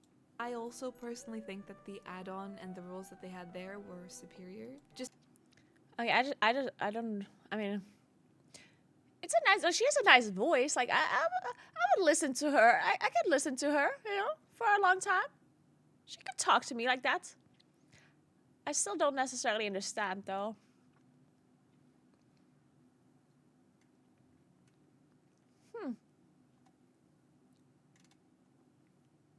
Strange.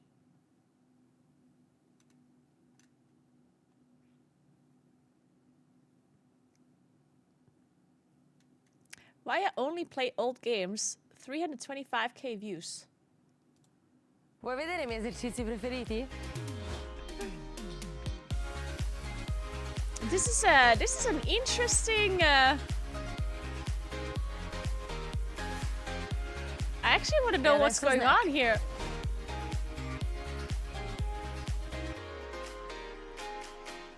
Hello, can we skip this Attiva ad? il tuo glow. Scopri il nuovo Moisture Surge Active Glow Serum di Clinique. 3 potenti attivi che sfogliano delicatamente, idratano e illuminano la pelle in un istante. Dermatologicamente testato, ideale anche per pelli sensibili. Attiva il tuo glow con Clinique. Hey guys, do you ever just wanna... Or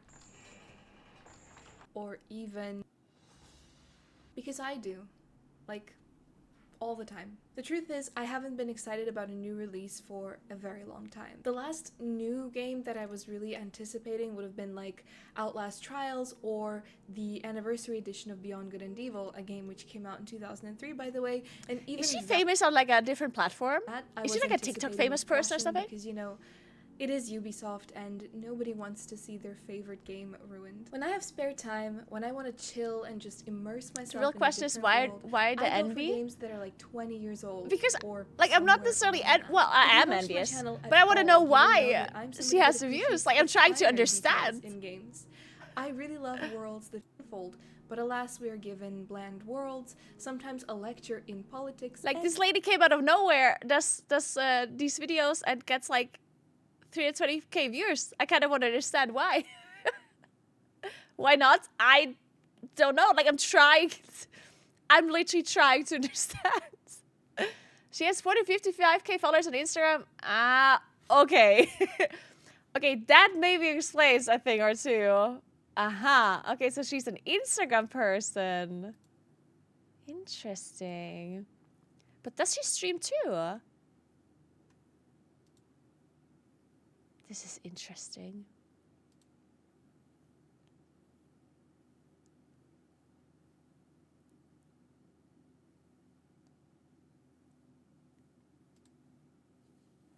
So but that's also interesting because Instagram is not usually something that gamers are really like famous on. Because Instagram is just not really like a gaming website, right? Well, or a gaming social media. A lot of people that are like gaming personalities, they're either famous on Twitch or on YouTube or on TikTok. And I guess like at Twitter, I mean, you don't really get famous from Twitter exclusively, but Twitter would be like the highest social media platform that most like streamers usually have. Instagram is something that I guess most gamers don't really get famous on because it's such a, well, maybe nowadays it's different because they have Reels now. But there was a while where Instagram only had pictures, and pictures is something that, you know, as a gamer, what kind of interesting pictures can you do? Like, you're just sitting on a PC all day. So I guess Instagram is something, well, now with Reels, you can, of course, get famous through Reels. Is that Tosho's wife? Who is Tosho? She's in a movie on Apple TV. Wait, so this lady is famous?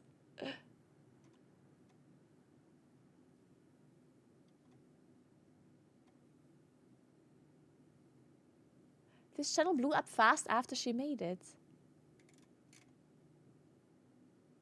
Interesting.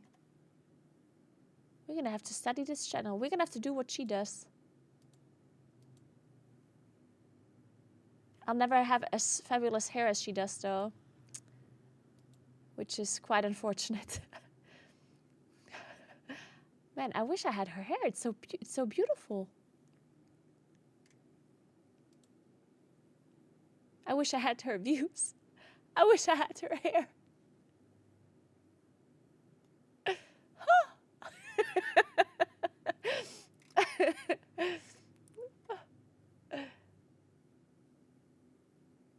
Did you remember your movie with females? She's female, she's playing game, and she's got Instagram. Now, guys, you're being super... Do you understand you're being really sexist, by the way? Like, a lot of regulars, even. You guys are being really fucked up right now, yeah? Like, you guys are like, oh, she's a woman, that's why. Like, guys, you're being fucking idiots, yeah? Like, clearly the fact that she's a woman is not why she has views on her fucking videos, okay?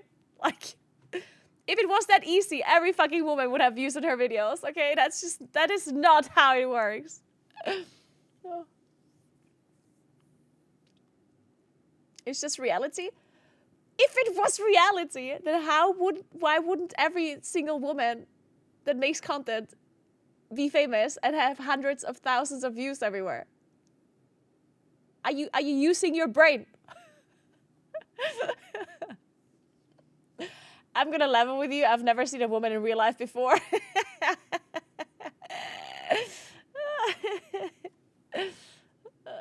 Where the fuck are my views? She's Russian and speaks Spanish and English? Holy shit. Man, this lady is getting more interesting by the minute. I'm getting more jealous of this lady every second. We need to stop looking at her.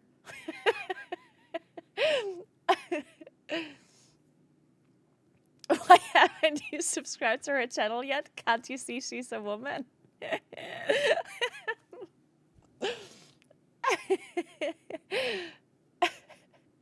Wait, do you mean I could do even less to get by? Hear me out, Emma. It's that simple.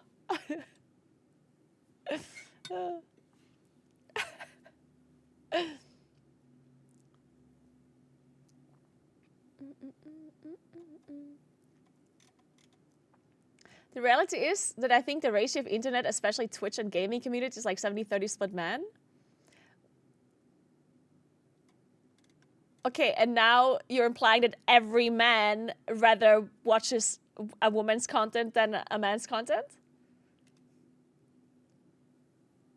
Because if that is what you think, then you're wrong. Because there's literal evidence that overall in gaming, men get watched a lot more than women. Like, literally, there's data to support this.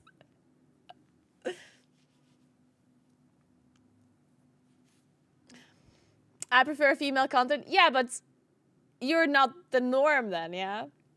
Not necessarily. The fact that there's more men playing games overall compared to women or watching games does not also mean that all of those men would rather watch women.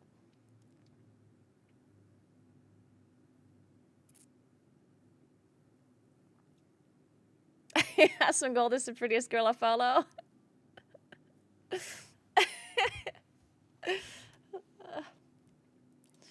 Alright guys, we're playing some PTR now. We're gonna figure out what this secret new PvE event is.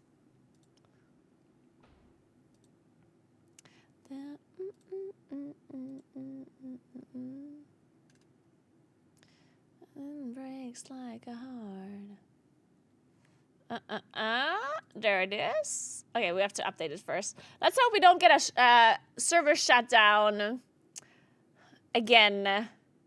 Also need to remove this plate because it smells like cheese.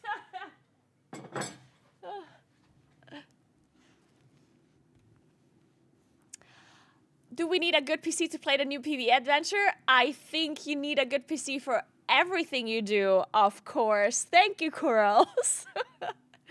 Speaking of good PC, did you guys know that I have a new PC? I would like to give PC Specialist a very big shout out for sending me a brand new PC that is not only beautiful, but also literally the best PC ever. First of all, let me show you my brand new PC. Be aware though, guys, you're gonna get jealous, okay? I'm just warning you. You're gonna get envious.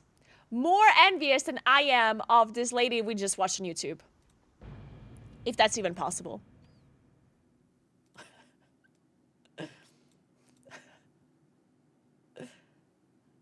Give me a sec. Where is this PC? There.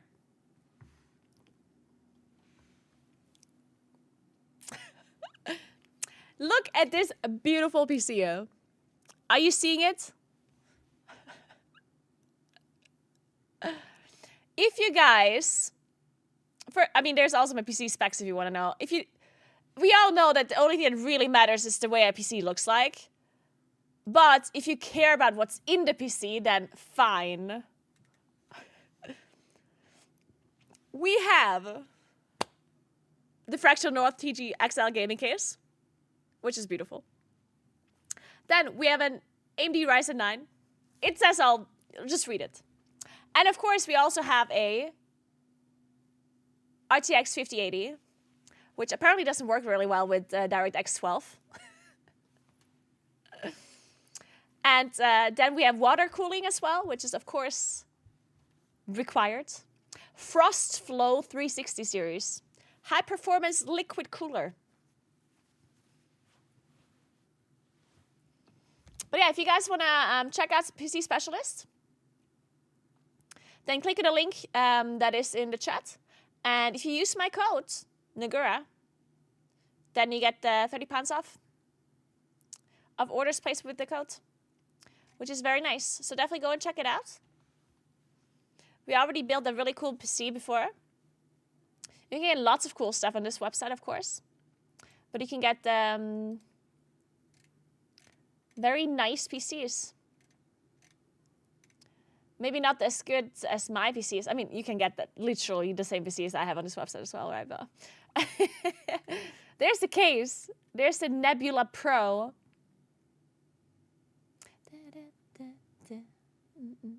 But this is not the same one as I have. This one only has a, where's the graphic card? I think it was a 5070. I think it only is a 5070. Oh yeah, there.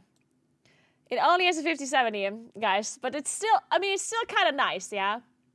It's okay. It's not as good as mine, but it's okay. If you guys want a Nebula Pro, go for it. It doesn't have an Intel instead of AMD.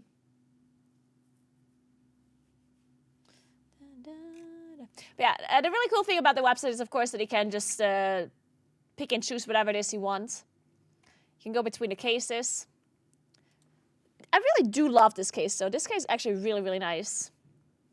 The interesting thing is that PC Specialist sent me this PC, and they didn't actually ask me which case I want. They sent me this one, which I'm so happy that they did, because honestly, if I would have chosen a case, I probably would have chosen exactly this, because it is so pretty. It is very nice. Also, the one thing that you can't necessarily see here is that, okay, you can see it here. It has like the golden accent. You see it here, and also the power button is golden as well. It is very nice.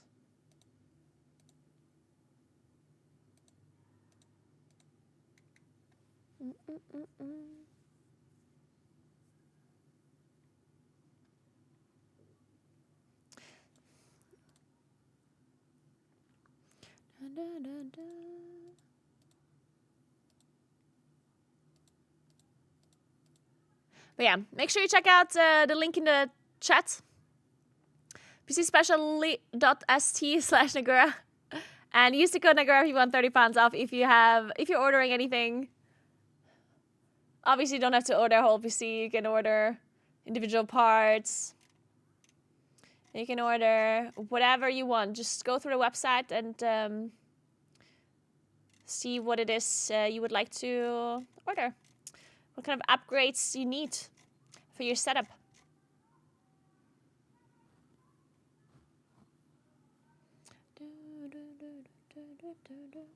Anyway, again, huge shout out to PC Specialist. Appreciate that. Definitely check them out. And we'll play some PTR now.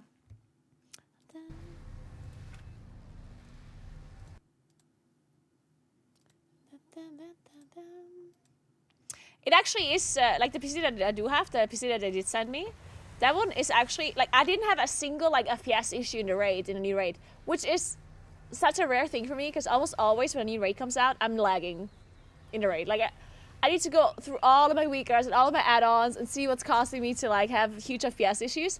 And this time around, when a patch came out, a lot of people complained about lag, about FPS lag. And then there was this, like, this weaker that disabled, like, the add-on profiling. Because apparently that was reducing people's FPS by, like, 10 to 30. And I didn't have it turned off because I wasn't aware of it. And I was not FPS lagging at all. So somehow, even with the add-on CPU profiling, I still had, like, really good FPS. I do have this one issue with the graphic glitch, but that's related to DirectX 12 with the graphic cards. Because World of Warcraft keeps switching to DirectX 12. For some reason, every time you open up the game, it switches to 12. But my graphic card has issues with it, so I don't know. It just glitches out.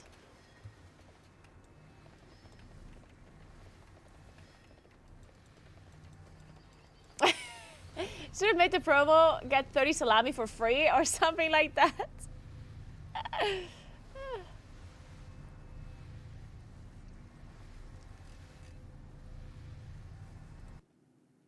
I do have MD, Lucas. I do have MD. Wait, I do, right? Yeah.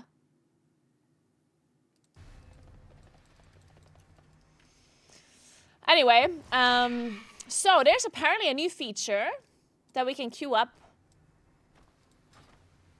for.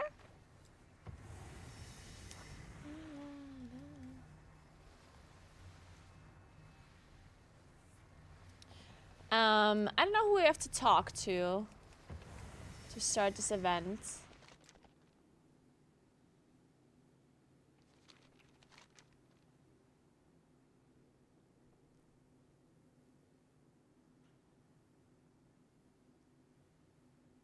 Oh, wait, I have a vault on PTR. I don't want to work today. There are loud noises and I'm distracted. Aww.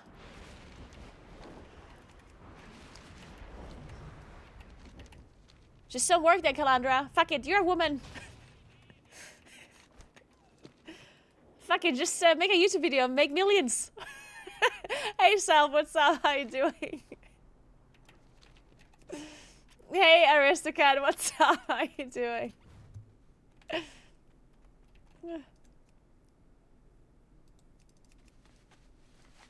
What kind of PTR item am I gonna get, guys?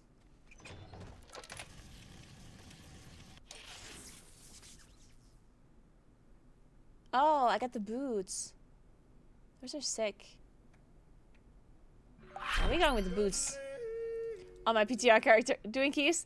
I did a bunch of keys already up until now. Now we're testing a new feature on the PTR for 11.1.5. Thank you so much for 2 months, Self. Appreciate that very much. Thank you, thank you, thank you. Did they update the visuals? Wait. Does this look different because of my new PC? Like, I swear these shoulders never looked so detailed before in my life. What the fuck is this helmet? Okay, wait. Lucky do's and rope. Wait, why can't it be applied?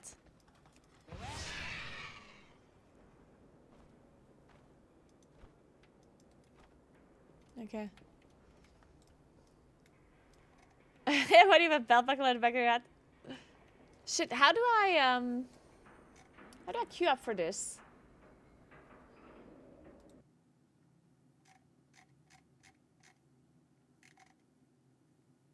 The Starly duos.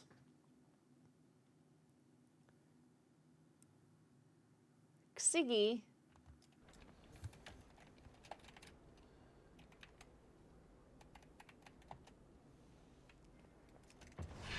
How do you sign up for this? I'm confused.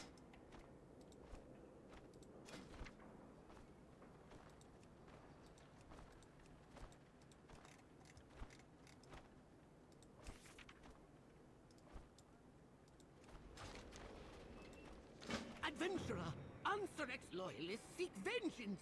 Join the Flame's Radiance in defending Hallowfall.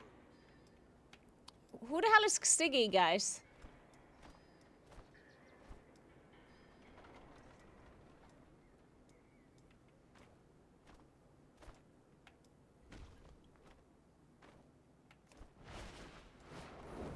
No one?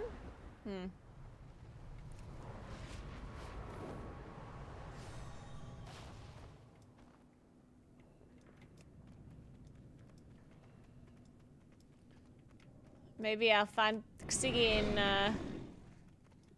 Stormwind? Wait, is all managed Undermine? Is that Siggy? XYGGIE? Maru. Siggy Maru. Is that guy in Undermine?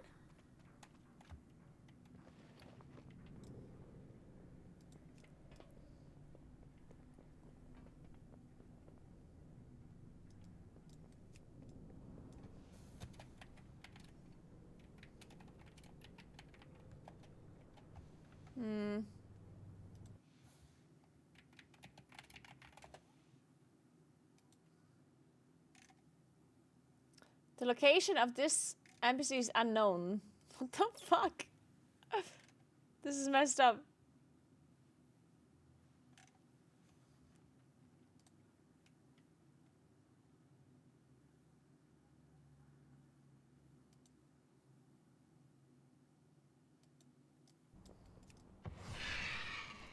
Does the actual stuff I'm making matter, like the name or just the max item and the stats and what like mats I'm using for it?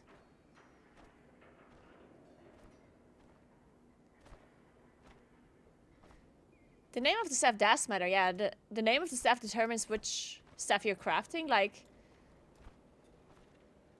there can be an agility one, for example, and an intellect one. There can be an old one, like from a previous patch, for example. So the name of the stuff does matter. It's very easy to check. All you have to do is you open up these crafting orders here in Dornagal, and then you can just go to weapons, two-handed, staves, and you see all of the staffs that exist. And here you can see the item that it goes to, right? Obviously, only the new ones go to 675, so only these two ones are the new staffs. And you can see one is agility and one is intellect. So of course, if you want the agility staff, you would go with this one. If you want the intellect one, you would go with this one. It's called Vagabond's Bounding Baton. My thing.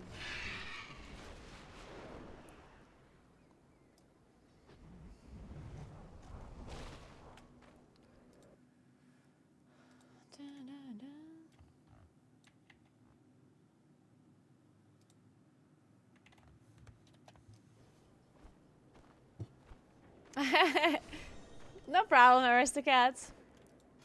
Hope you enjoy your new staff then. So we have to go to this lady somehow so we can queue up for this thing.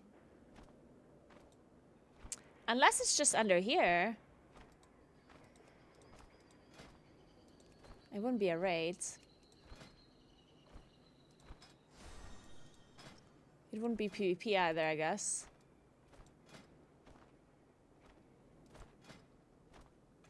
No. Okay, I don't know if I have to go to Undermine. I'm confused.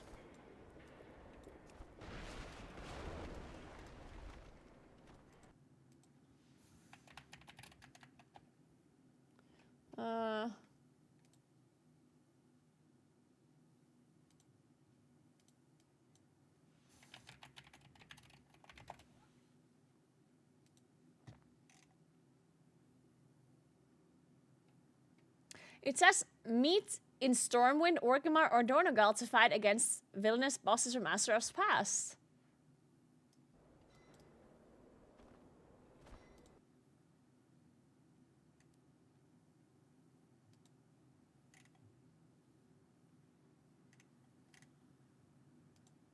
I'm confused.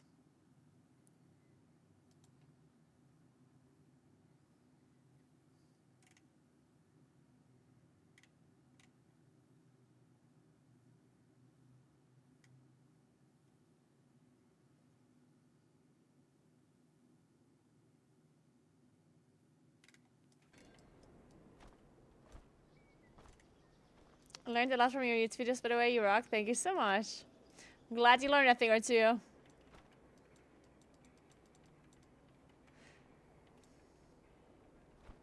I really enjoyed Brewmaster, but I found it's C tier. How much does that matter? Can I still tank effectively if my class is lowest after low in the tier list, or should I re-roll to something easier and higher tier? I don't think you should ever even look at a tier list, because they're always wrong. Most of the time. I don't want to say always, but most of the time. I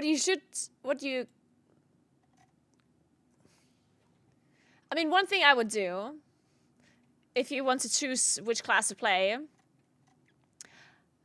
first of all, it depends what do you want to do with this class. Do you want to play in Plus, or do you want to play raids, or do you want to play PvP? And then depending on what it is you want to play, I would look at the websites that show you the classes that are good or not. Like, for example, if you want to play Mythic Plus, then you would want to look at Radar.io, and then you look at like the highest keys timed.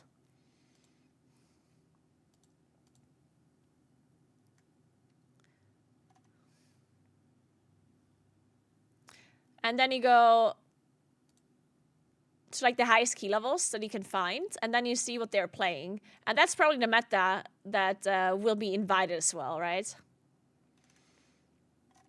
And here you can look at the statistics.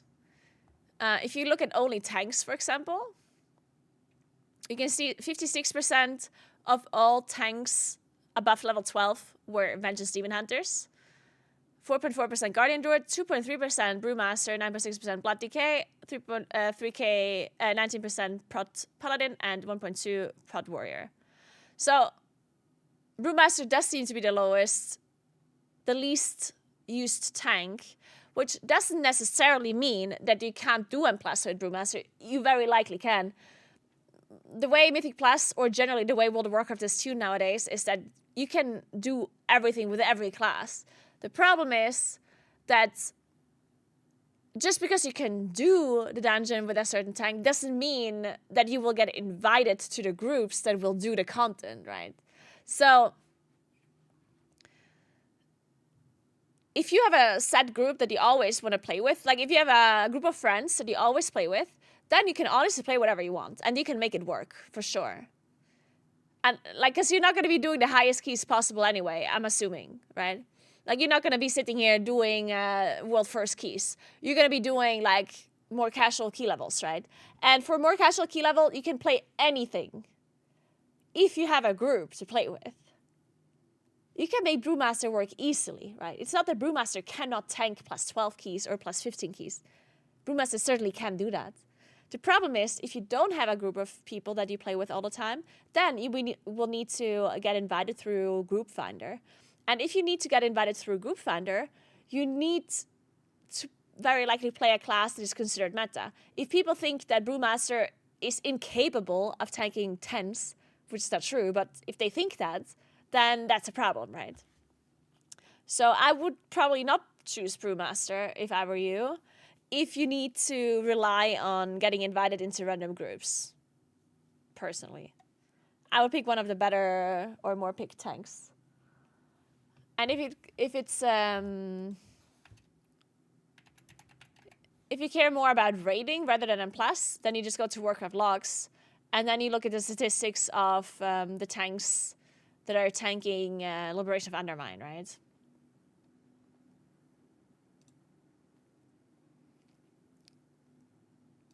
Okay. I guess this is just damage done. Wait, it's tanks. This is... is there actually, like... I guess here you can see the parses. If you're rating Brewmaster seems better, right? You can see... This is Mythic now. On Mythic, this is the amount of parses that exist with these classes. So on Mythic, the least played tank is Guardian Druid. The second least played tank is Prod Warrior. And then the third least tank is Brewmaster. So that's still something that seems fine, though. By far, the most played tank is Blood Decay. And then Prod Paladin, and then Vengeance. But Brewmaster seems fine. Like, it doesn't seem super bad for rating, at least.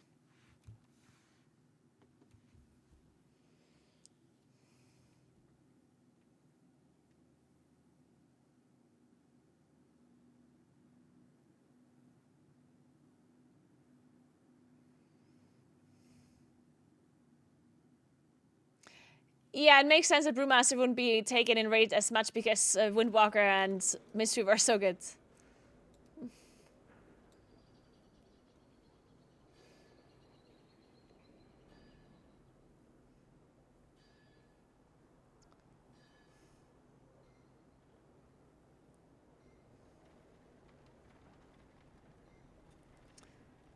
Okay, let me find this NPC now.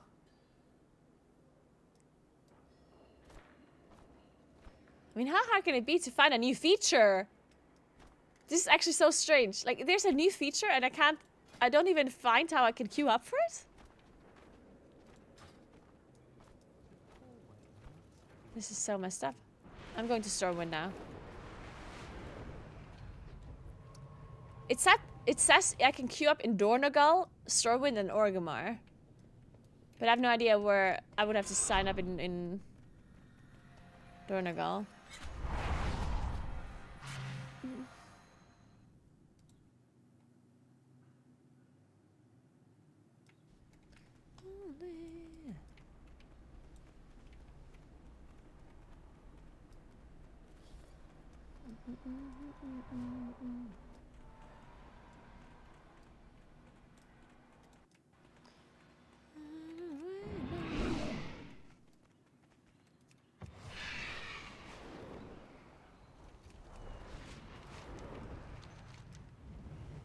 Oh, there it is.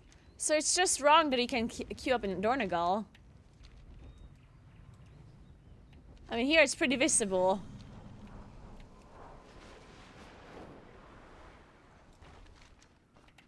I assume it's on top, though.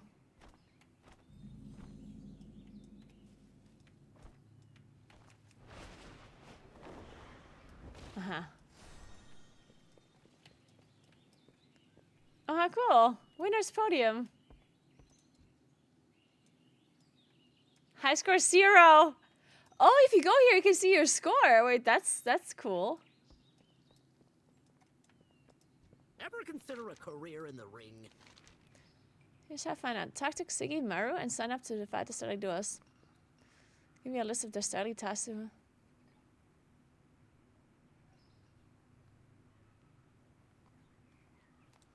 Can't get paid if you don't throw a few punches. I'm always looking for more. Oh, there's Siggy. Dawn Queen. What you want? Interesting. Okay, yeah. Just startly dumb.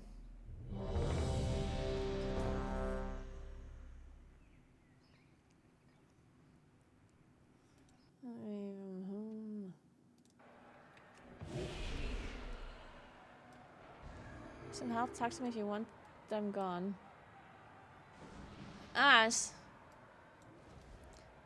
Do we want them gone? Do we want to play with bots or no? Let's play with bots, I guess. Actually, no. Fuck it, we're playing this by ourselves. I don't know what we're doing, but...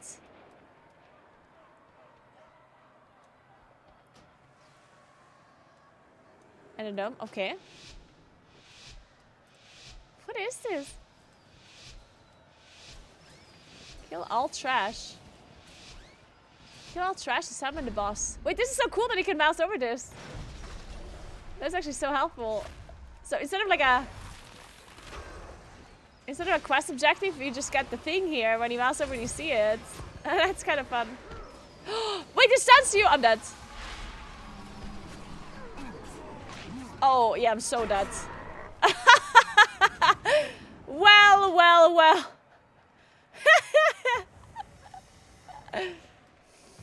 Oh, I have just a timer. The more time, the more bonus you score. Which stunning's so unfair, though.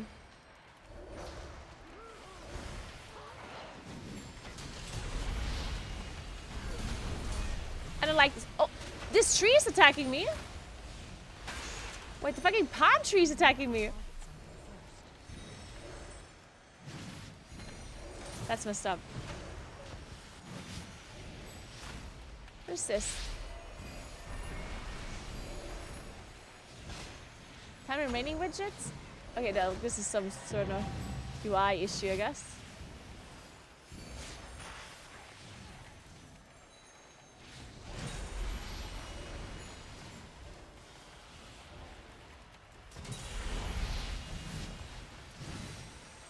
None of these guys seem like they're casting anything. I feel like they're only bad in melee. What is this? I'm gonna enjoy this.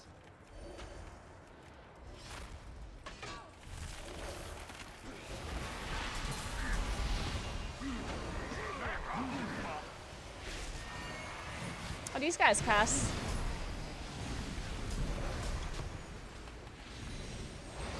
Bring enemies here.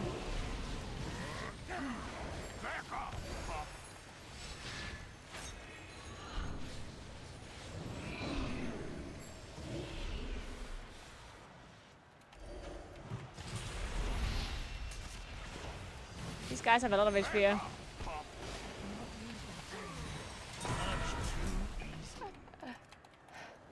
Deaths 2. Oh, it says deaths 2 in the middle, okay. Earn double points inside the circle. Ah!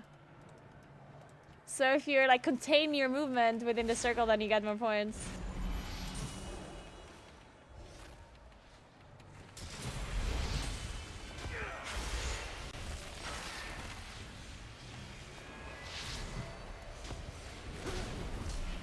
Nice shards.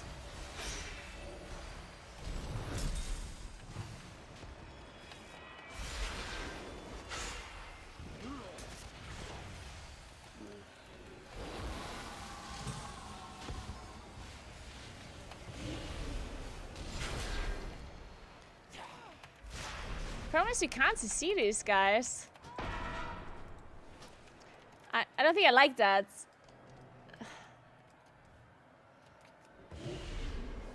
I mean, obviously, I could play with the group, and then I have a tank and stuff.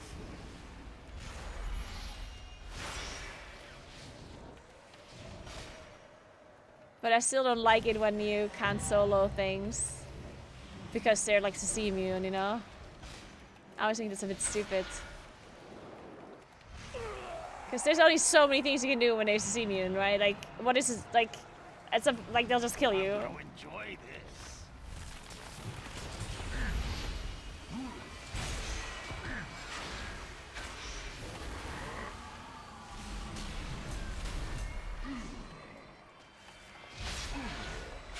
Heal me! Quickly! Yeah, heal me!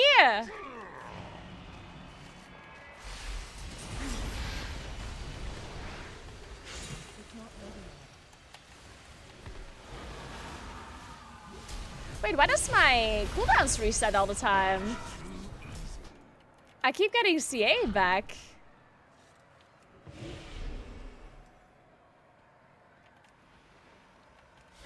This may heal me quickly. Oh, is that a bug or?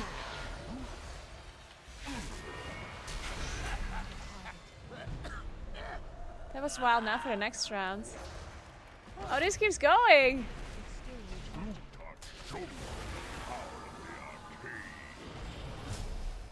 But the timer's over though. No more time left, the more bonus to your score.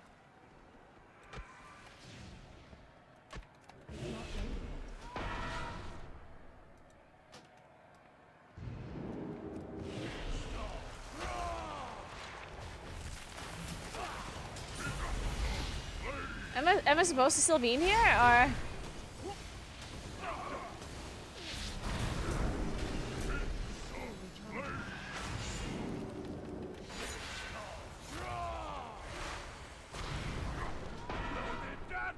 Am I stuck in here?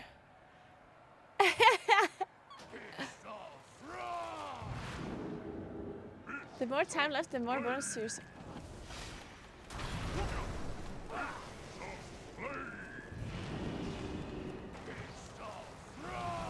I'm not sure I understand. Oh wait, so it's not time limited? It's just like if you have time left to get more score? No. I'm trying to understand. This guy keeps pointing on me.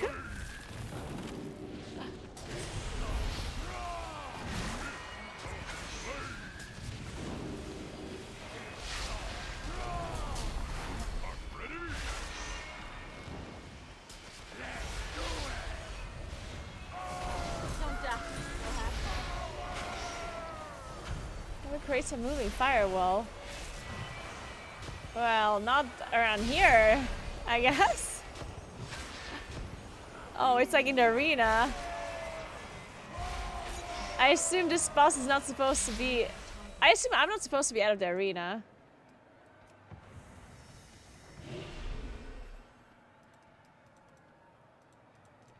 I don't think this is quite working as intended. Just yet.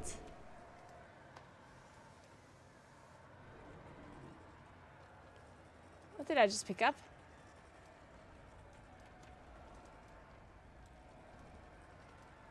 Collect 2 gears from damaged bosses. Meet your doom, surface dwellers. What the fuck? Yeah, nah, that's...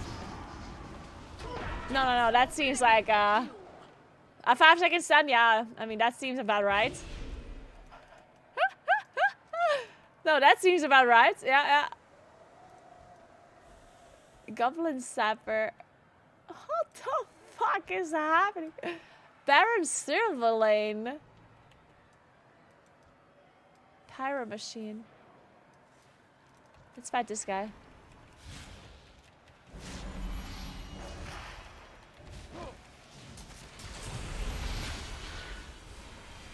Veil of Shadows. Index reduce.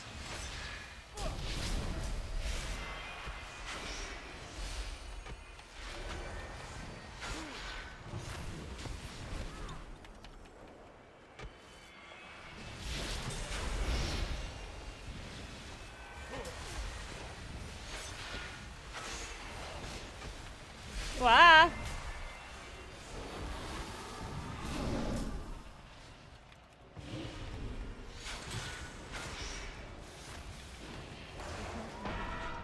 What the hell? Well, thankfully the mobs don't have like they don't reset HP. So that's something, I guess. Eventually, you can kill them. Why are there a million mobs spawning?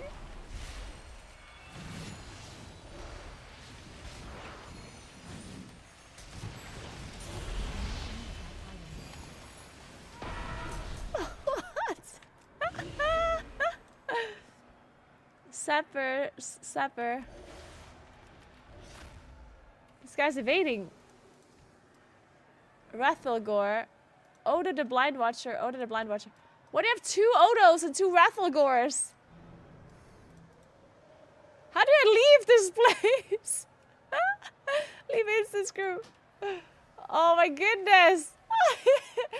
Okay, maybe it's just bugged because we removed our bots. Maybe we just bring the bots back. Let's try this again, but with the bots.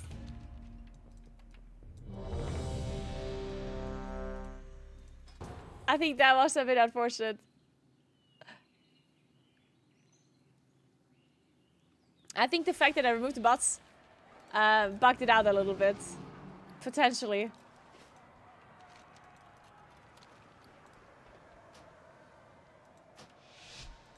Alright guys, let's do this.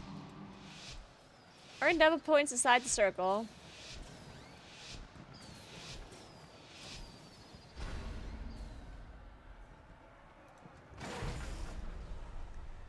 Do we have the circle already now? I don't see a circle just yet.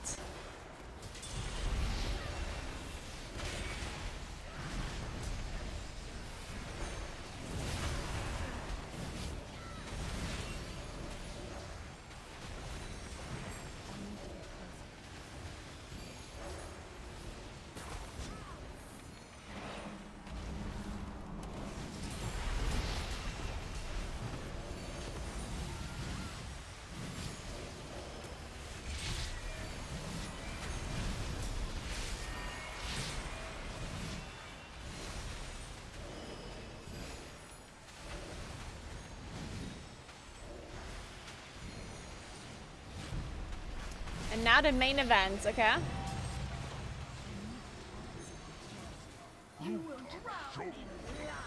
This time I got different mobs. Guys, we have to go into the circle. Come here.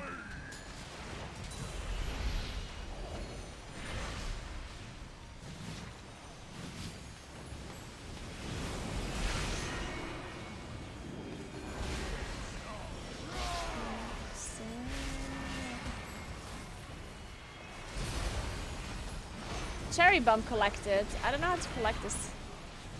Do I just have to like put it into the other circle?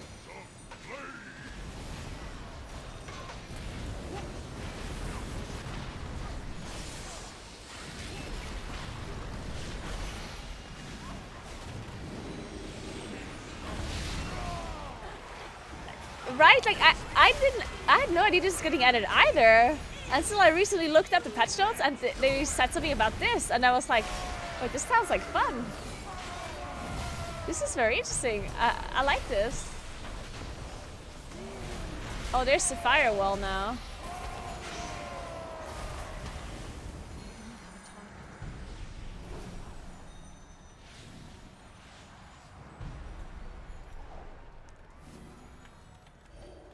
This is Baron Silverlane and Lord Weldon.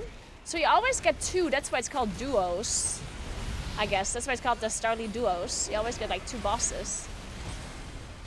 Oh, there's another bomb over there. Oh wait, we need to get the bomb.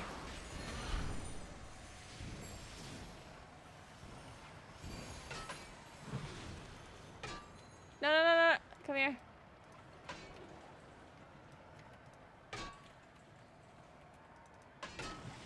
I like how these NPCs are just following me. Heal the tank! Oh, I can't move it any further? I wanted it to overlap.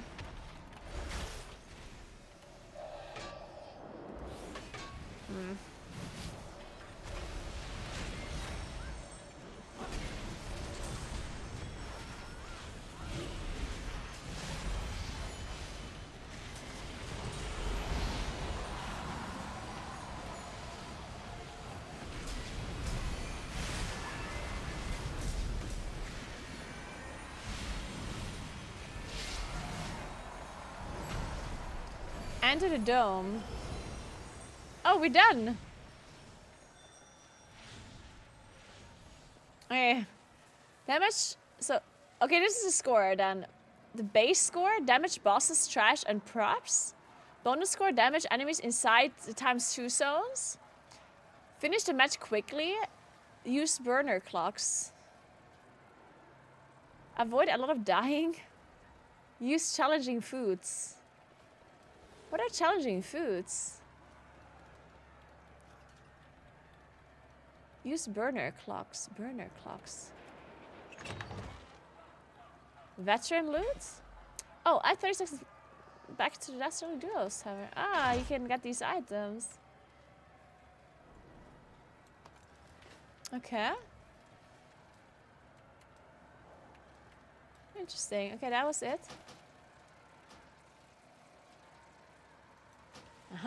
Interesting.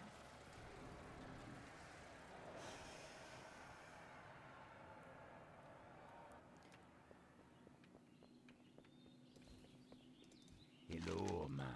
Stay away from the Summon more deadly foes into the dome?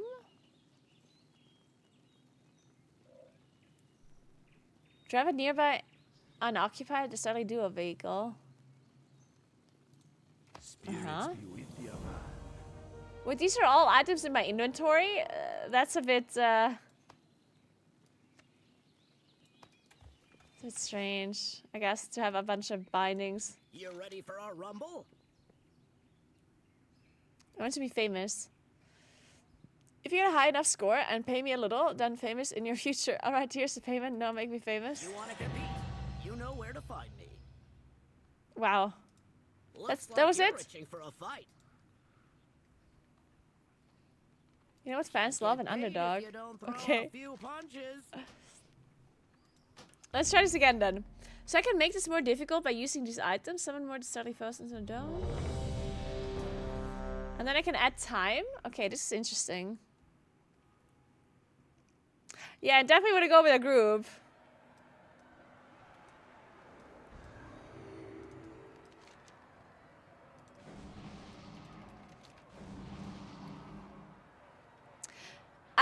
John, I assume it just wants you to do damage fast because obviously, like the mobs that or the NPCs that you have also do damage.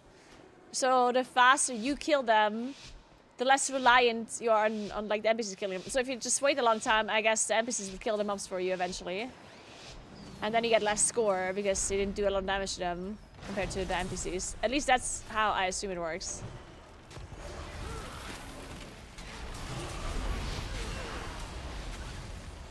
So if you play completely without the NPCs, you'll get the maximum score, in theory.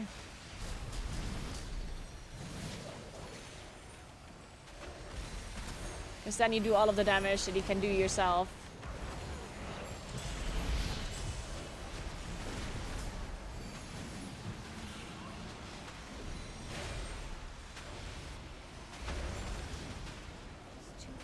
But there's these bombs now. I'm not sure I understand those. I don't know how they work.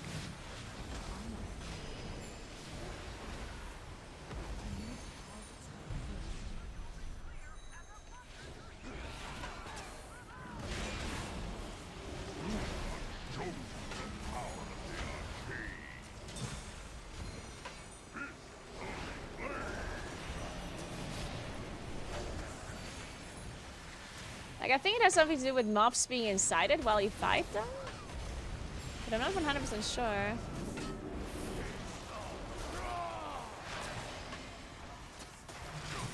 I can kind of stack them up here.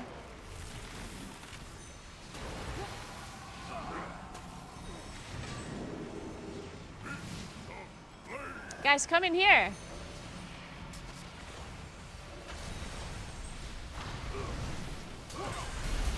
Okay, I just summoned another guy.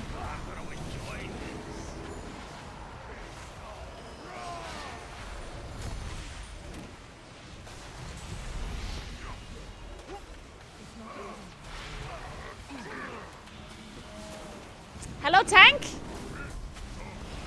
My CA keeps resetting. I think there's something bugged with boss combat. I think it assumes that I keep entering boss combat. Like my CA just constantly gets reset, my Incarn.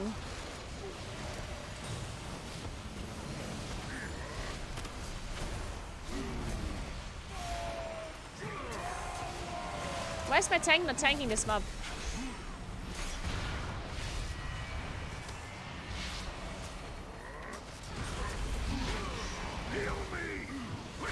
Heal me!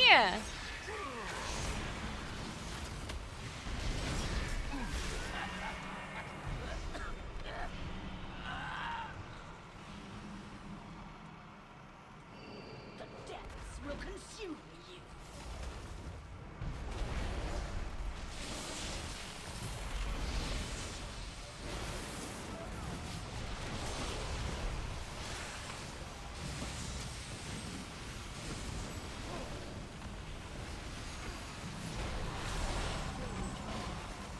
That. I also wanted to figure out how to control these other mobs. What did I have to press for that? I can control these guys, I think, somehow. Ah!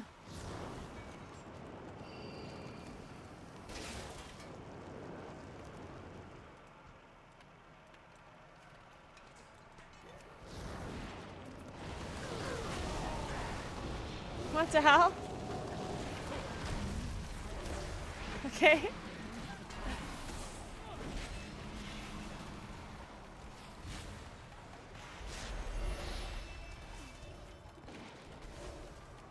The depths will consume you.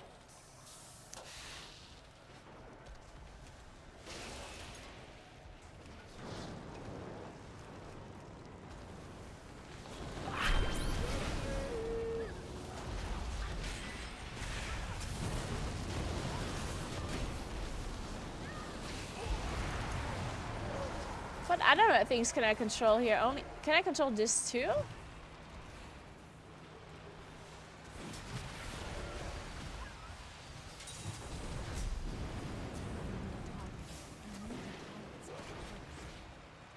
Hey Penance, thank you so much for the 17 months. How are you doing?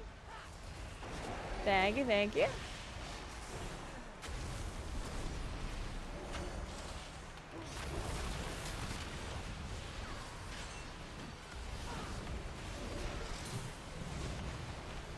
Movement speed increased by 50%. Okay.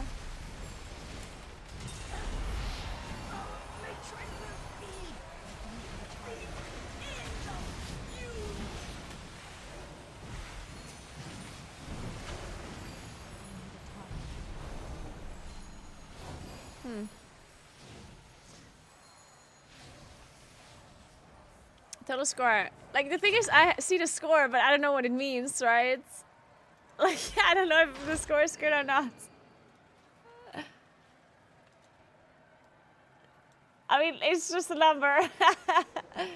I don't know. Am I supposed to be in here for longer? It can't really be in here for longer, right? The only thing it can do is, like, summon more bosses?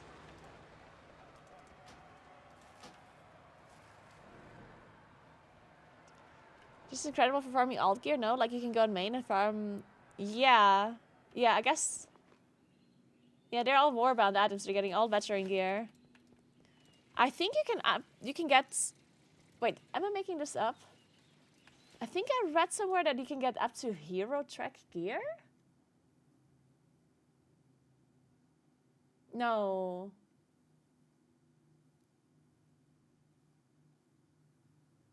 No, that's Visions. I think in Visions you can get hero track here. In these ones, I don't think you can. I think veteran might be the highest. You want to compete? You know where to find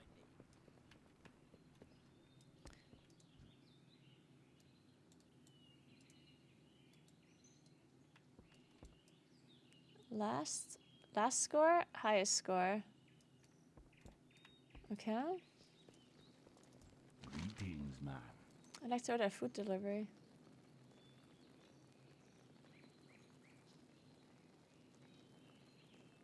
Handicap me. You got it. Our fried fish aren't big. They shrink you, in fact. I love watching We Warriors. I'll have one waiting for you on the left. All I do is the staging platform. Later. Interesting. Looks like you're itching for a fight. I'm always looking for more contenders. How do I get more of these bullhorn calling things? How you doing, man?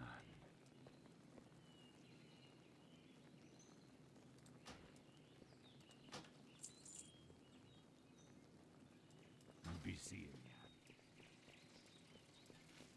you. Hmm.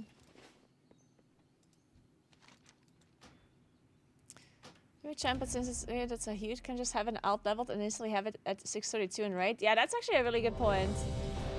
Yeah, that would be nice to have for sure.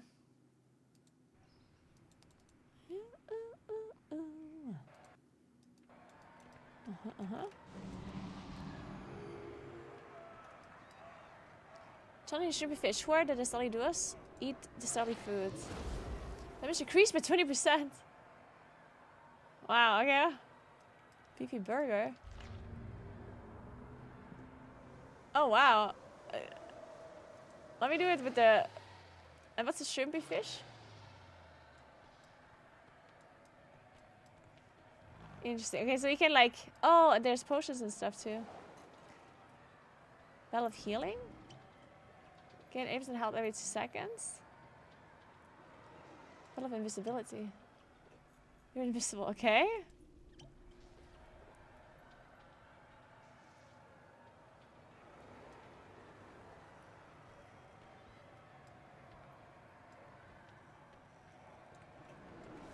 I like how these episodes just following me around. A little bit creepy, guys. A little bit creepy. Just, I want some privacy, okay, guys? Let me just... No! Garrick! Unbelievable.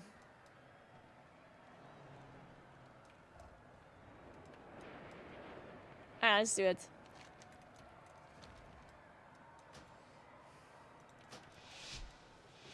You haven't quite figured out how I get more of these bullhorn of calling. Like, they seem nice.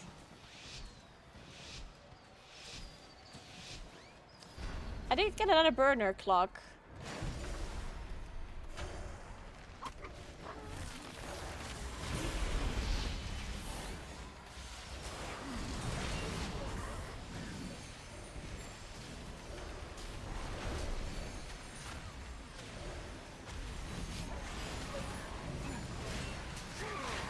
Oh, I've got these on me.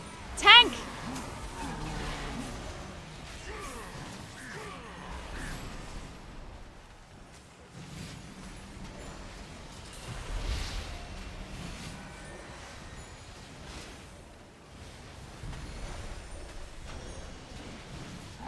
This may hurt.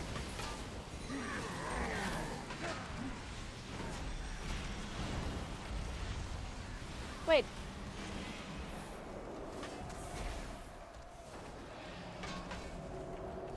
Come here, guys. Come here.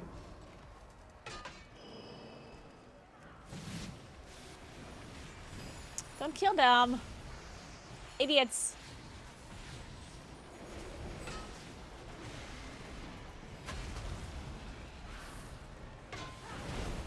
Cheer bomb cheers. I don't know what this means, but... Guys, come here. Why you always follow me, but not this time? Mr. Tank, come! Let me just walk all the way over here. Is the tank gonna follow me then?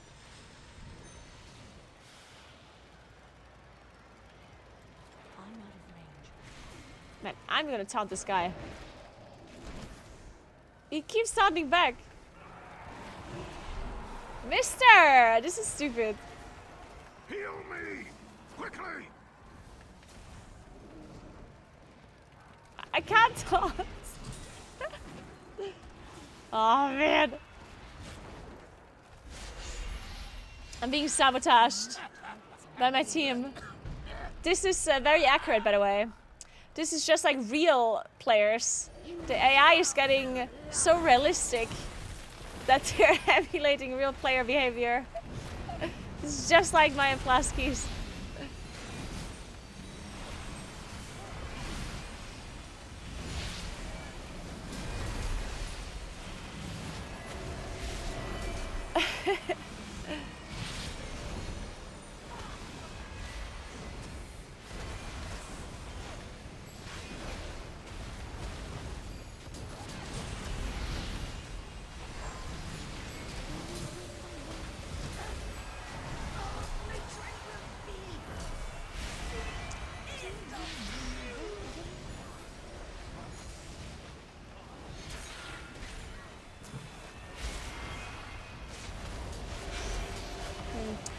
what I think about this, guys. What are you thinking about this? Like, as John was saying, like, it's nice to farm alt gear, but like, this doesn't seem interesting enough for solo content, or? Like, it's a bit bored. Like, you're just going in here and you're just like killing mobs. I'm not dodging anything. I'm not dealing with any mechanics. If I do it without NPCs, it's too hard. I can't do it without NPCs. Because, yeah, if I could do it without NPCs, it would be fun. But the thing is, the bosses are not seeable. You can't slow them, you can't stun them, you can't knock them. And they do a lot of melee damage, so you just die to melee damage if you do it by yourself. So, I don't know.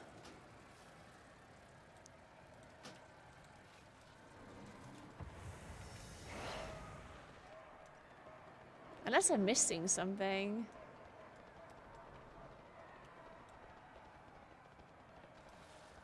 I don't know. I dropped veteran gear.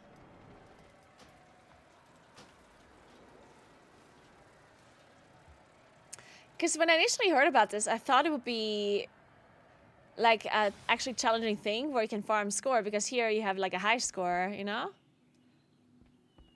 Which I thought was cool, but if all you do is go in and you don't give a shit about anything, just like, you know? Can't get paid if you don't throw a few punches.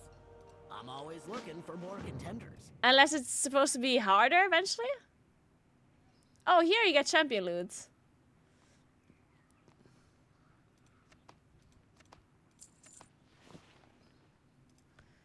This is like a weekly quest, I think? I'm not sure though. Because it said week 1. And now I have week 2. We're really taking off. Win the Sally do us. Wait, I think they actually change week to week. I think it's actually different mechanics or different abilities. So I'm not sure if I actually get the different one now.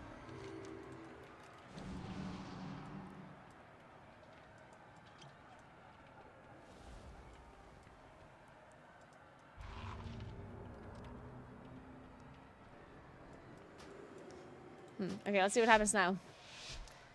I mean, a champion item was... I don't know. 4 of 8. 645. Okay, so this early thing seems to be the same, I think.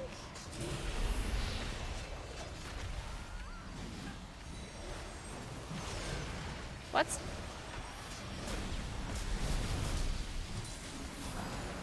Wait, or is it the same? I'm not sure. Kill all trash.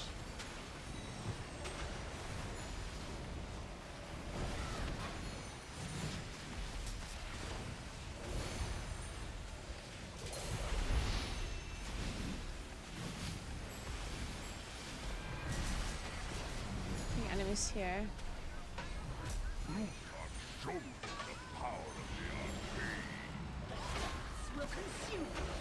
No, this seems to be the same thing, I think.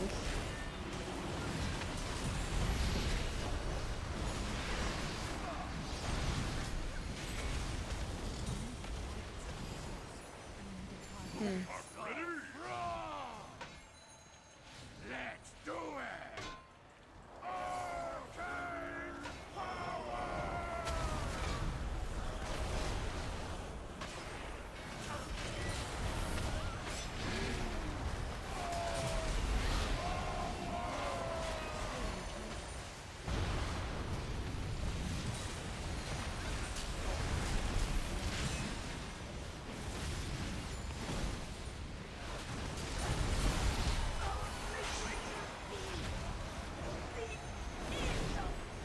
They didn't drop the things this time to collect. Oh no, there they did.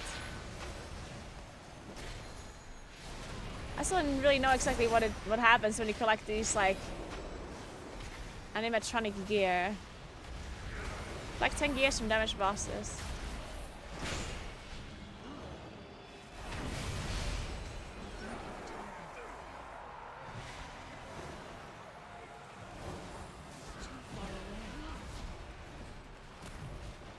I mean, maybe there's just some weird scaling going on. Like, I don't know if I'm supposed to be doing as much damage as I'm doing. And I mean, as I said, I keep resetting my cooldowns all the time. So my Incarn is basically permanently ready.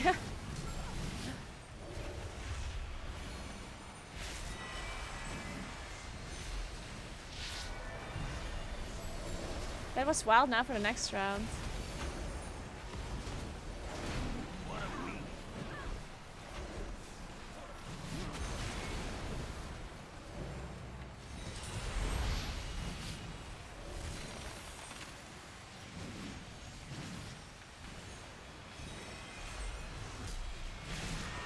Yeah, this is kind of I don't know. I feel like I don't know, I was expecting a bit more from this. Or like, I was expecting there to be a possibility to increase the difficulty more. But it doesn't seem like you can really make this very hard, other than removing the NPCs completely. And that's too difficult. I can try it one more time after this, but it didn't really look like something that is really doable.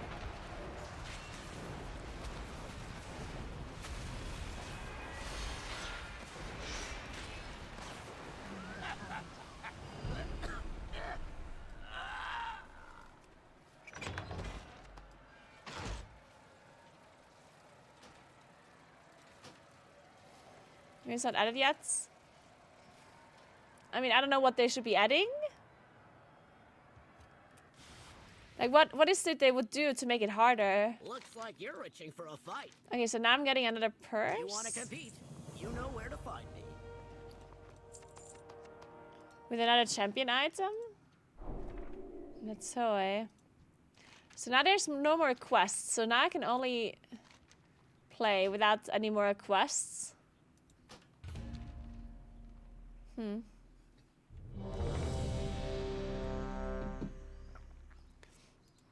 Let's try this without NPCs again, see what happens.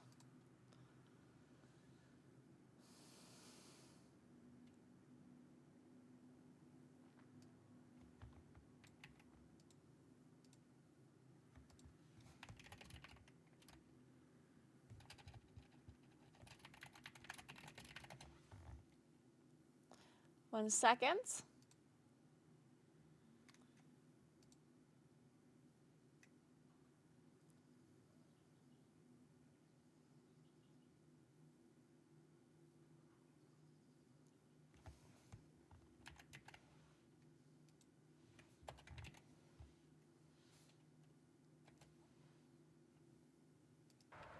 So, all right, let me remove these NPCs again.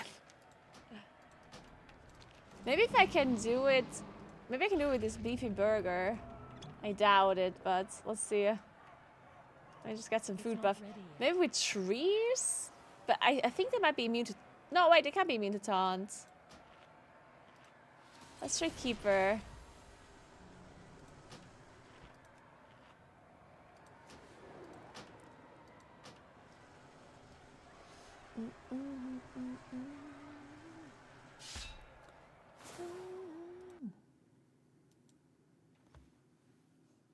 So.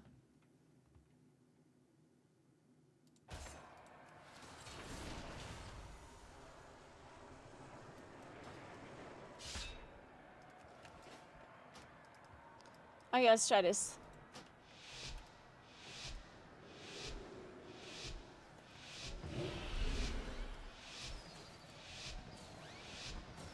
Wait, I have flare. Oh well.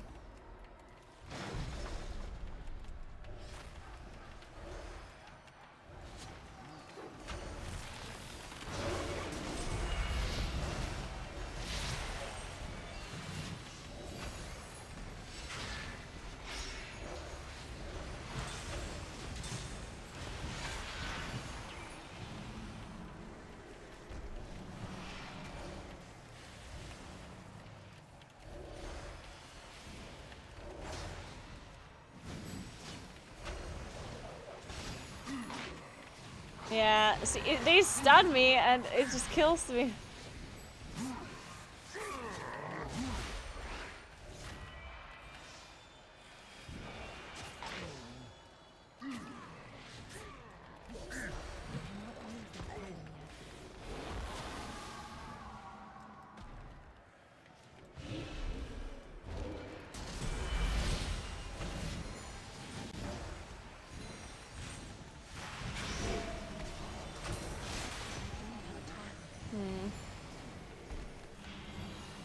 Yeah, I'm not sure how doable this is. I mean, I can do it if whenever I wait for my trees. And these are not even the bosses yet. These are actually CCable ads.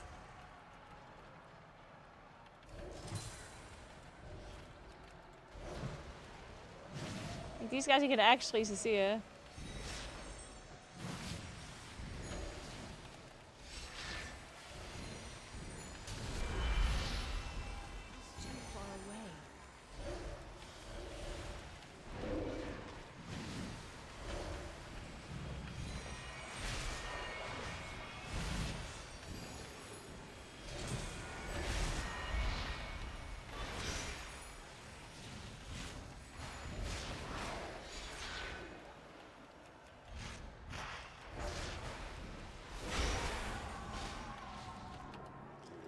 Okay, so far so good.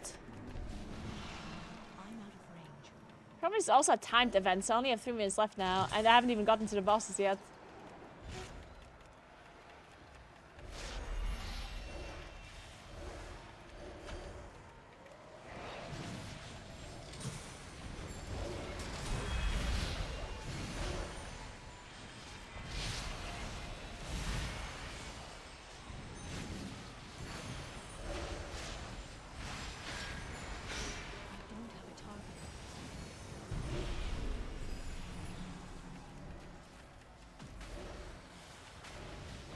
Okay, so now the main event starts. Oh shit. And they're both aggro. Okay. Let me see if we can kite them. Okay, they don't seem to be that fast. I mean, fast enough so I can't actually stand still. Okay, I can taunt them?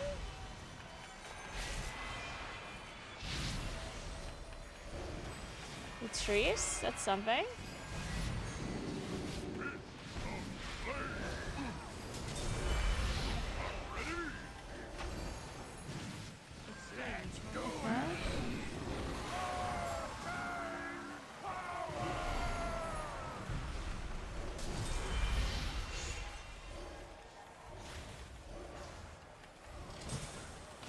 Heal me! Quickly! Wait, he's slowable now? Wait, so you can slow these guys?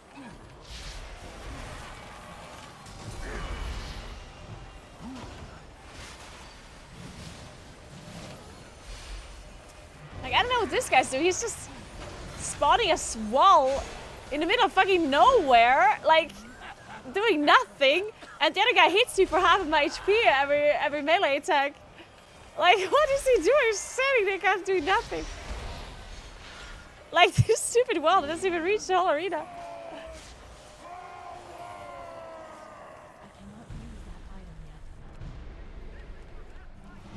This is kind of weird. The depths will consume you.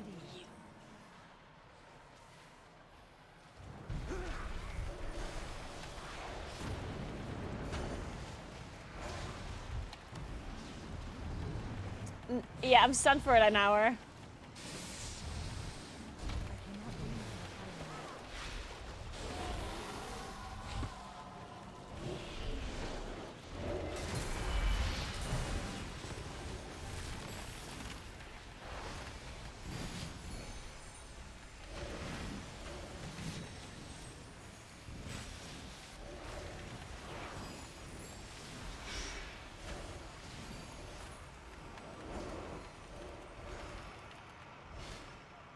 Not ready yet.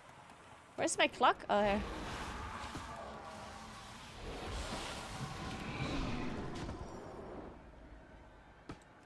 Fuck, I can't cast it.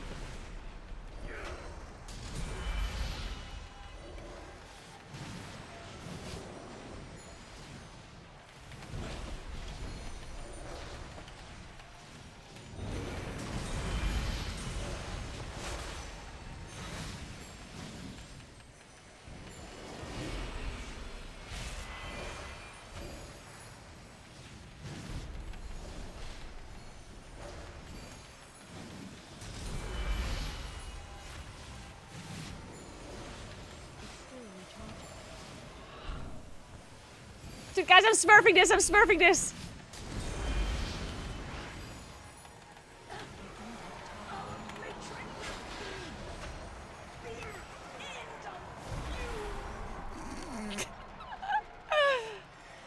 Dude, I did it!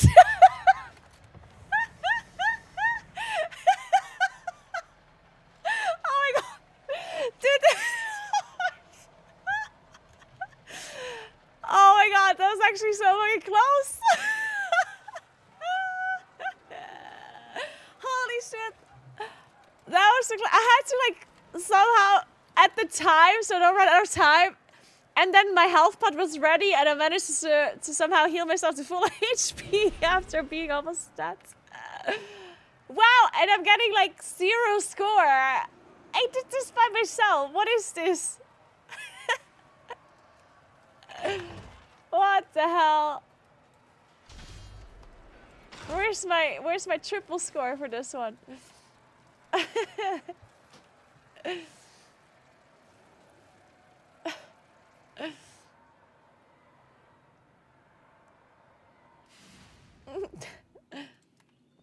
Well, okay, this was kind of fun. But the difference in difficulty between doing this by yourself and doing it with a group is way too high, and you're not getting enough score to do this solo. Because, yeah, I think I got the lower score than when I did it with a group. And it clearly with the NPCs it was like a million times easier. Hey Mechana, you just like the ascension weapon is what I crafted. The 2-hand ascension weapon. Or like a weapon with ascension on it. You can also just craft a 1-hand weapon if you have a really good offhand in theory.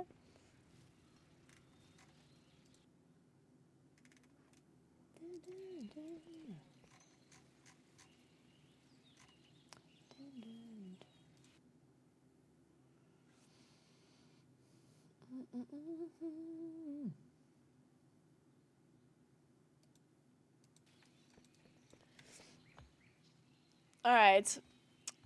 What is this giving us? I'm a little bit lost myself. So you're getting, like, I did get a toy. There seems to be, like, a weekly quest. You ready for our rumble? Like, you're getting some cosmetics from it. I got a toy, it seems. I'm getting veteran gear that is warbound. So maybe this is more like of an alt farm kind of thing. Can't get paid if you don't throw a few punches. Talk to me. Stay away. And that's kind of it. Like, I'm getting veteran gear, and on the weekly quest, I got champion gear. That's all I can tell so far. But there's not like many cosmetics. Like, the only thing that I got was this toy.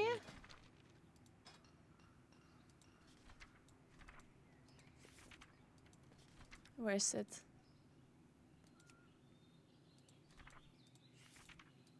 Wait, was it a toy? Maybe it was a pet. That wasn't this. Did I even use it? Oh, this one here. Several threats? No. No, that's not it.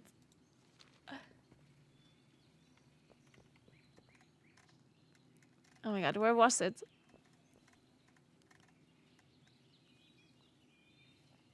Oh, there. Winner's podium.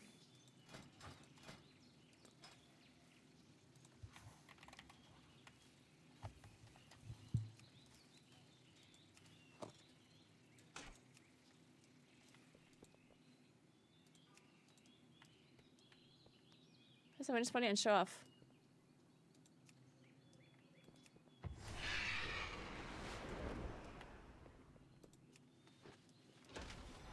Ah, okay.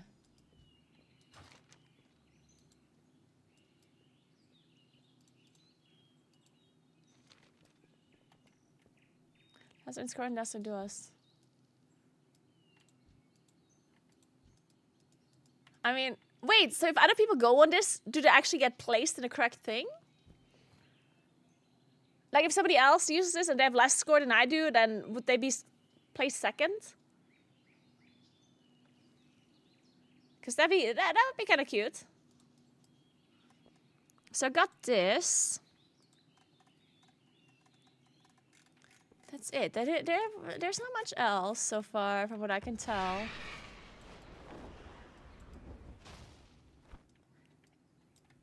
I don't know.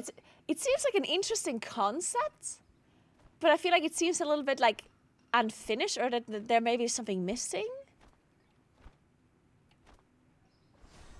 Unless they really wanted to just be like a thing that you do to farm veteran gear on your alt, and it's kind of a fun thing, and that's it. I don't know. If they want this to be an actual challenging thing, then obviously there would be stuff missing. But maybe, I mean, we already have the visions that are getting added that are challenging the way they are. So I don't know. Maybe this is just what it is.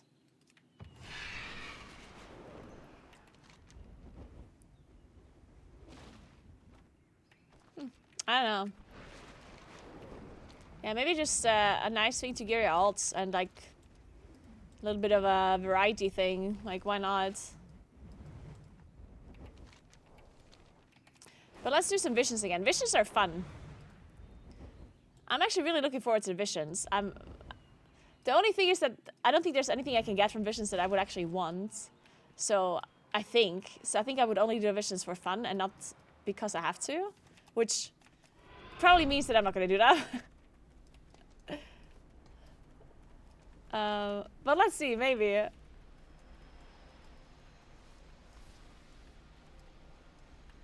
Wait, where's Cernagal again?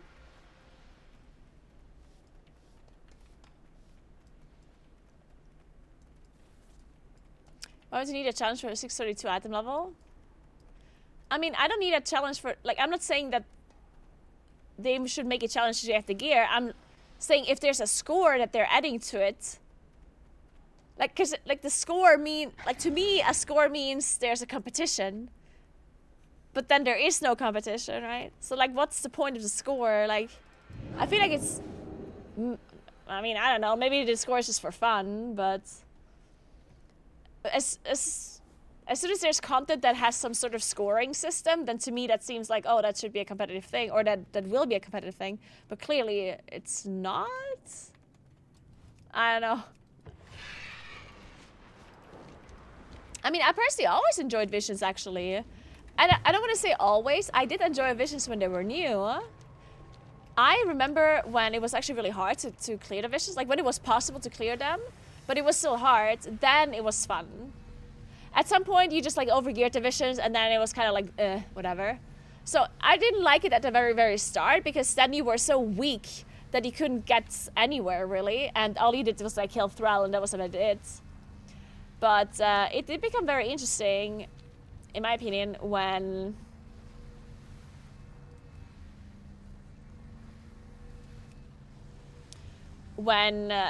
you were kind of strong enough to clear the whole thing with masks and everything, but it was actually tough. Like, it was hard to do. That's something that I personally had a good time with. Yeah, and at some point they just became really boring because you had to do them like every week. Yeah, I agree. At some point it was just like, ugh, again. Driven mad by N'Zoth's whispers, Thrall believes that the elements warn him of a disaster that only the old god can prevent. Now all of Orgrimmar drinks the blood of N'Zoth, twisting the Horde into a frenzied war machine. How much currency do you have? 500, okay. We meet again, Let's do it. champion. Azeroth faces many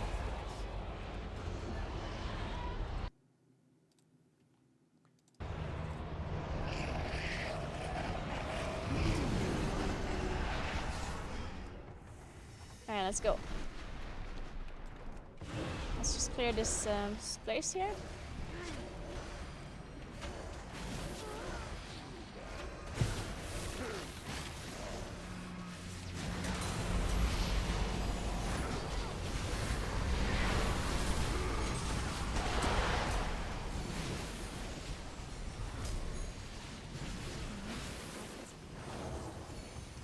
Alright, perfect. Moving on. I'm gonna start right this time.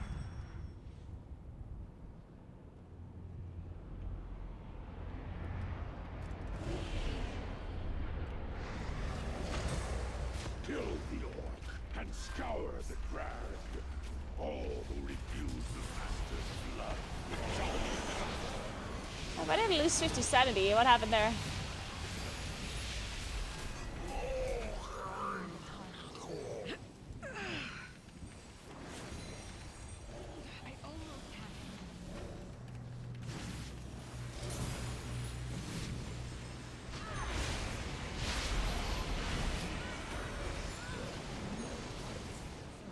Oh, what the hell? My NPC pulled everything.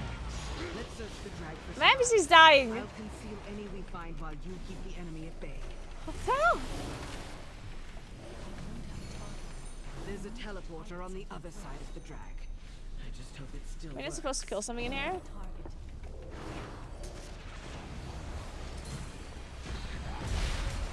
See if there's anyone here.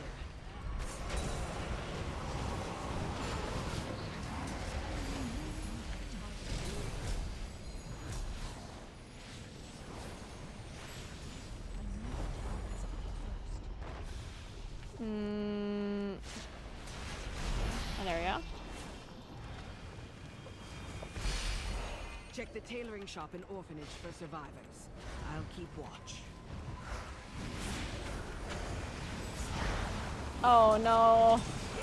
These stupid dominators that stun you for an hour and a half.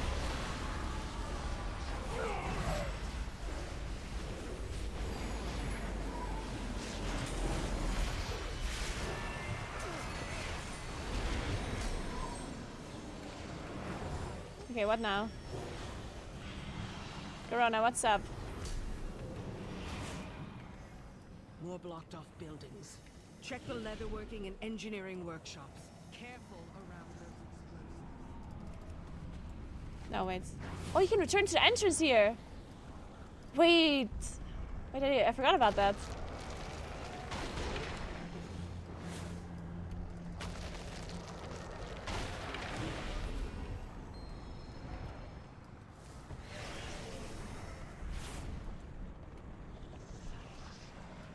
What now?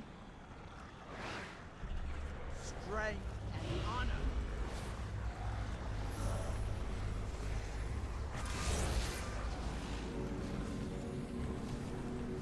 Why can't I fight the boss yet?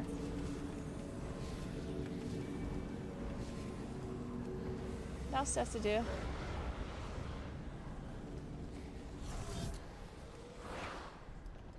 Oh, god damn it. This is the worst one.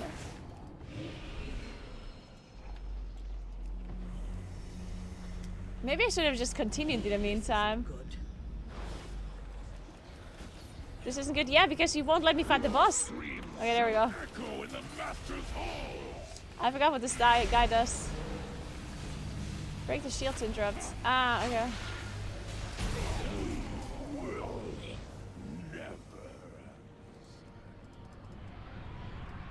Ah, the minimap shows! Ah, I'm an idiot.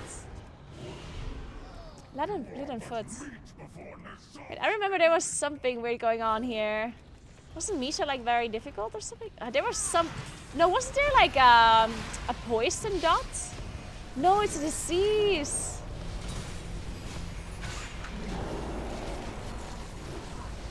Or was it these scarabs that are messed up? There was something scary around here. I think like a dot that like stacked up really fast or something.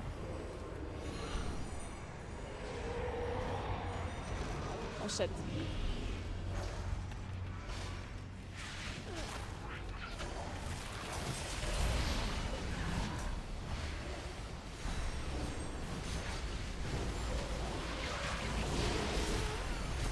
Oh yeah, I have the poison me now.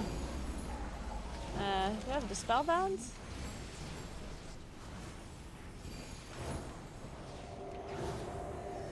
I remember like going through the water here or something. I think the spider was also difficult. If I remember correctly. I don't know. Oh, I'm stunned. Ah!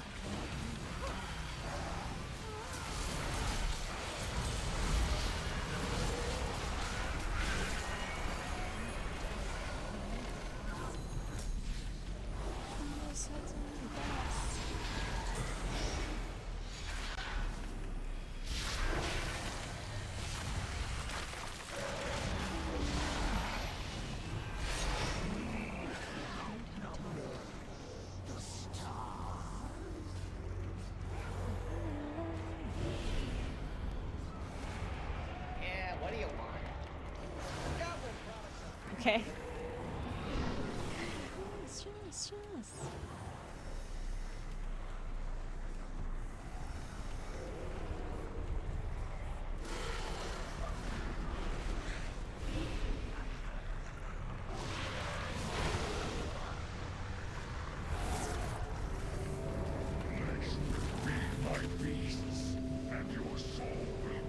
Wait, he resets. This guy resets. Oh man. I did not know that.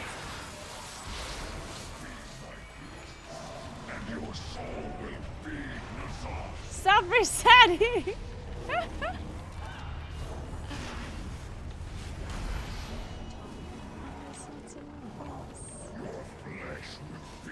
Oh wait, I think this guy used to be cheese when you pulled him out.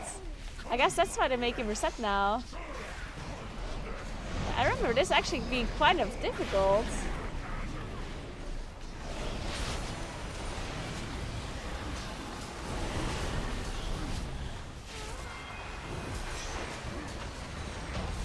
Yeah, I think this boss was actually kind of hard. How do I get back now to the entrance? Ah, here.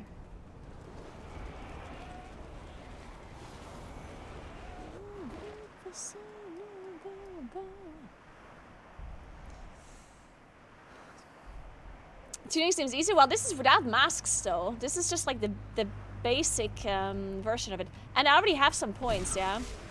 When I did this the very first time on the PTR, I was not able to do any side area at all. Because then you don't have any of these orbs. I only received the orbs by unlocking them by doing the visions.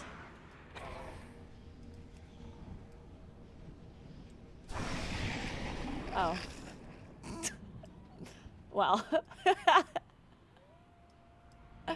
Maybe I shouldn't have... I forgot about this. Maybe I shouldn't have clicked on the mysterious liquid. Oopsies.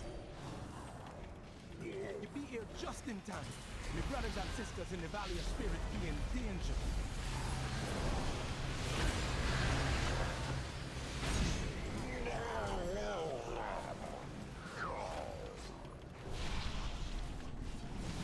I can do one more side. I can't clear the whole thing. I can do one more. That's it.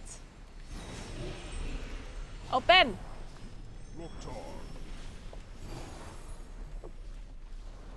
Why is that opening? Oh, there we go. Jesus. Nazoth's corrupted totems be driving our shaman mad with whispers from the void. We need to destroy them all.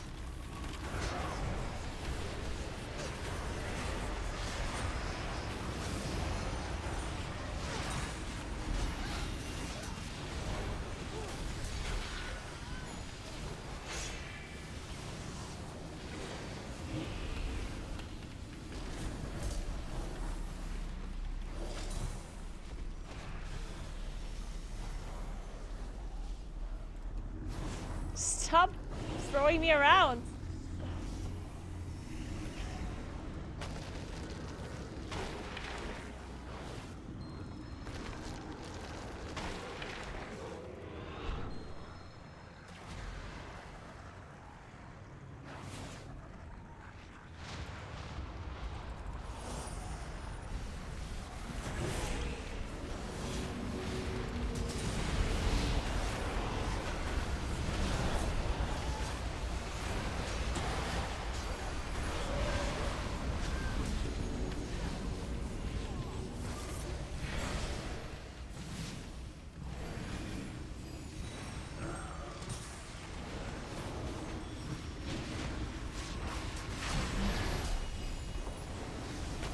One thing that you have now is that you have a companion, which like kind of like delves.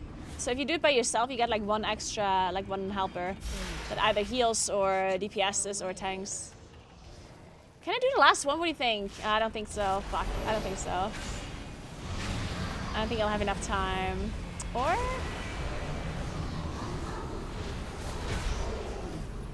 Maybe? My brothers and sisters I'll try. are free. But how can we ever be trusting the voices of the elements again? The last one's a bit hard. I don't know. Oh, I do have cooldowns. Maybe? I don't know. Hey Foxtail, thank you so much for 10 months. What's up? How are you doing? The false son of Durotan must die! The blood of the Maghar is on his hand! The Maghar refused to drink the blood of Nazoth and was slaughtered for their defiance. Their spirits demand vengeance!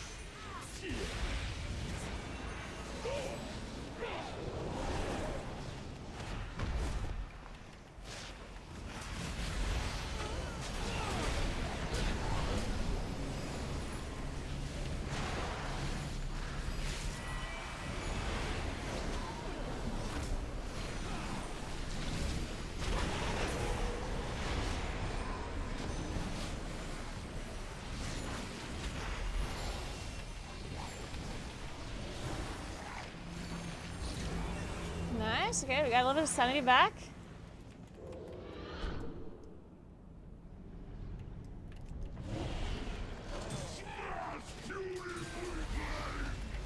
No! What have they done to you?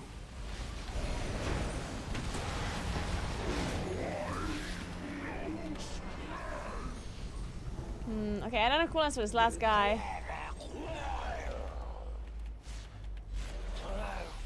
I forgot how he works. He does something special.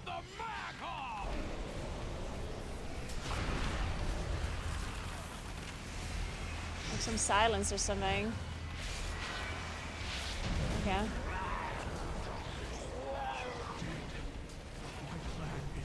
We did it. I just need to go back.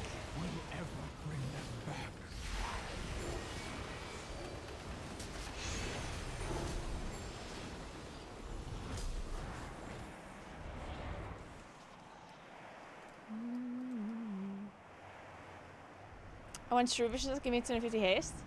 But we used to have that much haste in visions? Yeah, at the very end, I guess, when we were like super strong.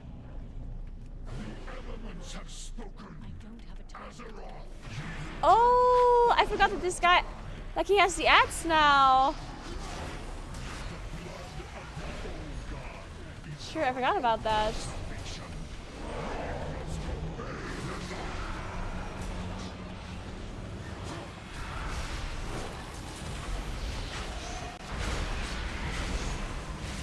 Oh, he gets this ability too. Oh. Oh, he gets all of the abilities from the ads. Yeah, I completely forgot about that.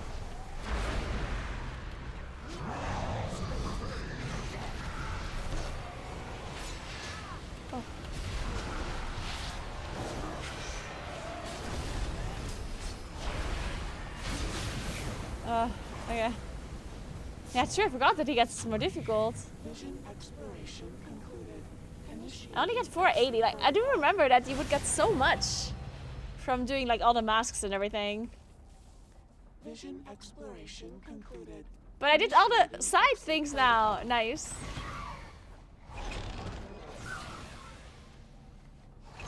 Grim fate for Orgrimmar. Take solace in the knowledge that should it ever come to pass, you get Valor Stones, Weathered Crests. Oh, and I get the mask thing now. So here I get champion loot. Return the faceless mask to the long night to Delta. Okay, so now we get masks.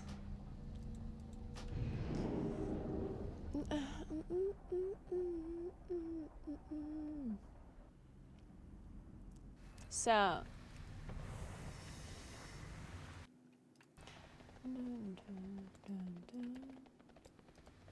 Okay, now I can turn this in to get like upgrades.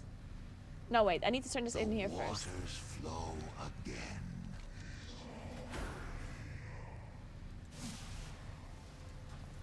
The Isles welcome you.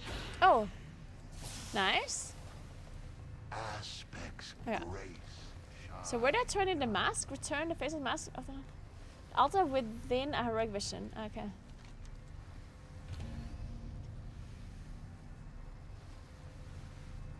Okay, yeah, I have no idea. I didn't see anything, Kuro, so I guess. Are there any good corruptions? I haven't seen anything about the corruptions yet. I don't know if there are. Oh, now I see the masks. Okay. Believes that the elements warn him So of here a are the disaster masks. that only the old god can prevent. Now all of Orgrimmar drinks the blood of N'Zoth. Put on the face mask after a long night. Frenzied war machine. Reduce maximum sanity by 50%. Increase corruptive elementals gained. I mean, damage increased by 30. Ooh, that's. I don't think I can do that. At least not full clear. That is. Is there something you wish to discuss? Yeah, that seems a bit rough.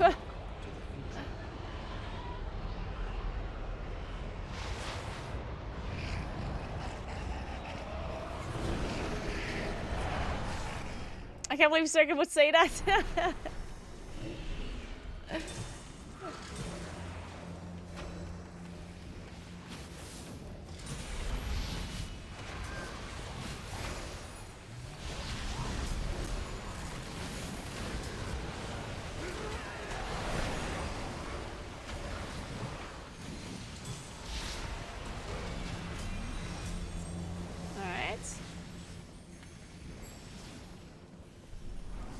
Okay, it doesn't seem that bad yet with my insanity.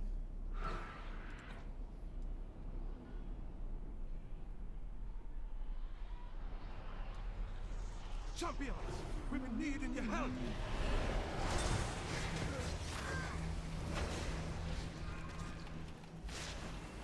You be here just in time.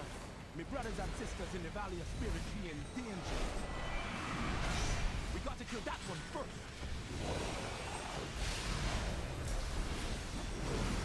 Unfortunately, NPC pulled the whole dungeon again. But I guess this is efficient because I have to wait for the door to open anyway. Thank you so much. Very efficient, very efficient. And no, there's no cloak, no.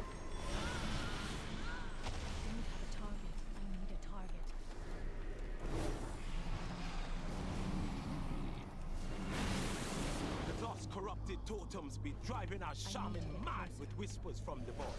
We need to destroy them all.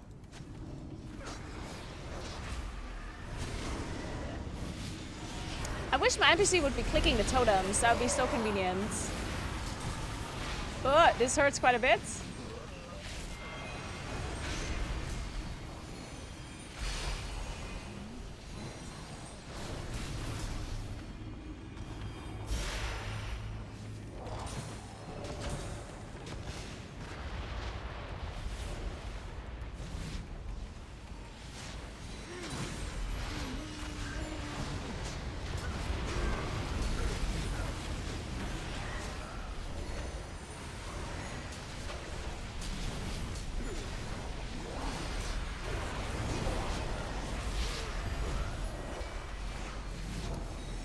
It is convenient to have a healer. I mean, they're not healing you. They're not like, you're not getting spam healed or anything, but it's nice to get a heal once in a while. I wonder how the damage dealer is. I wonder if the damage dealer is any useful, because I only tried the tank so far, and then I tried the healer. The tank is useless. I think so, at least.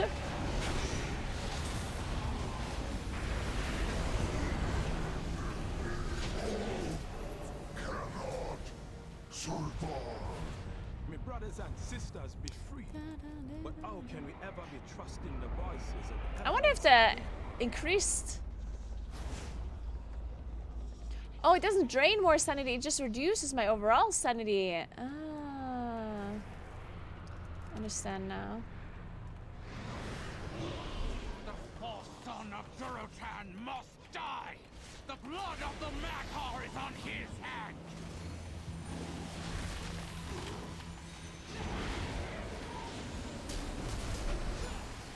The Maghar refused to drink the blood of N'Zoth and were slaughtered for their defiance. Their spirits demand vengeance! So here, as long as you kill the Dominators, you're fine. The Dominators are the ones that stun you for an hour and a half.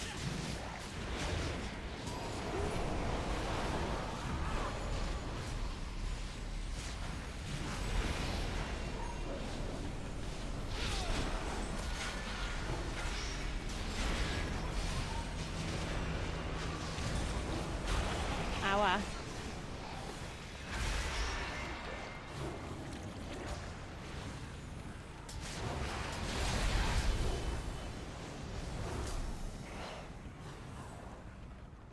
Somehow I seem to have more... I think the extra talents that I just took are so good. Because earlier I needed an orb on the first one already, yeah? And now I'm in my second one, almost over, and I don't need an orb just yet. I don't know why. And I have reduced sanity now. But I guess it's the one talent that that I added that gave me increased or reduced sanity reduction. That was so powerful that I got. At least I'm assuming that's it. Unless there's something bugged. I guess it could be bugged.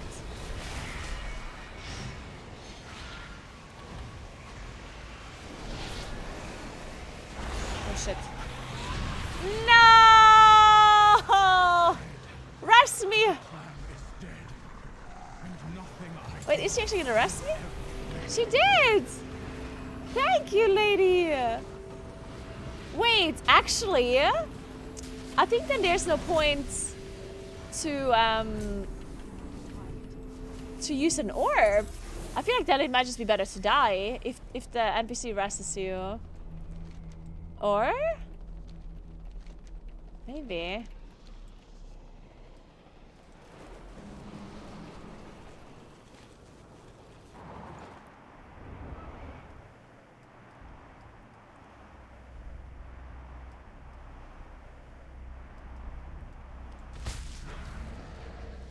Yeah, visions are coming back. Like, I'm playing them on PTR right now. This is the next... I'm playing the next patch. I'm currently playing 11.1.5.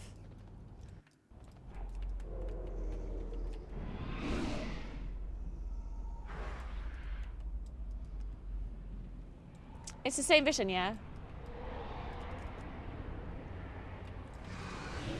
Kill the orc and scour the ground.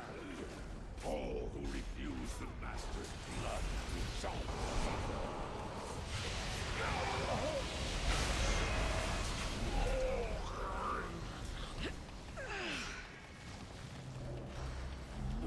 I hate this part. It's so slow.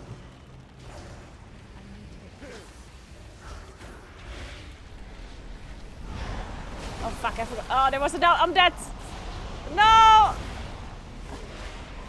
I forgot there's a Dominator.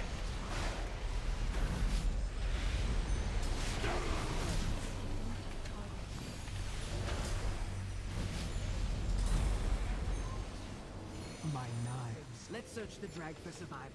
I'll conceal any Wait, we where's... find while you keep the enemy at bay. What the hell? My NPC died. There's a teleporter on. See if there's anyone here. What the hell? How?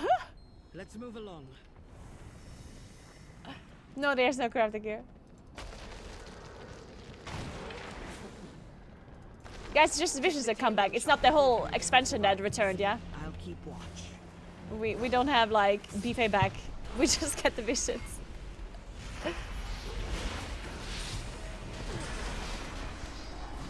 There was like they did say something about corruptions, but I don't think we. At least I don't see any like corruption that returned. Because I did hear about corruption potentially like coming back like as like weapon enchants or something, but I haven't seen those enchants. Maybe maybe they just implemented in PTR. That's possible, or maybe I just didn't find them. Thanks for 2 months, Wu-Tang Bosna. Thank you so much. Welcome back. How are you? How are you?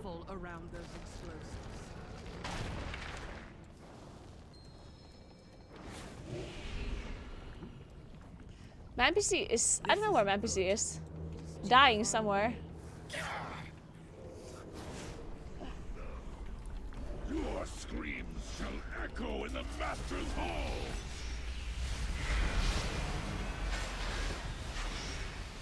We will never Yeah, they're kind of weapon enchanters, but like additional enchants or something. You might change some embellishments because of the DK runeforging stuff. Oh.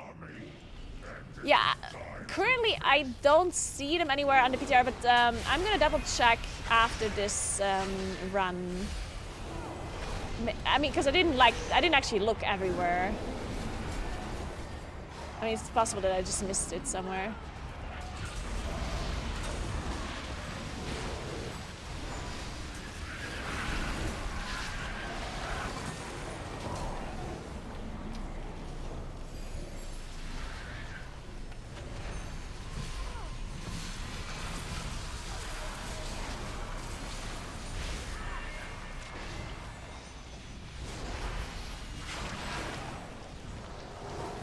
She's back. Well, welcome back. How you doing today? Long time no see you.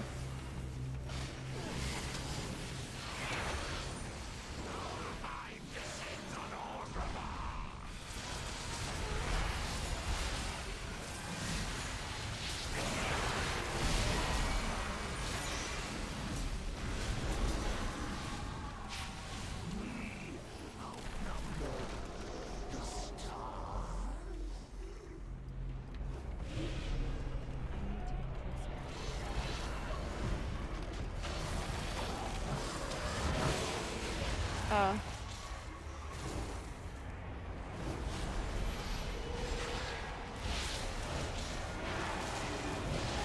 I do wish that all solo content would allow you to like to see all of the mobs. Like I think, am I the only one? Like I think if solo content, well, unless it's like an actual boss with mechanics and stuff. Like obviously when you're doing like a mage tower is really fun. And a mage tower didn't have bosses be CCable, but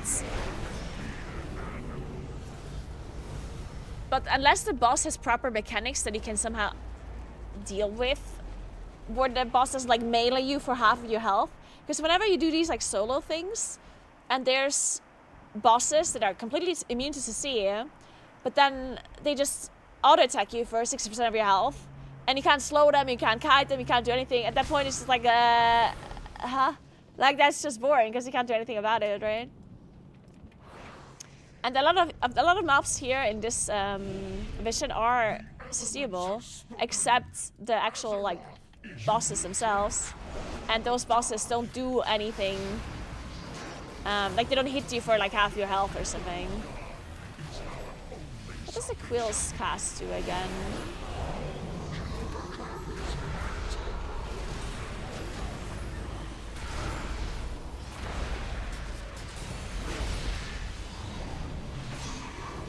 So I do like that about missions.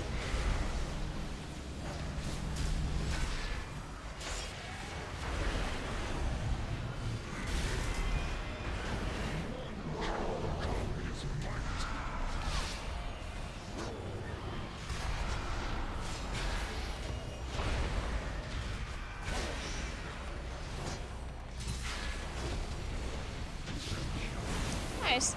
Okay, that didn't seem like I thought I wouldn't be able to do the mask, but I guess the like increased sanity drain that I had was good enough for it. So now I'm getting my second mask. A grim fate for Orgrimmar, indeed. Take solace in the knowledge that should it ever come to pass, you shall be ready to aid. Wait, I get a third mask as well? Interesting. And okay, so I still have champion loot. So I did a full clear with one mask, and I still get champion loot. It's good to know. Because I do think you can get heroic loot. I think maybe if you do all masks. Okay, let's take a look at if there's a weapon enchant somewhere then. I have all the time in the Isles. Alright, so here's a flying mount. This is a pet. Backpack. Flying mount. Cosmetic. Back.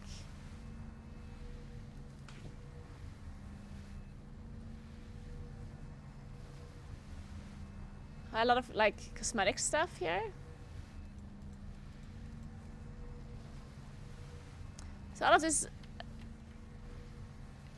You have a bright all of this is cosmetic. Then you can buy weapons here, champion loot.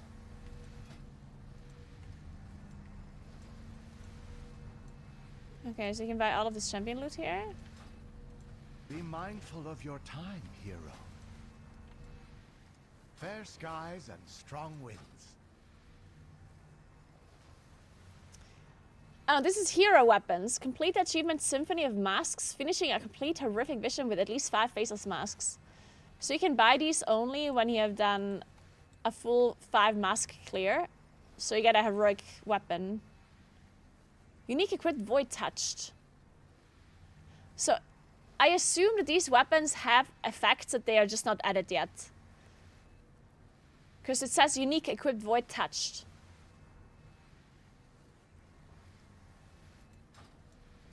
Which makes me believe that they have an effect on it. It's just not visible. I have lived to see them return.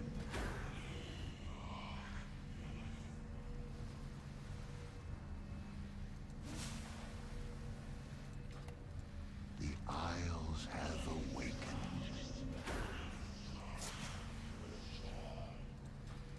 I never gave up hope.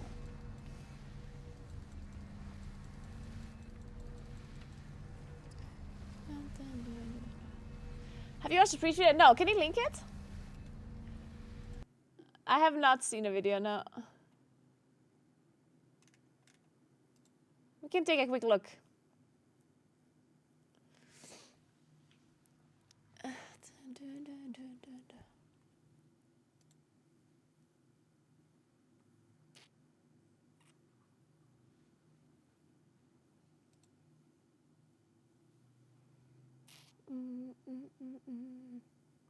I'm playing on PTR.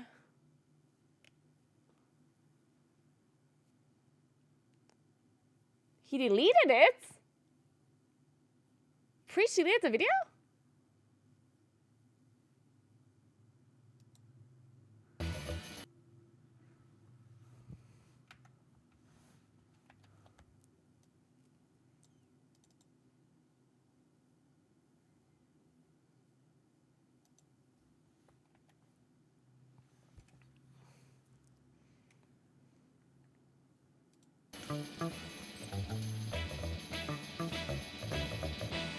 Graceful, first recap Blizzard should be embarrassed about this.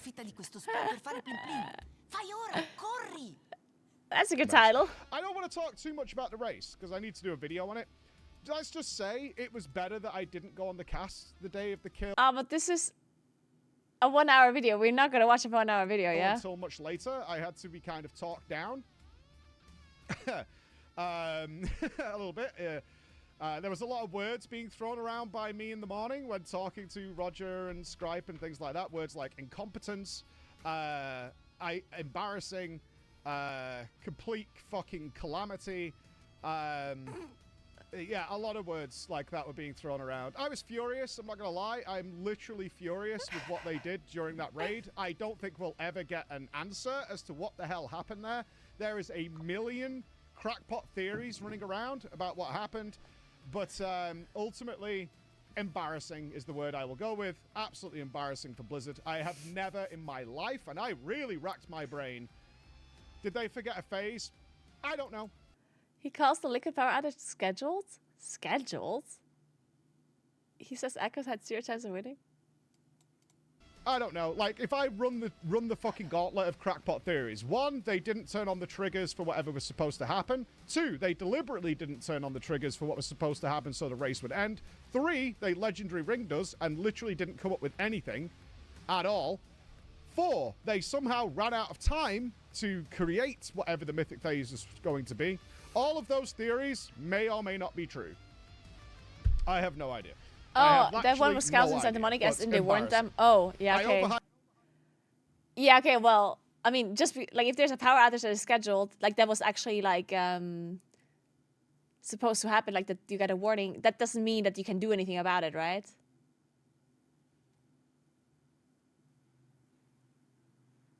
Yeah, but okay, so it honestly doesn't matter if it was scheduled or if it was not scheduled. Like, what are you supposed to do about it? The one that affected Liquid was the transformer that blew up. Oh, okay, so it was not a schedule. Well, even if it was scheduled, I don't think it really matters. Well, I guess it does matter because if it's a scheduled thing, like if they're aware of it happening beforehand, then you can plan around it a little. Like you can change your dinner break, or you can like get at least some laptops going that you can like discuss strategy or something. So like, I mean, I guess it would have been better if it was a scheduled one. Hype myself for no reason. I overhyped myself for good reason. For really good reason. They did not deliver. They did not deliver. I had very good reasons to overhype. Theory, all of the above. Potentially, like, there's a lot of things we know about boss design that go on in the background, such as not turning on secret triggers before the top world guilds get there. Makes sense, right? And we actually saw a great example of why this raid's here, because it was very public that somebody went in and used dev tools to kill the boss. That's a really good reason why they don't do that. We also have it with the jailer and things like that. When there's a secret phase, is they keep it locked until one of the top guilds get there and they activate it. And then, because it's actually going to happen now. I have never heard of something like this before. Like, I've never heard of like an ability being turned on. Like, when they get there. Like, obviously stuff like tuning happens, but Preach is literally talking about the fact that there's like an ability that is turned off until they reach it and then they turn it on. That is not something that I'm aware of being a thing. The thing that he talked about with the jailer, with like the shield, that has been in the game. Like it was just not data mined, or it was just like hidden. So like people didn't see it up until a certain point. But it was in the game. Like it wasn't like turned on. That's not something that I am aware of is happening. So the only thing that happens sometimes is that there's like hidden mechanics that we don't know exist until we get there. Doesn't mean that they're actually turned off until we get there. So that's something that would be news to me. But I mean, I'm not saying it's impossible. I'm just saying that that's something that I've never heard or seen. We saw this with N'Zoth. For any little WoW historians out there, they actively despawned N'Zoth because they hadn't turned the triggers on. People remember Liquid progressed N'Zoth and then suddenly the boss disappeared. Why? They had reached the secret phase and it wasn't active, so they despawned the boss and then respawned the boss with the mythic phase now. Yeah, that's also not what happened. That's not what happened. I don't know. That's not what happened. No. There's one thing that I do remember. Okay, so one thing that is true is Blizzard sometimes has like emergency things toggled on bosses. And this happened to me when I was doing Ritual First. But what I mean with emergency things is basically sometimes there's an enrage or a tuning thing. Like sometimes they like overly tune something, or they add an enrage that is like impossible to beat almost. Because they're like worried that somebody would kill the boss too fast. Like maybe, and this happened a lot more back when the race wasn't as popular. When the race was not streamed, Blizzard was not watching the race around the clock. They actually went to bed normally. And when EU was playing, when the EU raiders were playing, so when I was playing, sometimes the devs and the people that were working on the tuning and the hotfixes, they were just asleep. So when we encountered a very severe bug, then sometimes it would not be fixed for hours because they were asleep. This would not happen at the moment. Like at the moment, they have people working on the Ritual First all day. Like they're there's always people there. In case something happens, they will be there to fix it. They changed this because the race is so popular nowadays that they can't have that happen anymore. Back when it was secret and when it wasn't streamed, then it wasn't a big deal for them and for the community because no one actually saw what was going on. But what they did is sometimes bosses had like super unbeatable end rages because they were thinking, oh, we don't want to have them kill the boss while we're asleep. Like, we don't intend them to kill the boss within like the next day or so.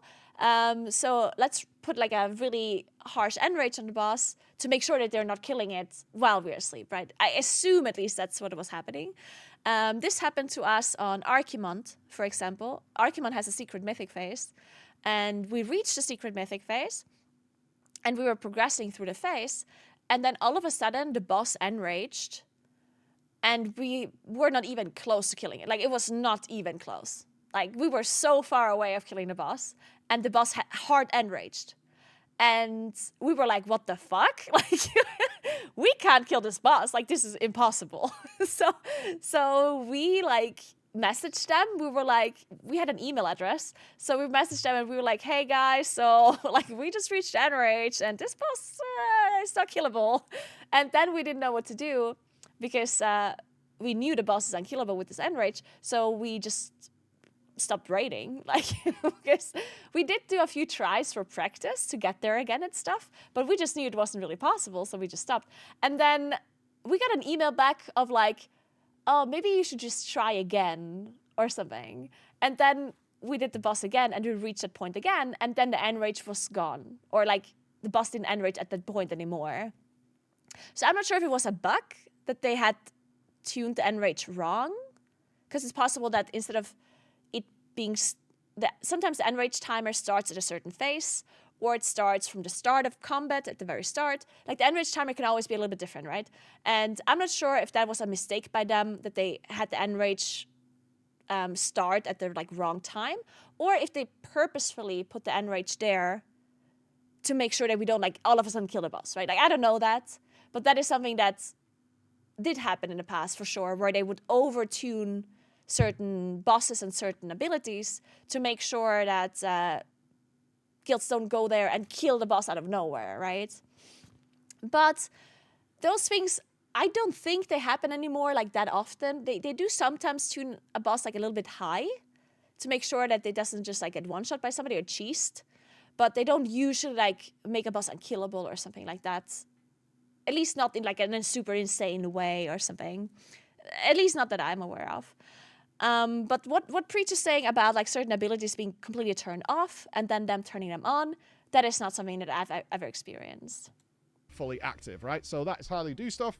It's really not although it was more public this time, nearly every tier somebody goes in and uses the dev tools to kill the boss. So they do that. We'll get to the next game in a minute. I'm keeping it a little secret for you right now. But so Preach is kind of saying that the reason why they're not turning on some of these abilities, according to him, is because there's people that go in and kill bosses by, like, exploits and stuff. Which, it is true that does happen sometimes. But also many times when these things happen where a boss does actually die from an exploit, which, by the way, doesn't happen, like, every tier. I feel like that happens, like, once in a while. And usually it's, like, the early bosses and not every single boss in a mythic raid. Like, usually they kill a first and second boss or something, and then like, it doesn't work anymore or whatever. But yeah, sometimes they do kill, like, a lot of bosses on Mythic really quickly. But the thing is, usually Blizzard also doesn't really have to hide anything. Because if a boss gets one-shot by some sort of, like, exploit, then you don't see anything anyway. Like, unless there's a secret phase where another boss spawns, you know? Like, if you kill a boss and then, like, let's say Ragnaros. I mean, even Ragnaros, he wouldn't have seen anything, because he does step out of the lava, but if you one-shot the boss, you don't even see that, I guess. Like, the whole thing doesn't even happen. I don't know. So, I guess the only thing that they would have to hide would be secret phases and secret abilities, but if you one-shot the boss through certain mechanics like this, then you don't really see the mechanics anyway, so I guess there's no real purpose for them to really hide stuff like this, I guess. Yeah, Gul'dan's secret phase would have been triggered in Legion. But that phase definitely has been, like, there's just no shot that Blizzard turned on, like, the secret Gul'dan phase Like, this is something that is even possible, I don't think. I don't think Blizzard can add certain mechanics that are that impactful without us noticing. Like, they have to patch them in, right? They have to, like, hot fix them into the game. And I don't think they could do that without us knowing about it. So if this would actually be a thing, we would know that. Like, we would know if they're adding stuff like this, right? I did So want to don't address think- a couple of things. Now, I want to be very clear. Well, This whatever. is my opinion. Honestly, it doesn't really matter. It is definitely not. Like, he's just upset that the boss was easy, and the boss was easy. Was the boss like lacking certain? Like, did Blizzard have mechanics for the boss that they just didn't turn on? Incredibly unlikely. I think it's incredibly unlikely that there was abilities like missing. Did they intend to tune the boss this way? Also very unlikely.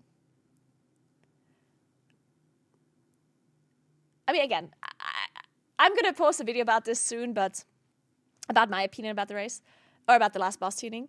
But to me, this is somewhat simple what happened. Tuning bosses for the race level first is very difficult. Yeah, to say otherwise would be a little bit like, it would be a little bit delusional to think that it's like super easy to just tune bosses for the race level first. It's not. Because not only do you have to make them hard enough for these guilds to actually struggle on it, which is hard in itself, because they are so good and they have so much optimization going on, they have so much gear, and you can't replicate this. Like, the developers, how are they supposed to do it? Like, think about it. People always meme about these like internal testing teams and whatnot, but think about it. Like, how could they possibly replicate like a raceable first guild within like the team? How? These teams, they have like hundreds of wipes on these bosses, right? So, and they're all really good, and they all have this experience of participating in a raceable first. Even if they have like 25 players that are as good as like raceable first raiders, they would still not have the experience, and they would still not know how to execute a fight the same way as it happens in a raceable first, right? So the internal testing teams, like, people are memeing on them, but they cannot replicate the actual raceable first. They cannot replicate an actual raceable first guild attempting a boss like this, right? They can't. Like, it's not really possible. They are, and you have to give them credit that they are usually doing a really good job tuning bosses as tight as, like, sometimes they tune a boss so tight that it's possible, but just barely. And that is like difficult. Like, to somehow tune a boss so closely that a guild that is like Echo or Liquid can kill the boss, but needs like loads and loads of tries to do it, and they just barely are able to kill it with everyone alive and everyone playing really well. That is a hard task to hit. Because think about it. If they tune it too hard, if they just slightly tune it too difficult, and the boss becomes unkillable, that's a big problem. Like, then all of a sudden they have to nerf the boss. And that's a problem, right? Then all of a sudden the whole race is ruined because there's no perfect hotfix timing for a fix like that. So if they tune a boss too hard, then that's a problem. So I do think that usually they do a good job for most bosses, right? So again, TLDR, what I think happened is they tuned Styx a little bit too hard. Like, they did not intend Styx to be super difficult, right? But they didn't want to hotfix it while they were progressing, because you don't want to fix a boss, you don't want to make a boss easier doing the race first, because that's kind of unfair for one guild or the other, right? So they tuned Styx too hard, didn't intend that to happen. Then the guilds didn't reach like Max C, and they didn't reach Max C until like the second reset, I think like Friday. And at that point, Blizzard is in a big, in that point, they're in trouble, right? Because the guilds are not even in Gallywix yet. And the biggest problem of the Race to Evolve First that concerns tuning is if a boss dies around reset time. That's what they want to avoid at all costs, right? If there's one thing that they want to avoid is bosses dying super, super fast, obviously, but also bosses dying around reset time. If the boss dies on Tuesday or dies on Wednesday, bad. They don't want this to happen. Even if the boss dies on Wednesday, like even if both Echo and Liquid manage to get into the reset, it's still not a good ending of the race if the boss dies on Wednesday, because then Echo just got the reset and they just started the re-clear, and then Liquid kills it because they had the reset like 12 hours earlier, so they had 12 hours more time to get the reset, to get the gear and everything, right? So even Wednesday would be a bad kill time. Tuesday's bad, Wednesday's bad. Even Thursday, you could argue, it's like, The best kill time for these last bosses is the end of the week. Like, it's the best time, or the best day for these bosses to die is Friday, Saturday, Sunday, Monday, right? Friday, Saturday, Monday, and you're golden. Everything around Tuesday, Wednesday, early Thursday is a bit like, right? So they want to avoid this. And once the Race to Evolve First guilds were on Maxi, like, what do? Either, there's two options they have now. Either they make Maxi and Gallywix so difficult that the guilds do not kill Gallywix until the third reset Friday, right? But that would mean those would have to be like really hard bosses. And it would also mean that we have a third reset, which is a problem for the Race to Evolve First guilds, because they have venues that they are renting for a certain amount of time. They have casters and players and production that they have in person at an event, right? They have hotels, they have flights. So usually the race lasts around 10 days. If it goes into a third reset, all of a sudden it's more than 2 weeks. And that can be a problem for these guilds, and they might have to stop raiding. And we don't want that to happen either, right? Because what if Liquid has to stop because they can't play anymore, because they can't have the venue anymore, and they have to fly home, and then Echo just wins? Like, that's also boring. So one option, make the bosses so hard that it reaches the third reset, but like well into the third reset. Option number 2, make Maxi and Gallywix a little bit easier, so the bosses die latest Monday.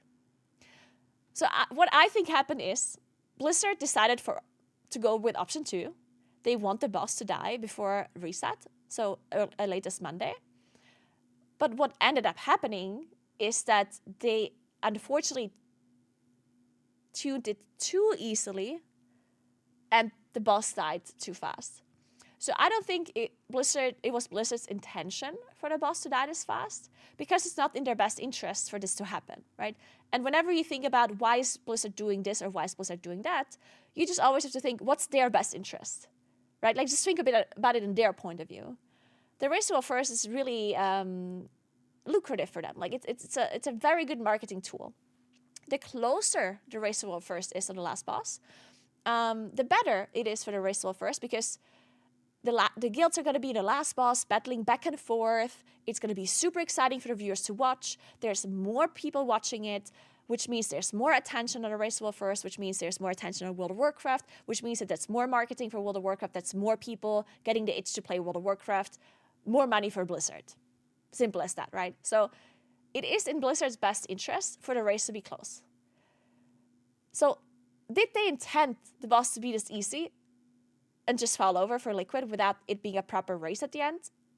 Very unlikely, right? Because why? What would they get out of it? There is no gain for Blizzard to have this be an intentional thing, right? So in my logical thinking mind, I'm like, okay, well, they messed up. Simple as that. Does that excuse it, and does that mean that it was great? No, obviously not. Like, it sucked. Clearly, it sucked. But did they do this on purpose, or was there some mechanic that they didn't turn on, or was there some, like, malicious thing going on? I don't think so. Like, I just think that they wanted to have the boss be a little bit on the easier side compared to other last bosses. But I don't think they wanted it to die when it died. I think they wanted the boss to die late Sunday or like Monday, because that would have been a perfect race. Because then let's be honest here, the previous bosses, they have been really good, and the race was really good until that point, right? Maybe One-Armed Bandit was a little bit on the easier side, but all the other bosses were really good. So if Gallywix would have died on Monday, then the race would have been perfect, no matter who would have won. For Blizzard, race would have been perfect if Gallywix just survived until Monday. But then, as I said, I think they just tuned it incorrectly, unfortunately, and it died too fast. That's it. I don't think it's deeper than that. I don't think there's any like super deep like conspiracy, something going on. It's really just they wanted us to die on Monday. Unfortunately, tuned it too easily, and it happened.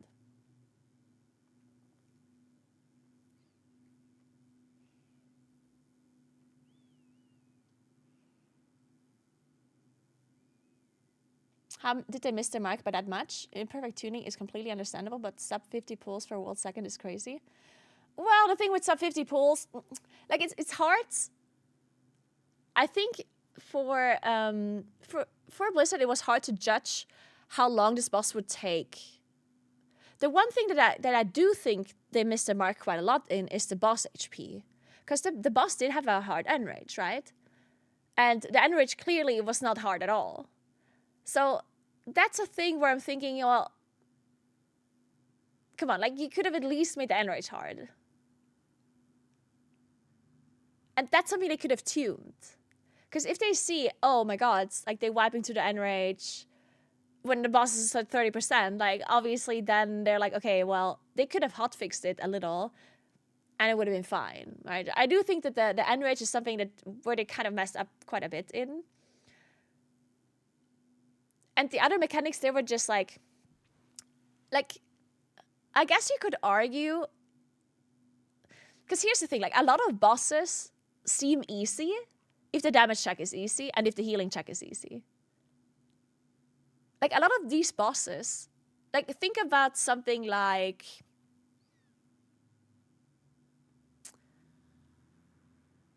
I mean, maybe Princess Kavessa, maybe it's a little bit of a bad example, but still, like take Princess Kavessa, right?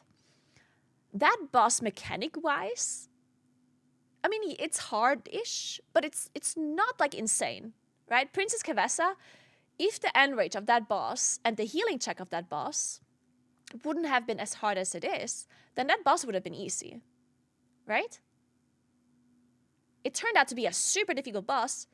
Why? Because of the tuning only, or not only, but the major point of difficulty of Princess Kavessa was the healing check being so tight, requiring them to do crazy things like one-tanking and stuff, and the damage check being so tight. Because as soon as a healing check is easy and as soon as a damage check is easy, you just like play the mechanics as safe as possible. And these raiders, they're good at the game. Like, if they don't have to do the most optimal amount of damage, they'll just play the mechanics. And that's not going to be that hard for them if they don't also have to press their perfect rotation and do the most amount of damage. Because all of a sudden, when there's a boss fight where you have to fully focus on damage to be able to kill a boss, then all of a sudden you have to change your strategy to get more damage out. You have to min-max your positioning.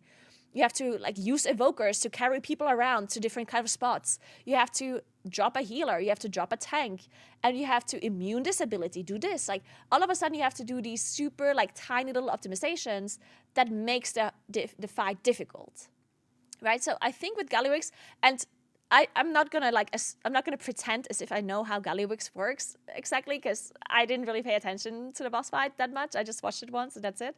So I'm not gonna pretend as if I know exactly what's going on. But I'm pretty certain that if the checks would have been harder, like the tuning checks, like the enrage and the healing, that the boss would have been overall quite a lot harder, right? Because then all of a sudden you have to min-max the positioning, you have to min-max this, you have to min-max that, you have to drop healer, blah, blah, blah, right? So to say that the boss overall was necessarily lacking something super important, maybe not. Like maybe it really was just the tuning that was off and that ended up making the boss so easy. Maybe it would have been a 250 try boss with the same mechanics if the tuning would have just been a lot tighter. Maybe, like... Because if the thing is, they had to figure out the mechanics as they went, right? And I do think that the fact that the tuning on the boss was so easy made that a lot easier. Because the thing is, if you're doing a boss fight, and I'm speaking with experience here, because I have done, when I was doing the Race Wall first, I was part of a team that reached a secret phase for the first time ever, having to figure out mechanics ourselves. Very good example would be Archimond, right? Archimond had a secret phase where you fell down the platform and then all of a sudden there was a completely different boss fight. There was a dance on the floor. There was infernals that were spawning. There was these like, what were they called? Conduits that you couldn't overlap, otherwise you wiped. There was different kinds of constellations where you had knockbacks. Like there were completely new mechanics that we were not aware yet before we got there. But to be able to get to that secret phase, we had to play the whole boss fight that was also hard to get there, right? And that is hard. Like if you have to get through a long boss fight to be able to find the secret phase, to then wipe to the very first mechanic because you have never seen it before, right? Because the first time you see a mechanic, you're gonna have a hard time solving it because you don't know what the fuck's going on. You have to like mouse over the ability. You have to see what is happening around you. It's unlikely that you will solve a mechanic the first time you see it. So whenever there's secret phases or whenever there's mechanics that are completely hidden, that in itself makes it hard. If you have to get there previously through like other like mechanic or through like a previous phase of the boss, right? And sometimes if you would just play the boss itself, like if you take Archimond and you take the last phase of Archimond, only the last phase, you remove the early part of the phase, then that phase itself would not be that hard. If you just play that phase a few times and you can always, like whenever you wipe, you come back to the same phase, then the phase would not be as difficult. The difficult part is getting through the whole boss fight to then reach the secret phase, to then make it to the next mechanic and then solve the mechanic, right? Because that is just a lot of time that you have to invest to figure out what is even happening, right? And that part, that is what Final Fantasy XIV also has, is focusing on whenever people are doing blind raids, right? Whenever you solve a mechanic, you see the next one and you wipe. And then you have to sit down, oh, how do we solve this mechanic? And then you have to get there again. Then you maybe solve this mechanic. And then you see another mechanic that you've never seen before. And then you wipe immediately, right? So that's why you throw your hats against the boss like many times for these secret things. So when a boss is tuned difficult and they have secret mechanics like this, then that in itself is hard, right? But if the boss is tuned wrong and is tuned too easily, then this whole process becomes easier. A lot easier. Not just a little bit easier.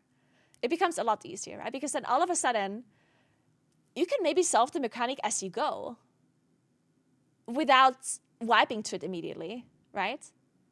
And if you can solve a mechanic as you go, seeing it the first time and not having to wipe and like struggle to get back there, right? Like then it makes it so much easier. So I do think that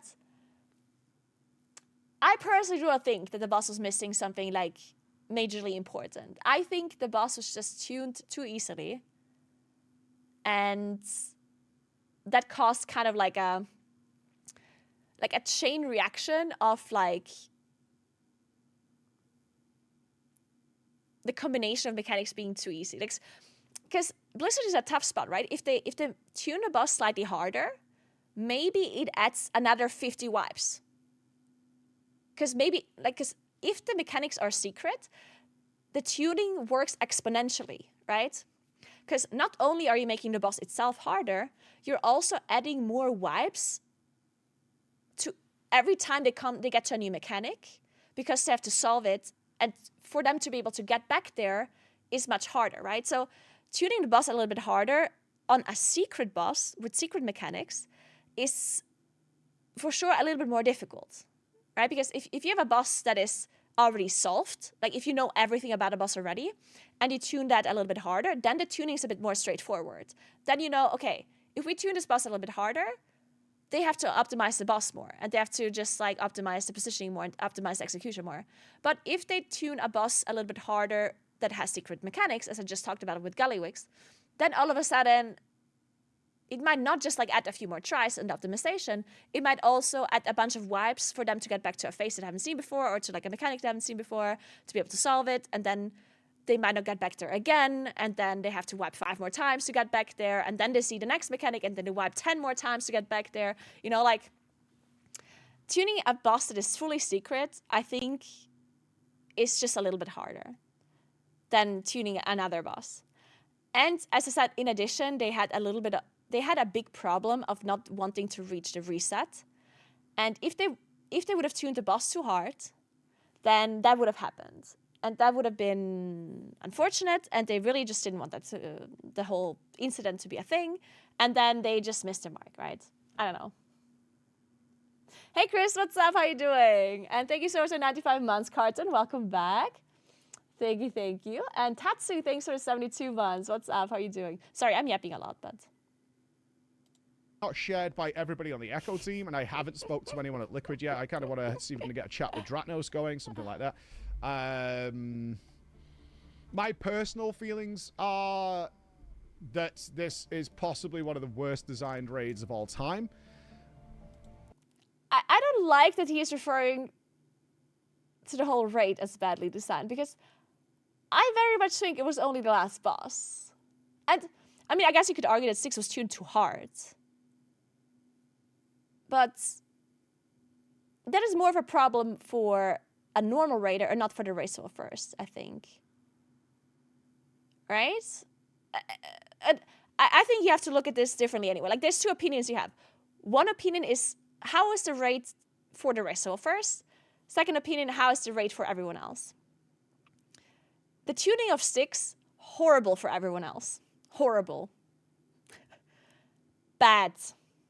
Like, just bad. Yeah, like, absolutely should not have someone, like a boss like 6 for every normal raider existing. Like, that's horrible, right?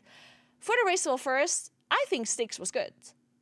Like, it was, like, okay, it wasn't great, but, like, was it that bad? I don't think so. Like, having a hard boss, like a hard mid-tier boss, is fine, right? It ended up being a problem later on in a raid because they were kind of in a situation where they ended up having to make the last boss quite a bit easier. But, like, that is something that they could have done better. They could have had Gallywix survive until Monday, right? And then it would have been a decently hard boss. So if they wouldn't have messed up the Gallywix tuning, I don't think that previous boss tuning was necessarily a big issue. Would the raid have been better if 6 would have been a little bit easier and One Armed Bandit would have been a bit harder and then Gallywix would have been a bit harder? Yes. Right, but would I consider this like the worst raid of all time? Like, no. Like, Gallywix, yes. Gallywix was definitely, like, really bad. But, I mean, we had raids like Emerald Nightmare, right? Like, I think... like, there have been worse raids. That's my starting point there. I have seen a lot of feedback from people, which I personally think, again, my opinion, is complete copium to the ends of Earth. First of all, it's good they designed an end boss that seems killable. Go and fuck yourself. Yeah, I don't like that opinion either. Because you are giga-fucked at the beginning of the raid. Every single Mythic raid player is fucked by this scenario. Everybody. Having the end boss be easy and the middle of the raid be ridiculously hard. Okay, so, like, I obviously understand what Freeze is saying here, that, like, this is not good for, like, a normal raider either, but the Gallywix tuning is good for a normal raider. In a sense. I still think it's too easy even for a normal Mythic raider. Like honestly, I think every guild that gets to Gallywix Mythic, like, they will not wipe on that boss for a lot of time. Like, they will kill that boss in, like, actually, like, 30 tries, yeah? Maybe less. So, like, Gallywix is for sure a joke. Is that like... I do think that it doesn't even give you, like, a sense of accomplishment, right? Like, the Gallywix tuning is fucked up, period. There's some people that are coping, that are saying, well, actually, for a normal raider, it's gonna be hard. No, it won't. Like, it really will not be. If you're in a Mythic guild that managed to reach Gallywix, you're gonna kill that boss really fast. Like, it's really not that hard, yeah? Is it harder for a normal Mythic guild than what it seemed for Liquid? Yes.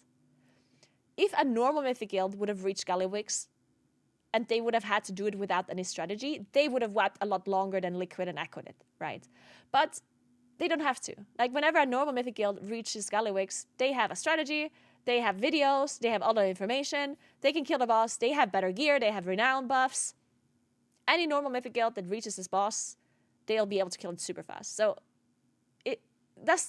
is that fucked up for a Mythic Guild? A little, right? Because I feel like the last boss being the hardest boss is kind of like part of the Mythic rating, and if you end up getting to a last boss and you're killing in 20 tries, it's kind of underwhelming. So I do think that the tuning is definitely off for everyone. The one thing about the previous bosses being harder, I do think that is something that Blizzard can fix. Like Blizzard doesn't have to keep Styx the way it is, and they don't have to keep the other bosses the way they are, right? But still, this raid tuning was certainly bad for a normal Mythic Raider. The only thing that Preach is doing here that I personally don't agree with is that he is like mixing his opinion of the raceable first and a normal Raider's opinion. Like, he's like looking at the raid from, like, he's taking the worst parts of the raid tuning for the raceable first and the worst parts for a normal Raider, and he's like mixing them together. Like, he's basically looking at the raids from two different perspectives and picking the bad things from both sides, right? Which, it is true, there's bad things for both sides, but I think for the raceable first in particular, the fact that 6 was difficult is not necessarily that big of an issue, right? It's an issue for a normal Raider, but not for the raceable first. Benefits no one at all in any way, shape, or form. It literally fucks every single person who goes into a Mythic Raid. Das Team ist auch Essen nicht gerichten. Will Essen nicht gerichten? Does it make sense to have earlier hard bosses? No, not really, because that's for everybody else. I am totally fine with the end bosses being super hard, your Tindrils, your Farax, your your other big end game bosses. That's fine, because there's no way in hell earlier non-splitter maniac guilds are going to get there anyway, and they can be changed, and we get a good race, and that works.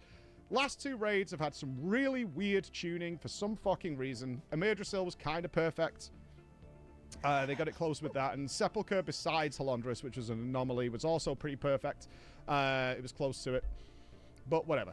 Amirdrasil should be the model for everything. Not true. Benefit boosted people that want the mount. There was a discussion, I am not joking, to boost the world second. I am not joking. There was a potential complete Giga Chad move that they were going to sell the world second kill to somebody. This... The race second one were bad, at the race echo one were perfect tuning.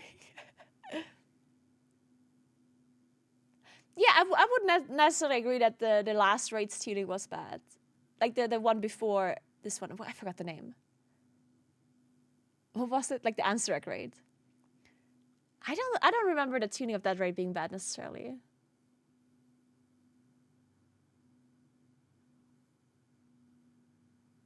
Nerubar, yeah.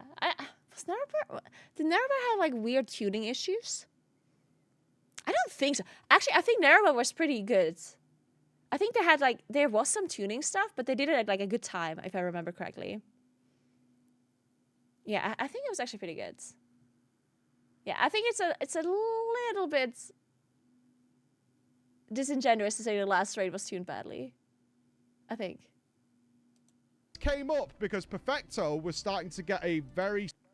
Saying Sepulchre was good. He said Sepulchre was good? Nah. So and Perfecto was... Salami Palace, is it smooked? Scheduled to go to the doctor later in the day, and they didn't have another rogue to step in. They were going to let somebody buy the rogue spot, because they could have sold it for like 200 million gold and boosted it, because why the fuck not? There was we were hoping Method were going to do it. We were genuinely hoping Method were going to boost the world third and set someone in there. That would have been the most... Oh, now I get it. I just didn't read... I just didn't pick up my phone for 1.5 hours.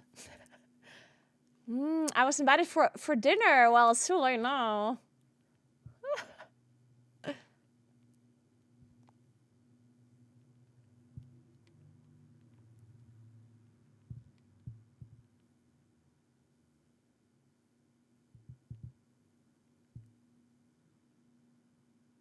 Oh. Yeah, I did not see that. Oh well. Giga No Chad dinner move for of me. all time, but they just it was so easy they killed it before Perfecto went to the doctors. But that was the discussion that was happening. It's like we could kind of sell this and sell them out. It would have been hilarious. Yeah, there were some weird facts. Like they wiped Moron's one-armed bandit heroic. Now it's not a great fact by any means, but they wiped Moron one-armed bandit heroic. It's not convenient. Weak end bosses favor Liquid. Harder end bosses favor Echo. Do you mean because of like, are you just saying that Echo as a guild would be better at a harder boss, or are you like referring to some other like reset timing or whatever?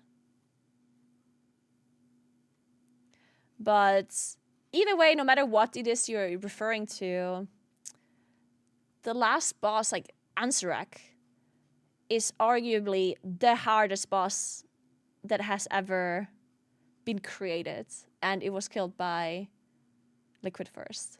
So I think you're being a little bit disingenuous if you're saying that a more difficult boss would favor Echo. And the reason why I'm saying that Ansurak was the most difficult boss ever created was because bosses just get harder and harder. And I don't mean relatively, I mean overall. Like, obviously, Ansurak was infinitely harder than, I don't know, Ragnaros. If you compare it relatively, like, if you also, like, compare it to the time where it was released, then that's a different kind of story, right?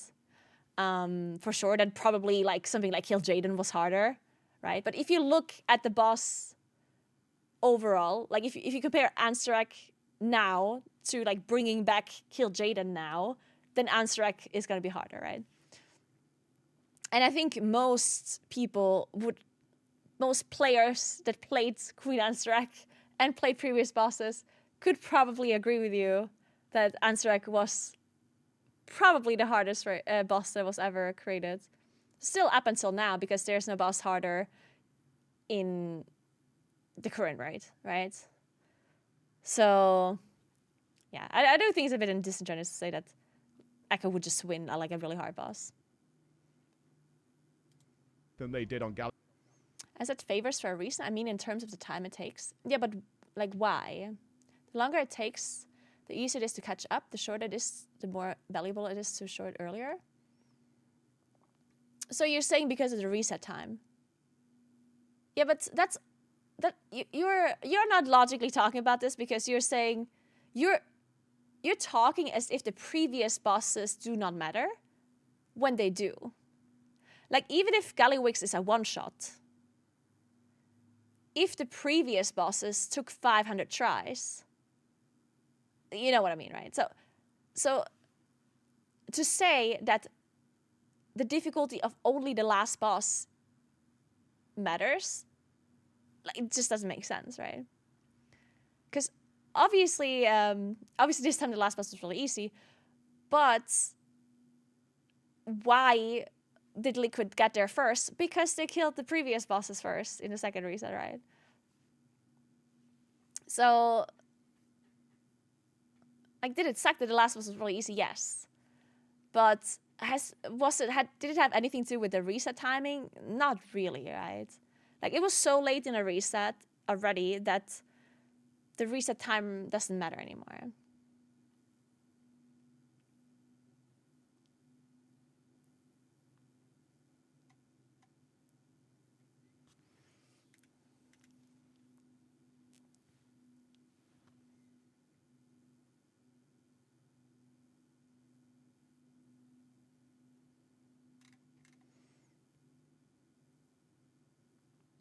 Every hard boss makes it easier for Echo. Every easy boss makes it easier for Liquid. I mean, you're wrong.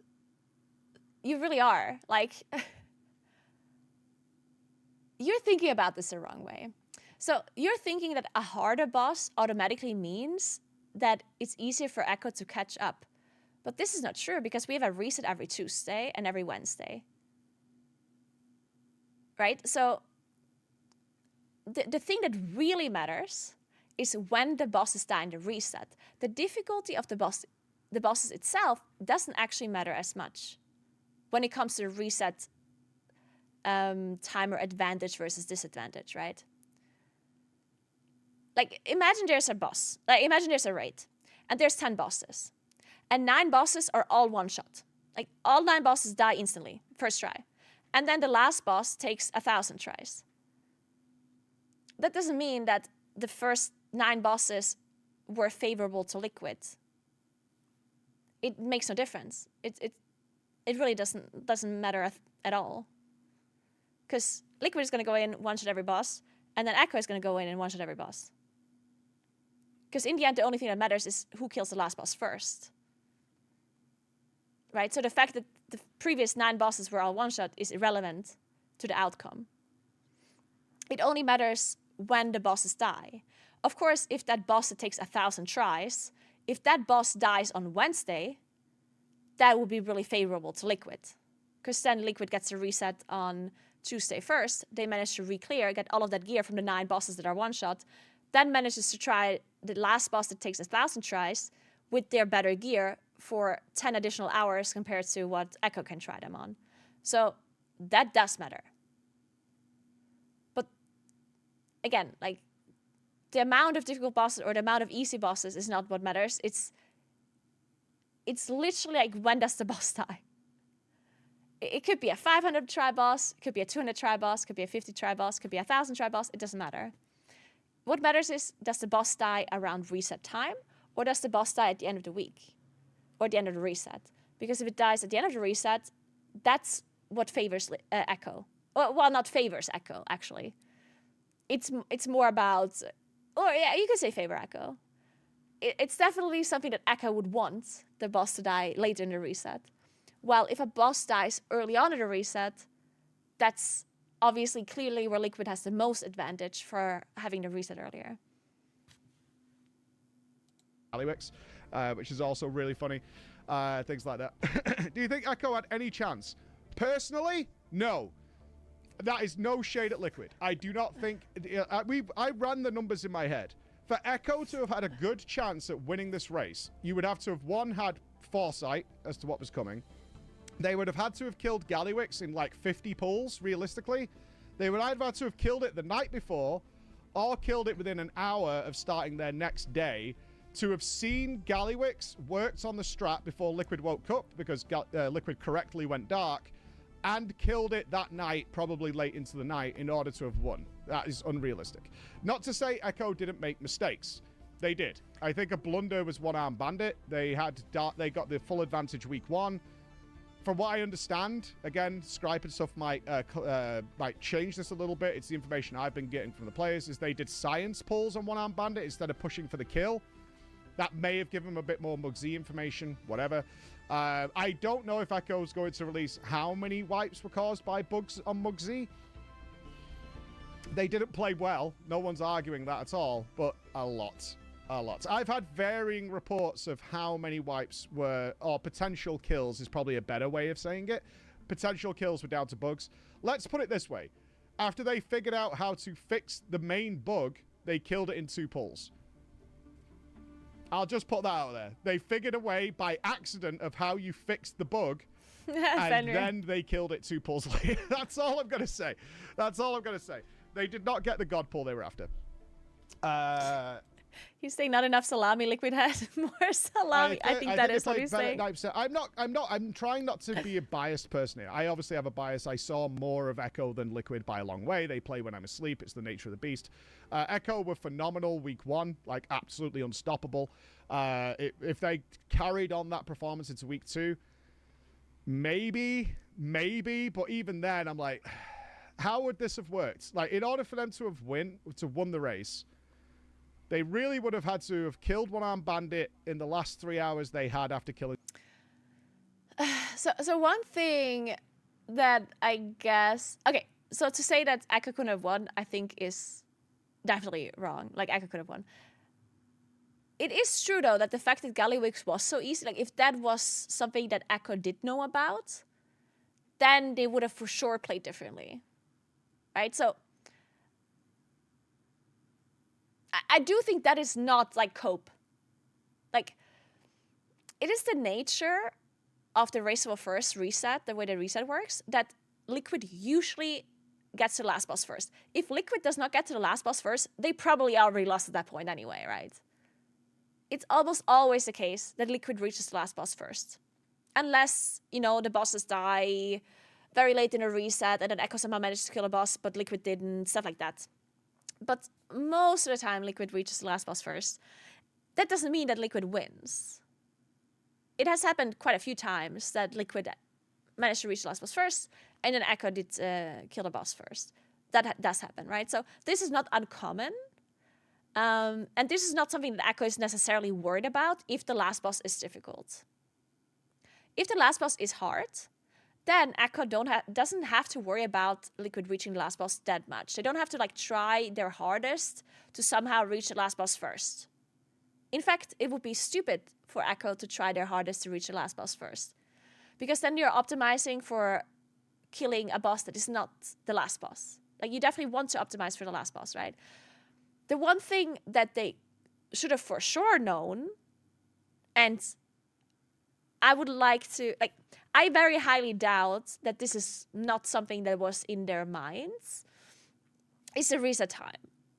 Like, to me, it was obvious that Blizzard, and I was not even casting and paying attention that much, but when I saw that Echo and Liquid are still both fighting Maxi on like Friday, Saturday, I knew in my mind that Blizzard has two options. Either they make Gallywix easy so it dies this reset still, or they make Gallywix so hard that it dies Thursday, Friday next reset, which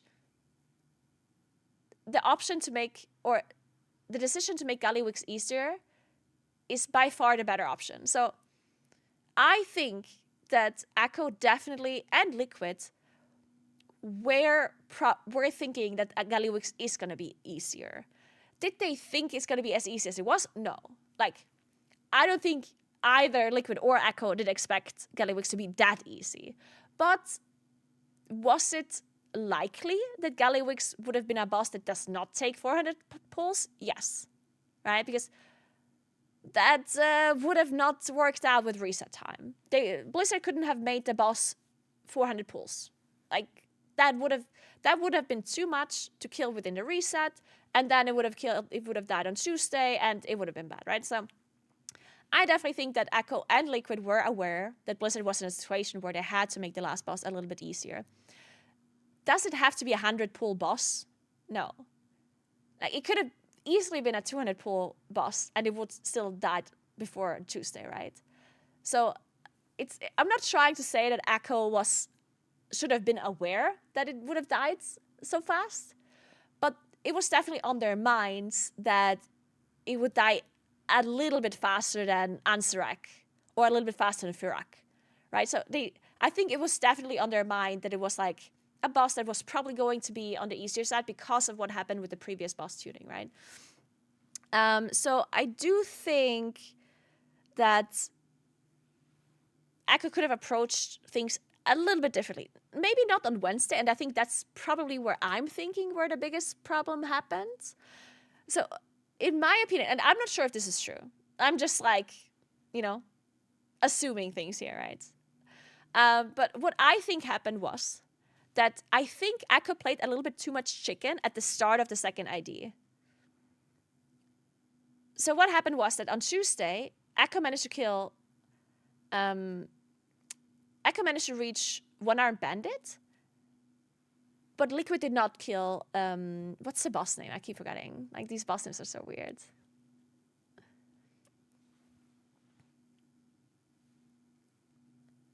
Sprocketmonger, yeah. So Echo killed Lockenstock, yeah, on Tuesday, and Liquid did not manage to kill the boss before reset, right?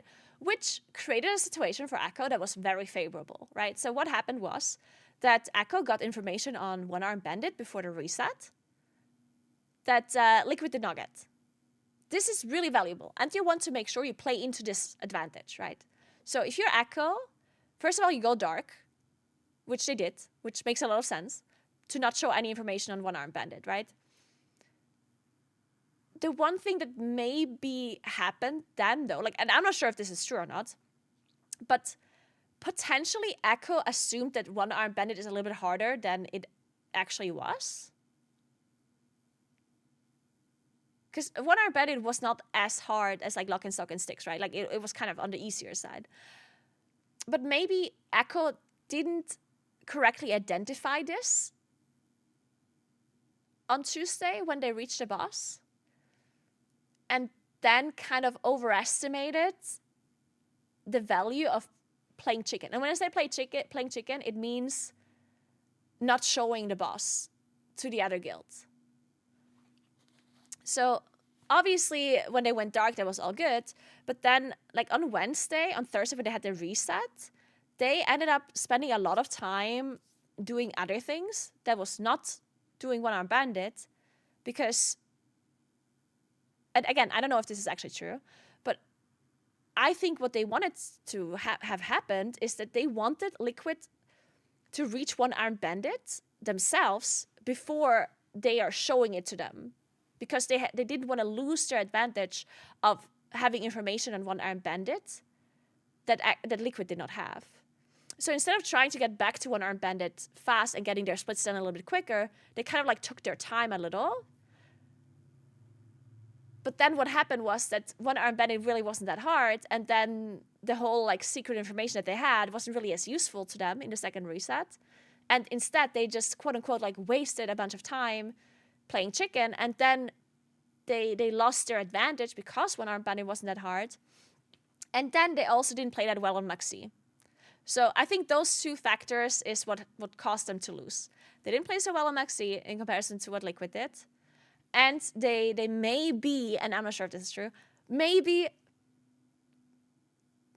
kind of like didn't play like the start of the reset correctly, thinking that maybe they had more of an advantage than they actually had, because one-armed bandit wasn't that hard. I don't know.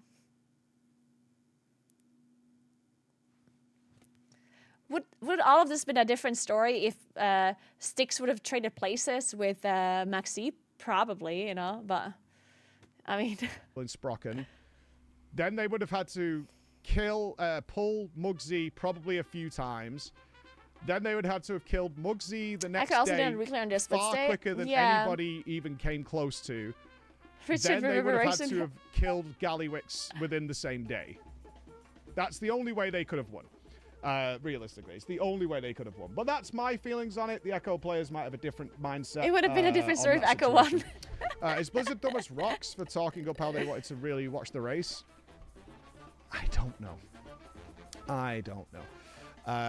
Yeah, heroic splits are grim. In fact, I mean, I'm proud, and I think all our caster team is. Yeah, obviously Liquid did better on Maxi. Echo did a lot better on Styx and Lock and Stock, right?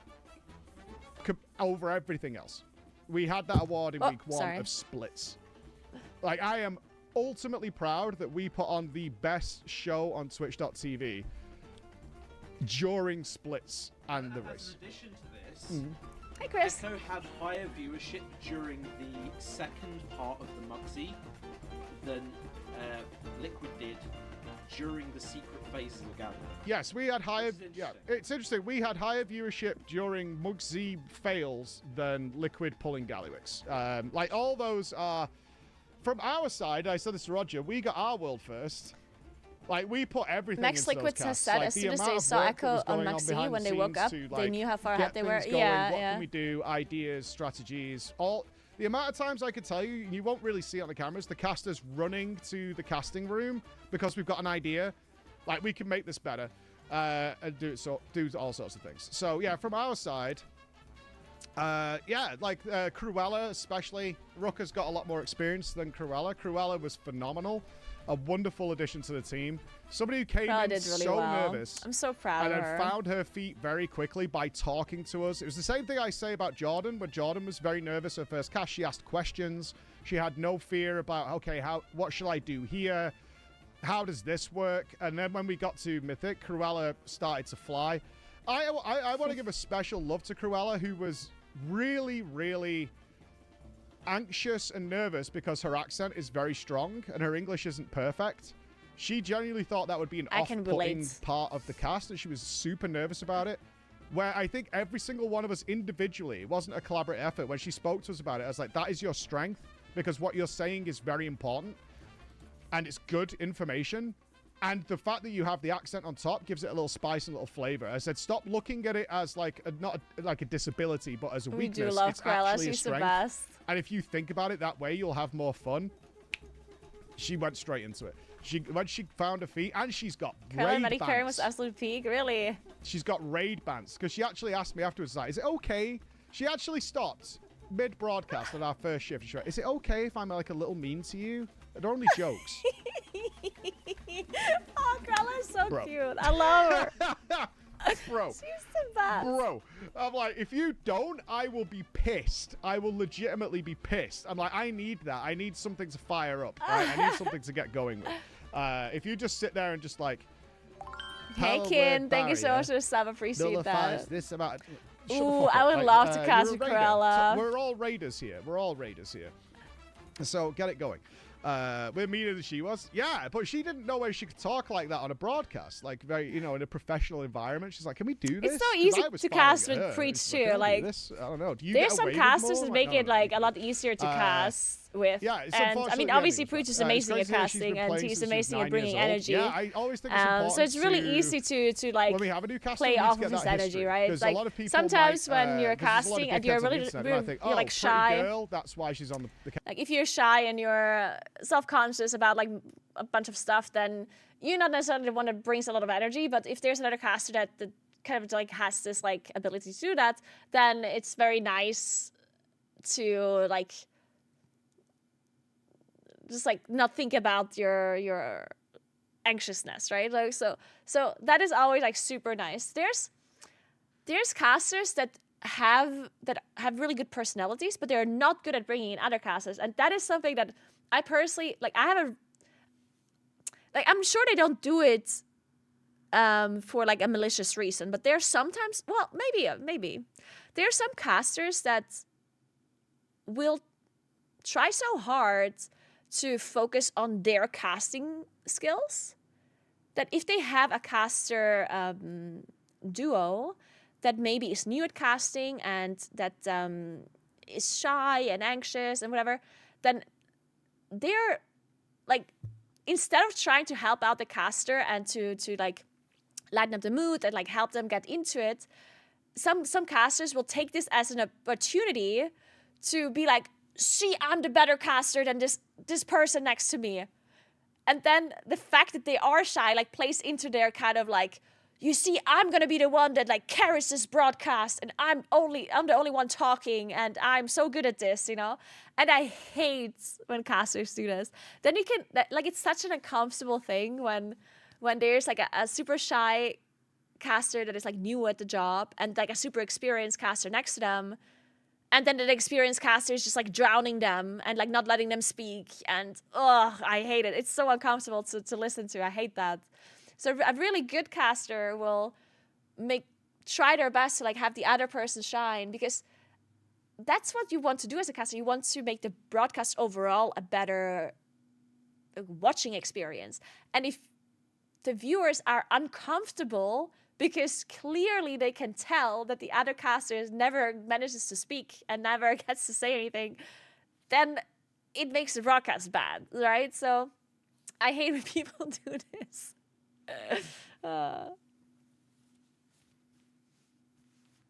And yeah, Preach is doing a really good job at like helping. Like, he's a really good caster overall, right? And he does this thing where if there's casters that are new, then he'll be able to like bring them out of their shell and like let them speak and stuff like that. Couch. No, this girl's a fucking world first raider. She's been gaming since she was 9.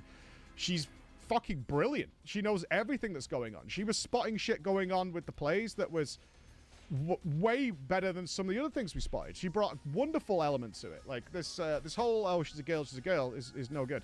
Cruella grew very fast. I hope she comes back. I know she got told that we'd more than have her back on the cast, so I really hope next time she does come back. So yeah, that was really great. Yeah, it was good. She was well. She was absolutely excellent. But I don't know if anybody's got any questions about anything that happened at the race.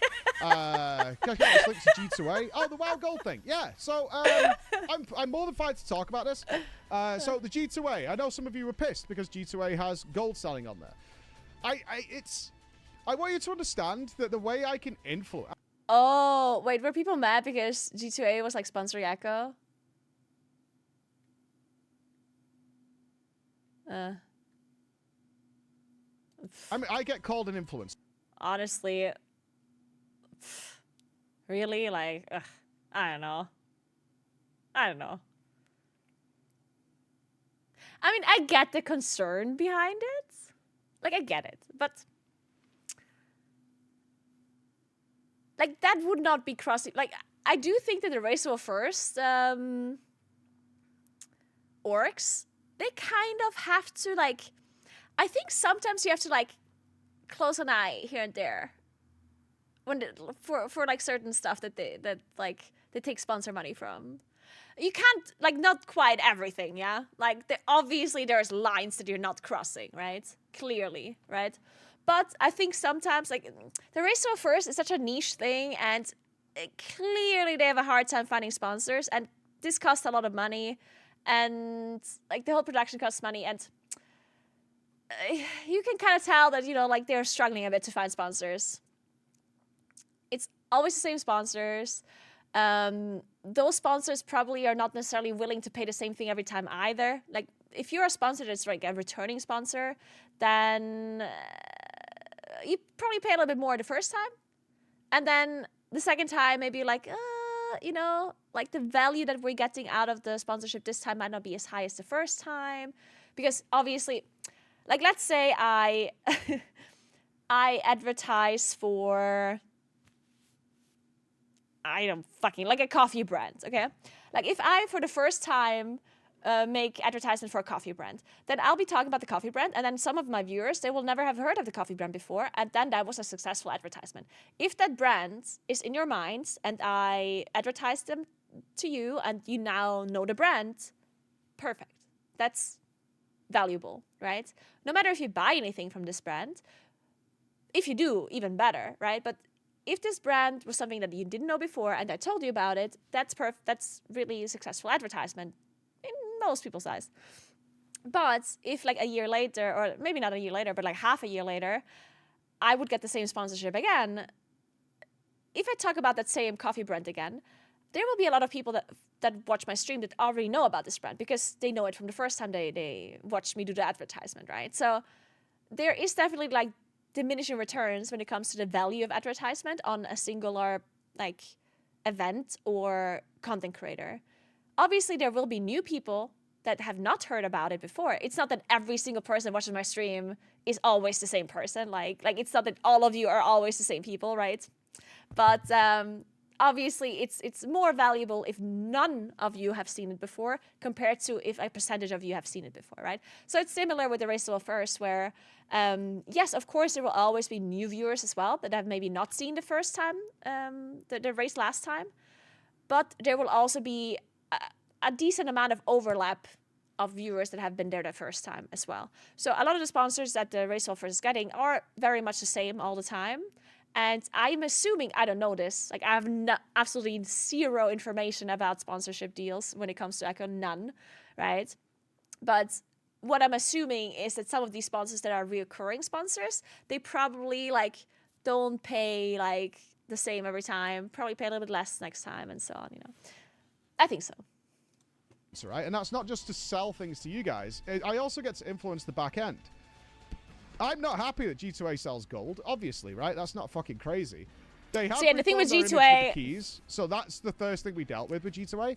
I don't think that's that bad. I got to talk directly with the G2A people about how the WoW community doesn't like this kind of thing. And yeah, like, obviously Liquid also has Coinbase, right? Like, yeah, like that's a different kind of story. Like, one is gold selling, which is against the TOS of the game, right? And then one is, like, crypto, which a lot of people, especially in the gaming scene, are against crypto stuff overall. again, I think people shouldn't be too harsh on Racial First sponsors personally. Like, and I'm not saying that, like, I'm not trying to say that you shouldn't be, like, criticizing people taking certain sponsors, because you should, right? Like, I don't think that people should just be like, oh, you can take whatever sponsor you want. Like, obviously, if you're against a company and if you're against a sponsor, you can for sure voice your opinion. Like, please do not think that I'm out here saying, oh, you should just not give a shit. Like, if you hate G2A, then obviously you can voice your opinion and you can voice the fact that you don't like that. All I'm trying to say is, like, I'm trying to, like, explain to you that maybe some of these orgs that are doing the Racial First, that they struggle a little bit to make enough money to be able to continue doing this. And that sometimes maybe they have to take sponsors that they wouldn't take if they didn't have to, you know? Like, if this was something that was, like, super lucrative for them and they would, like, make loads of money and they would be easy for them to pay all of the casters, all of the venue, all of that stuff, then they probably would not be taking something like G2A, right? But, like, sometimes they just have to do this thing. So I'm not saying that you shouldn't be against it. I'm just saying that, you know, I'm just trying to explain why sometimes they might have a sponsor like this that is not the best, like, sponsor. You need to resolve it, and they're going to be looking into it, right? Do you understand that I switched from due dates to due dates, and it made me... So you're saying compromise ethics for money, got it? Clearly that's not what I'm saying, and you know that's not what I'm saying.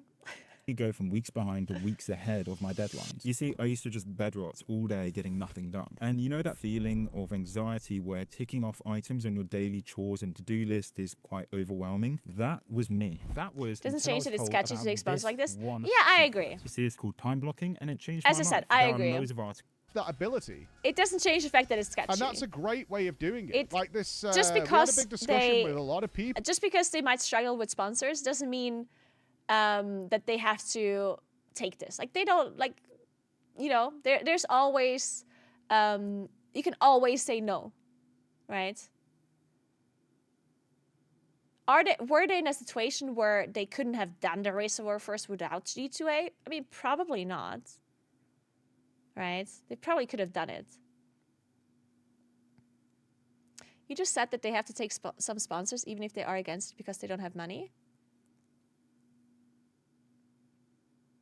Yeah, I'm explaining their situation. I'm not saying that that everyone should do this. Like, you're clearly, like, trying to read something into it that is like you're maliciously thinking about this. I did explain my point of view, right? And I think you understand. You're definitely reaching here. As I said, I'm not saying that, like, I wouldn't take a G2A sponsor. But I also, like, I don't have to take a G2A sponsor, right? And I won't do it. And there's that, right? I'm not saying that Echo has to take a G2A sponsor or that they would have to, like, somehow, like, cancel the Race of War first if they wouldn't have taken it. Like, they probably could have said no, and the Race of War first still would have happened, right? So, is it maybe slightly sketchy that they took it? Yes. Can you have this opinion? Yes. You're totally valid to have this opinion. That's totally fine. Do I have a problem personally with Echo taking the sponsorship? No. Because I personally understand that they're struggling and that for them it's a little bit more... all I'm saying that I personally don't have an issue with it because I understand their situation. Can you still have a problem with it, even if you understand the situation? Yes. People can have different opinions, right? If you're bothered by Echo taking G2A as a sponsor and you're not supporting it anymore, that's totally fine. And understand. Am I thinking differently about it? Yes. That's all I'm saying. The idea of just, like, cutting everything off that you don't like doesn't work in reality, like, at all. So I sat down with them and went through this thing. You have to impact it that way. Do you know what I mean? Yes, G2A used to sell stolen keys during the Wild West. In fact, I got asked to talk more about G2A than anybody. Like, I was actively asked, like, you can deal with it in a more mature way. I promise you I'm not trying to be malicious, but I think sacrificing your ethics for a sponsor is wrong in every aspect. So taking RMT/crypto sponsors are completely nuts when they know the audience don't like either of that. Okay, well then are you... Like, I agree. Like, I'm not saying that your opinion is wrong here, right? Like, you can have that opinion. Are you still watching the race first? Or are you deciding that you're not watching anymore? Because I think you probably are still watching, right? Not saying that you should stop watching, but, you know, you see what I'm trying to insinuate here, right? There's like sometimes people have this like black and white thinking, and it's not always like, so sometimes there's nuance to something. Again, I'm not saying that I think that your opinion is wrong. Like, I think you're totally valid to think the way you think. If you think that it's unethical for Echo to take G2A as a sponsor, that is totally fine. If you think it's unethical for Liquid to take Coinbase as a sponsor, again, that's totally fine. That's your opinion. That's totally fine to have. But to say to me that I think that it's okay to just put your ethics aside or your values aside to take sponsorships is obviously like I never said that. So like you clearly are just like picking out certain things that I'm saying and like moving my words around, right? Because again, I never said this. I was just explaining why I personally think that the G2A thing and also the Coinbase thing is not necessarily a problem for me. Like I'm not going to stop supporting Liquid or Echo or because they took G2A as a sponsor or Coinbase as a sponsor.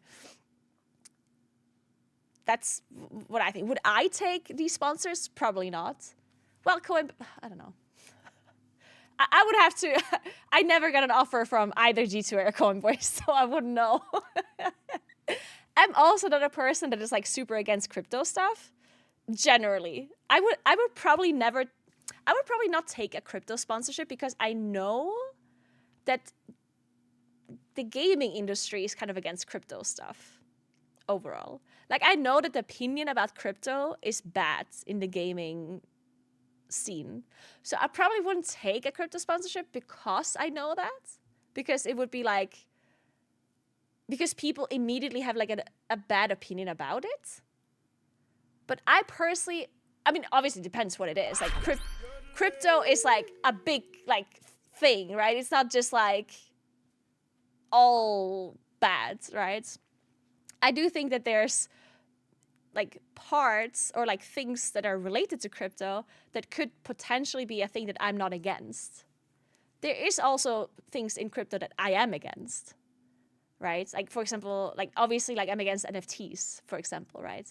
But there's also other things in crypto that I wouldn't be against. So to just make a blanket statement where I would say, oh, I would be against all kind of crypto sponsorships, like maybe just because of the opinion of the gaming scene, but not because of my opinion. Thank you so much for the 27 months, Arian Wen. I appreciate that so much. Thank you. I do think that sometimes the gaming community can be a little bit... like sometimes there's an opinion that forms, and then that's just how it is, you know? And there's no...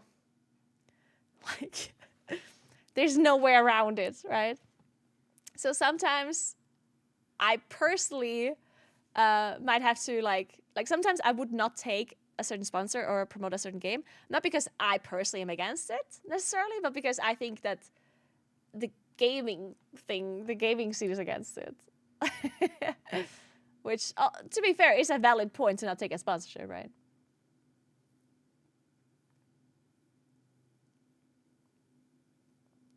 If you are going to skip out on anything sponsored by something shady, then you better start learning how to build your own farm. Yeah, I mean, that's a whole other story, right? Like, obviously, like, if you're really, like, super, like, strict about any kind of shadiness when it comes to companies, well, at that point, we wouldn't be able to do anything anymore. Like, you wouldn't be able to buy anything on Amazon. You wouldn't be able to watch Twitch because Twitch is owned by Amazon. You wouldn't be able to play any video games because, honestly, all big orgs are kind of bad when you think about it. Like, you wouldn't be able to do anything anymore, right? So, obviously, it is certainly, like, more nuanced than...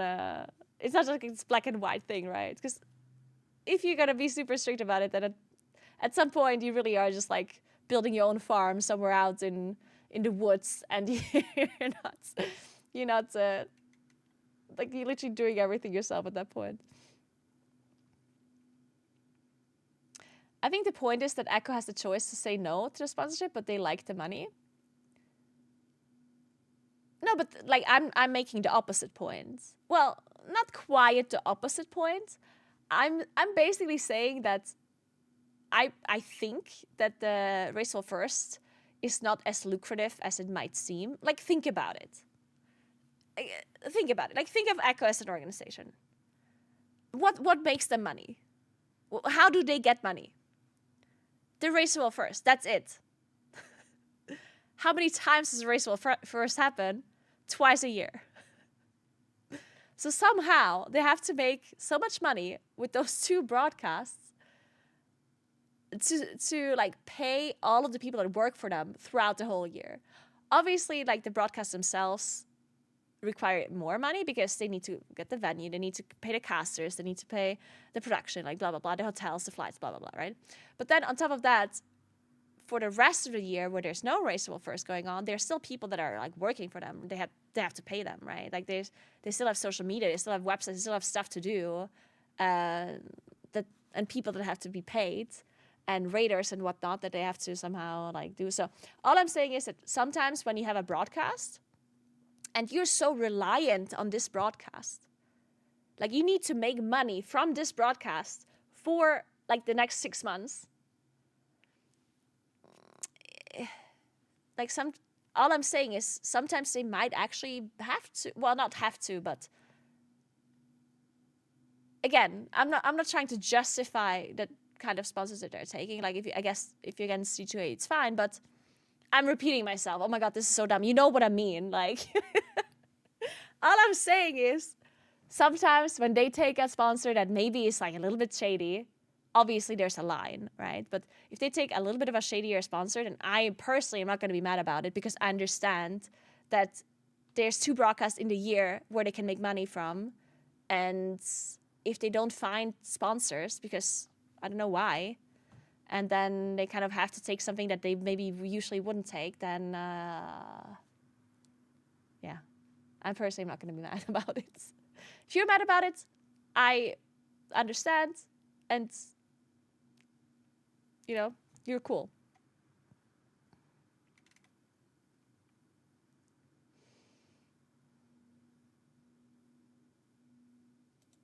People have a problem with G2A. Can you address it? And then the G2A guy Because came I cannot down, make other money from other broadcasts. Like, if and they he was like, yeah, when we have teams started, in Plus, this is we had no checks in place. Keys were just arriving on our website. It was like a third. No. I mean, M Plus or the MDI and the TGP is a Blizzard broadcast, and Echo does not get any money from that broadcast, no. Nope. I mean, I don't know what kind of deal they have with the Echo team. Like, I don't know if they somehow, I mean, if anything, Echo would be paying the team and not the other way around, right? Like, I doubt Echo is paying, I doubt the Plus team is paying the org to be under the Echo name. Like, that wouldn't make any sense, right? So if anything, they would be losing money to have an MDI team, right? They pay Echo MDI players as well, yeah. And they don't really make any money in return there. Well, other than, obviously, advertisement and stuff. Third-party marketer. And things have changed dramatically over the years. So now we have all these checks and balances, and they're reforming their image, and they're doing things about it, and they're keeping it clean, and ultimately trying to get cheaper games for people, like you would get in a store on your street, right? That's the idea. I'm okay with it. I talked to us like. Oh, I guess alternatively they could not take the sponsorship and also stop donating to charity and just take the money for their costs. That's an interesting point. I never thought about this, but I guess that is a good point. They could just say, hey guys, like, we just couldn't get enough sponsors. and we didn't want to like agree to any like shady sponsors. So unfortunately, we can't support a charity this time around, and instead the money is like going to the players and production, whatever. They probably would get less money because people are more inclined to donate to charity rather than donating to an org, right? But they would still probably get more money from that, probably more than what they get from G2A. But you could argue that it's, well, it depends on the point of view, right? Like, what would you do? Like, think about that for a second. What would you do? If you have the option to either you take a G2A sponsorship and keep donating to charity throughout your broadcast, or you don't take the G2A sponsorship, but potentially have to not donate to charity and instead try to, like, get money for your production. Like, what is it that you would do? Because that's, like, all of a sudden you're in a tricky situation. You're like, wait. So either I do something really, so either I accept a sponsorship that maybe is a bit shady, but I still donate to charity, so it's like a bad thing and a good thing. Or you stop the good thing. So like, I don't know. Like, that's an interesting morals deal question with this WoW here. gold thing. And then he was like, he had the right opinion. He was like, but World of Warcraft sells gold? I'm like, yeah, they do. Which is a good point, honestly. World of Warcraft sells gold. It's like, they sell fucking gold. And I'm like, yeah, but you've got to understand that that's okay. What you're doing is not. And he's like, I mean, we had we look at it. It's like, it's the people who have billions Just of make gold sure you win and next reselling time. their gold. I'm like, right, but that's not allowed. Blizzard. That's another thing. Like, okay, so I am not sure if this is true, but I think there's quite a few people that assume that you would make more money for winning the race. And I don't think that's true. Like, I mean, maybe, I don't know. Like, do you actually think that sponsors, because what do sponsors care about? It's the viewership, right? Like, how many people are watching you? The broadcast that the advertisement is going to be on, right? That's what they care about. That's the only thing they care about, really, right? Because in the end, are you really going to be less likely to purchase something from a sponsor just because they got second? Not really, right? Like, the advertisement has already happened at that point. Like, the advertisement happens during the tournament, during the broadcast. At the end, once it's over, at that point, yes, in a normal tournament, winning would give you more attention and would make the sponsorship more valuable. But this is not a normal tournament. This is actually a tournament where sometimes winning does not mean that you have the most viewers. What really gives you a lot of viewers is the race being close, which both Liquid and Echo missed out on this time around. So this race was bad for Liquid and for Echo, actually. If the last boss would have been a lot closer, it would have been much better for... Like, I think... Okay, I don't want to say that this is true because I don't know, right? But if I was Liquid, or if I was a sponsor for Liquid, then I actually would have preferred if the last boss was harder and the race was closer, and Liquid... If that meant... If there's two scenarios, either we have Liquid winning, but the boss dying as fast as it did, or we have Liquid losing, but the boss is harder and it's much closer. And I think if I'm a sponsor, I would prefer the second scenario, right? Because why do I care about the guild winning? I care about a lot of people watching, right? And if the race is closer, even if I end up losing, even if the guild ends up losing in the end, I still got more value out of my sponsorship, right? So I think if I was a sponsor, I would actually go with scenario 2.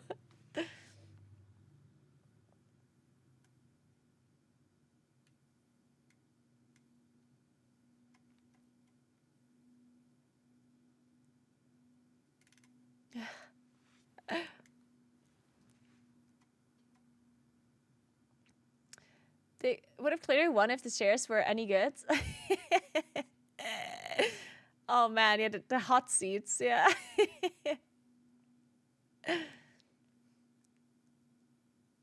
Would you make more money for losing because you have to play longer? That means they pay you longer. Ooh. Well, I mean, we don't know how the sponsorships work. I am not sure that they get more money the longer the race goes on, actually. That might not actually be true.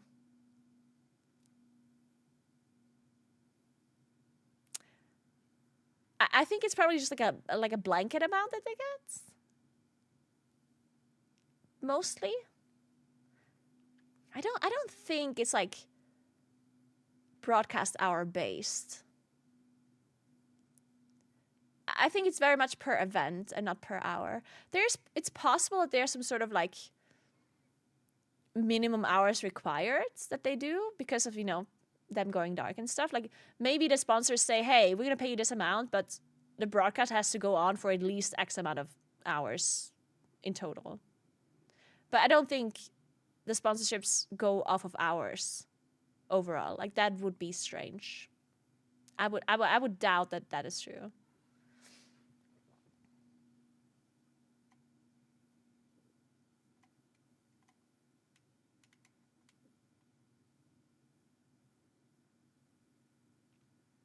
I'd imagine Liquid cares most about their teams winning. Wouldn't they use that as means to pull more sponsors to their teams?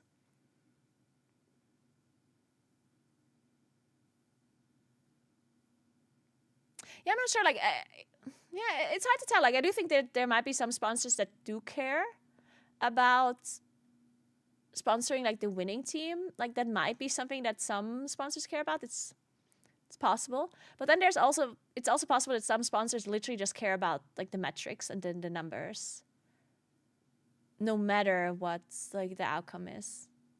It's hard to tell. Like, I'm sure there's some sponsors that also care about the winning aspect of it.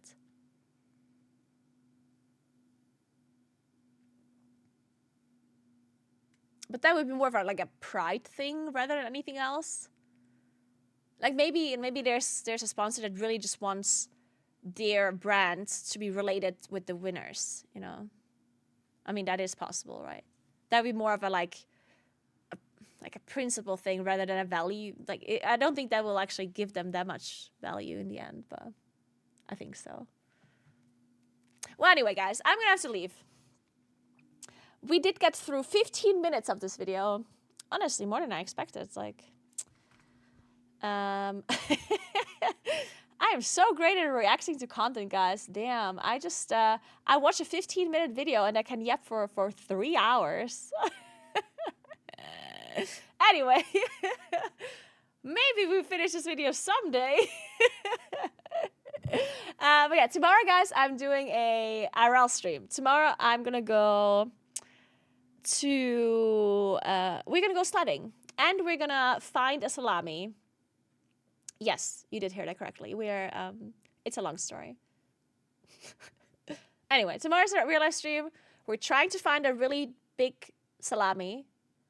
And then we're gonna take that salami and we're gonna carry it up a mountain. And then we're gonna have lunch on the mountain. And then we're gonna sled down. If you have any questions, don't ask. That's just how it's gonna be, okay? No, quick TLDR, quick, very, very short explanation, okay? A long time ago, I did a real life stream where I had to purchase a giant salami for my mom's friend because it was his birthday and they wanted to gift him a giant salami for some reason, I don't know why. And the store that had the salami was really far away and I drove there, coincidentally, I drove to that town that is 2 hours away because of a real life stream that I wanted to do at a Christmas market. So I offered my mom to pick up that salami for her. And then that store ended up not having the salami after all, even though they assured my mom that they will have it. So this all happened during a live stream, yeah? So on the live stream, I go to this place. I was like, hey, where's my giant salami? And they're like, oh, turns out we don't have the salami. And I'm like, what the fuck? You promised me a giant salami. And then they said that there's another store that has the giant salami nearby. So I drove there, and then they did have the giant salami. So we successfully retrieved the salami for my mom. But then, unfortunately, we didn't get to test the salami or taste it because It was a gift. So now the great sequel of the salami quest is going to happen tomorrow, where I finally am trying to purchase another one that I can actually try. And we'll see if they have one. So tomorrow, first task, find a salami. Second task, climb a mountain. Third task, sled down the mountain. Yeah, the salami was for my mom. I'll show you the salami. I have a picture somewhere. There.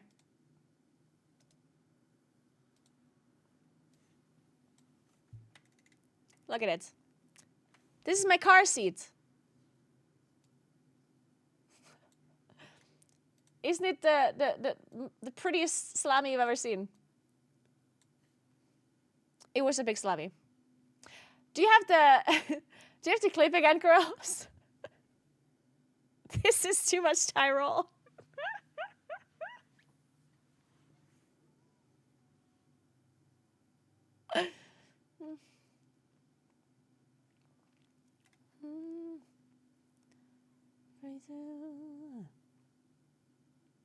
That's one average looking salami. Whoa, Axilian. You take that back. I remember that salami. Hey, can you guys stop talking shit about my salami? Chris, do you have the clip somewhere? I had it earlier, but I lost it.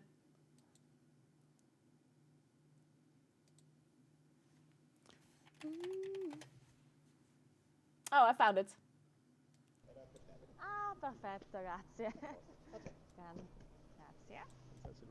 Sì. Ciao. Yes, we have it.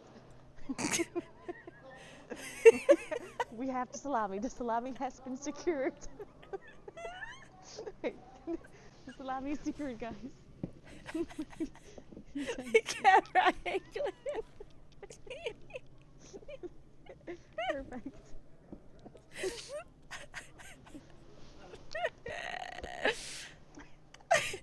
That chat as well. That's a long boy. Does it fit in the golf? That is a pole vault stick. It's a whale. The salami has been secured, guys. It is in my possession. Anyway, guys. So that's the backstory to salami. I will not explain it again. Either you've paid attention now, and this will never be explained. This was the last explanation, guys. We're done now. Tomorrow, salami quest into sledding. So, thank you so much for watching, guys. I would appreciate you as always. Remember to follow my stream if you haven't yet. That would help me out a lot. Thank you so much for hanging out today. Remember to follow my YouTube channel as well. I post stuff there all the time. There will be a new video about the Racial First as well. My opinion about it. Similar to the Preach video.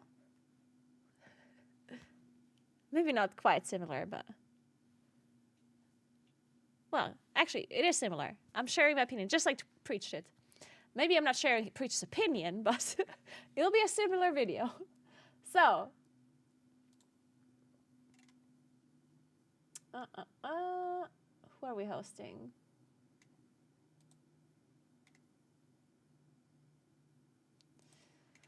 Doo-doo-doo.